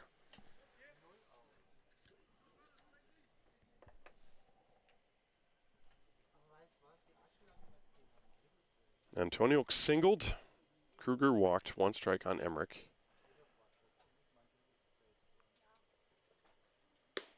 That was a beauty. Backdoor breaking ball, nothing in two. The first one he threw a little bit lower in the zone and got the chase. This one, he started it out of the zone, got the take and the call. So the count, nothing in two.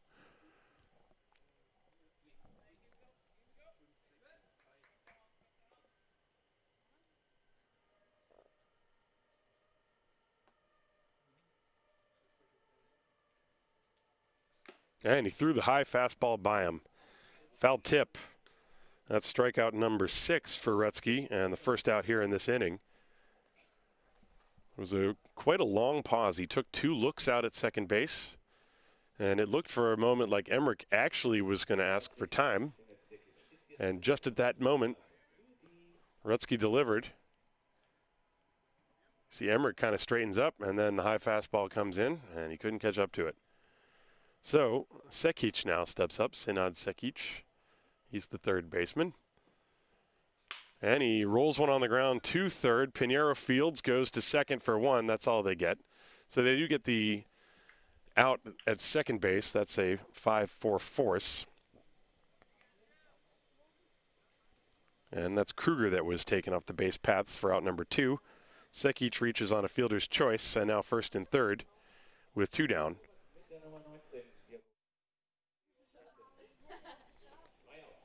And that will bring up Georg Oberst.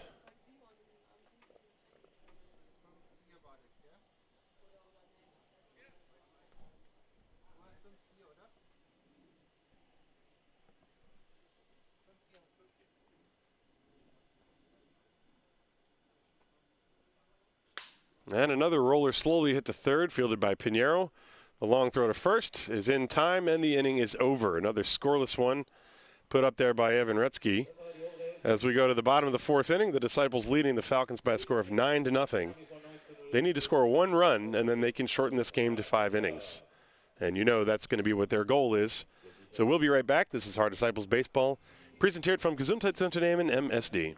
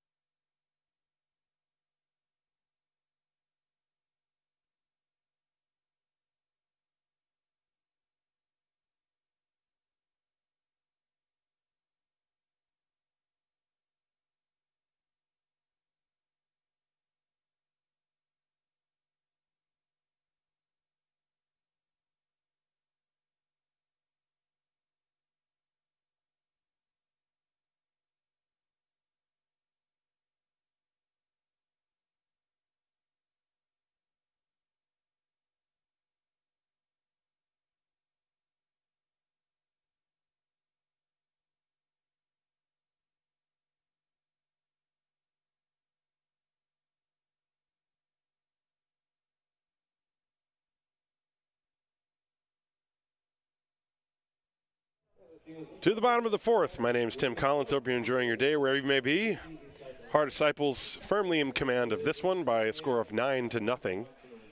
And Will Thorpe, Daniel Patrice, and David Wallace, 4, 5, 6 in the order. We're going to come up against the second pitcher for the Falcons, Efthymios Fluge, excuse me. The Disciples scored 2 in the first and 7 in the third. If they can score one more run here, then it would be up to Rutsky to pitch a scoreless fifth inning, and the game would be over. As this is already a 7-inning game anyway, and then the mercy rules in 7-inning games kick in. The 10-run rule kicks in the 5th inning. There's the 1-0. That's in there for a strike. 1-1 on Thorpe.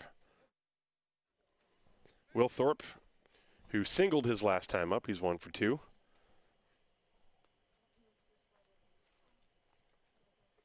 And that curveball nearly hit him, but Thorpe had time to get out of the way. It's two balls and 1 strike, excuse me.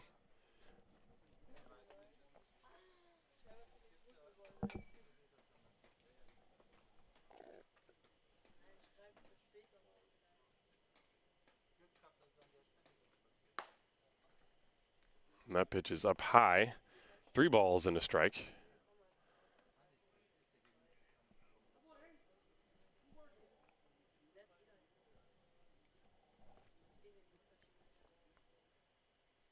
And this one is outside. That's ball 4, so Thorpe will reach with a leadoff walk.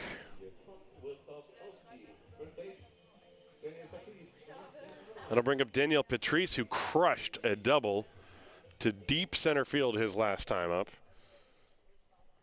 And he will step up with nobody out and Thorpe on first base.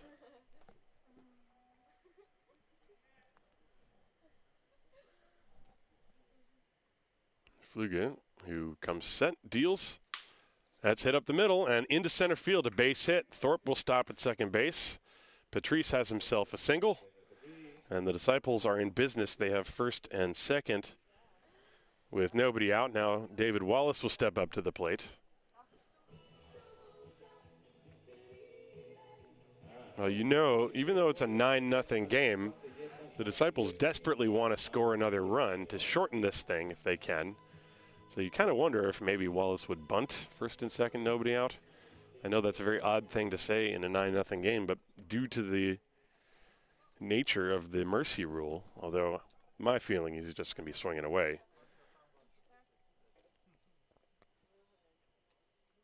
And he does, and he hits a fly ball very high in the air to left field, playable for Autuno, and he one-hands it. So Wallace just got under that one, flies out for the first out. And now Nolan West will step up to the plate. West was hit by a pitch and scored his last time.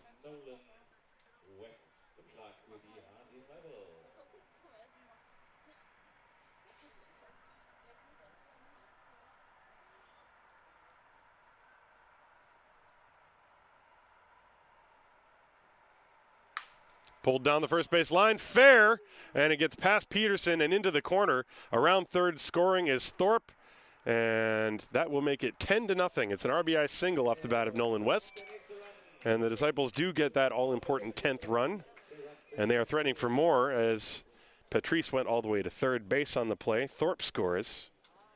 RBI single for Nolan West. And now the hitter is Enzo Mushik, and he's already ready, so I got to cut short the replay. First and third. This pitch is outside to Mushik. 1 ball, no strikes. 1 out in the inning. The Disciples leading 10-0, which means that if Rutsky can pitch a scoreless fifth, that will end the ball game. 1-0. That's low. 2-0.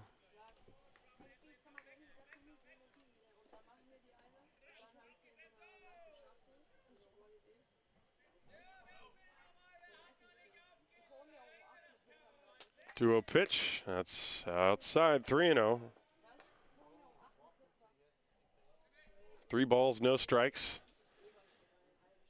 Josh Peterson is going to play behind Nolan West at first. Runners on first and third. And ball 4. The bases are loaded.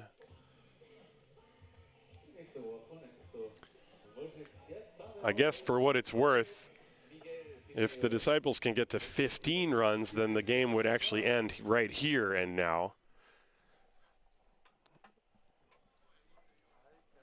It's worth mentioning, only 1 out, but bases loaded. Miguel Pinheiro at the plate.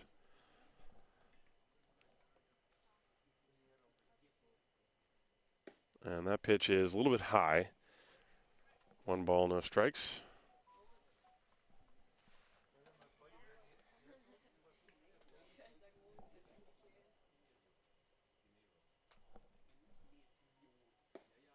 And this one drops in for a strike, 1-1.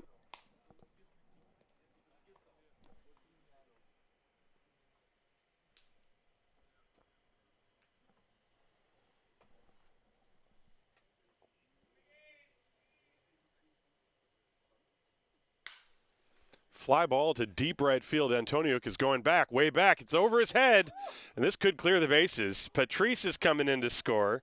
Right behind him, Wallace, and that's where they will stop it. So it's a 2-run double. Makes it 12-0. Miguel Pinheiro driving one over the head of the right fielder, Antoniuk. Pinheiro has always had very good power to the opposite field, and he got into that one.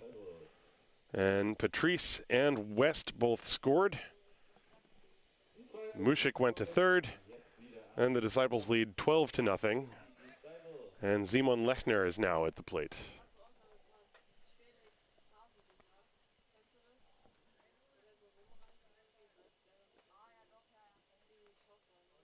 And the pitch is high and outside. 1 ball, no strikes.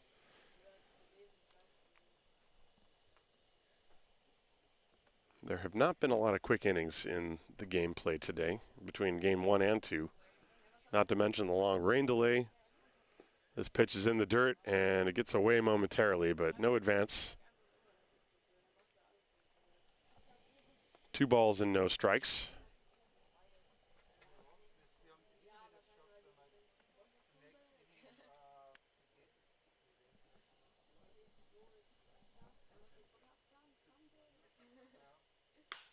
Lechner with a bouncing ball to the right side, and it goes under the glove of Ludwig, and this is going to bring 2 runs home. That's a 2-run costly error, E4.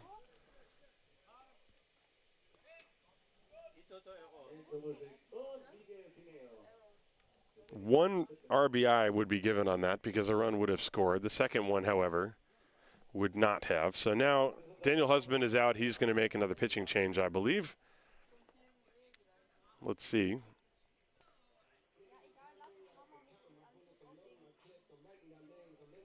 Yes, he is going to make a pitching change, and Senad Sekic is going to go from third base to the pitcher's mound again. So it's 14-0. If 1 more run scores, then this game is going to end right here. So I'll take a quick break and sort of tally up everything, clean up my scorecard, and then I'll be right back with you.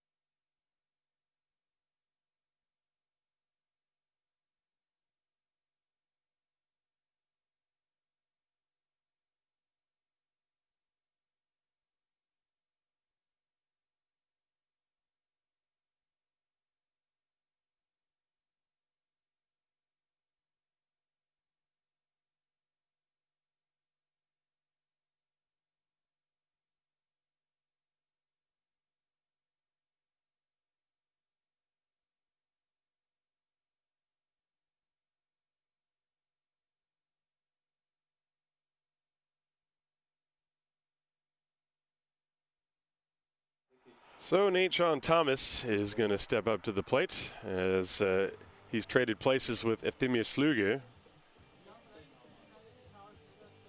Sekic is back on the mound. He was the final pitcher of game 1.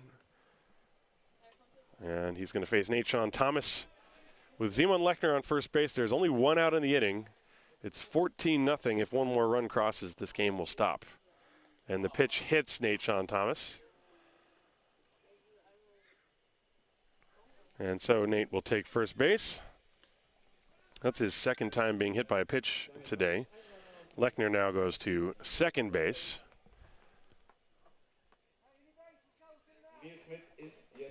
Still only 1 out in the inning, but that game-ending run now is in scoring position. So the hitter is Niels Schmidt.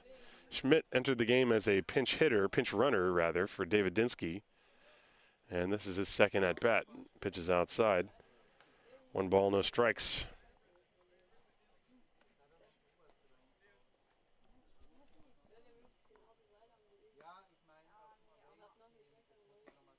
That pitch is low, 2-0. Now this is the 9th man to bat in the inning. Last inning, the Disciples had 11 hitters come to the plate. So it's been one of those days for the Ulm Falcons. 2-0. Swing and a miss. Good cut by Schmidt, 2-1.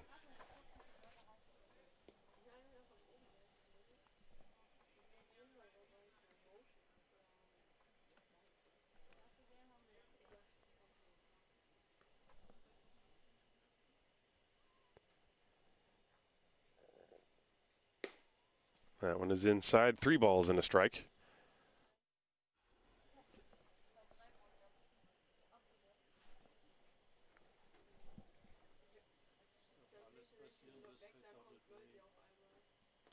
There's ball 4, bases loaded. Well, basically, if Thorpe reaches base, this game will end. Will Thorpe with the bases loaded and 1 out. All he needs is a base hit or a walk. Even a wild pitch could do it.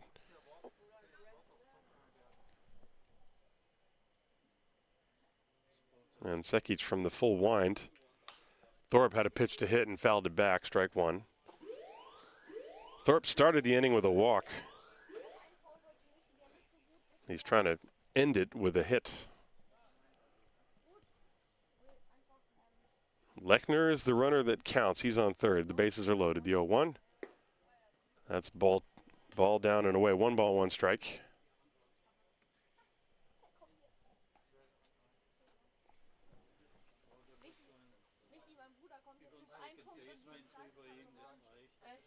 That's low and outside. 2-1.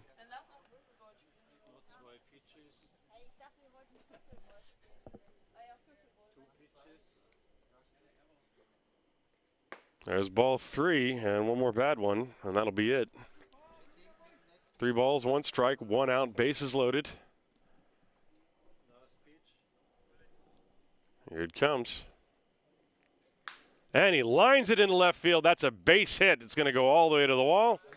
And that's the ball game as Lechner comes in to score. That would have cleared the bases under normal circumstances, but only 1 run needs to score. And that will invoke the mercy rule, 15-0. In the bottom of the 4th inning, this game comes to an end, and the Disciples sweep the doubleheader. A very soggy, not sure what just happened, but the broadcast got cut for a moment, but we're back. The game is over. The Disciples win by a score of 15-0. And that's it. I hope you enjoyed the broadcast today, and I hope you're having a wonderful day wherever you are. Thanks for watching. My name is Tim Collins, and have a wonderful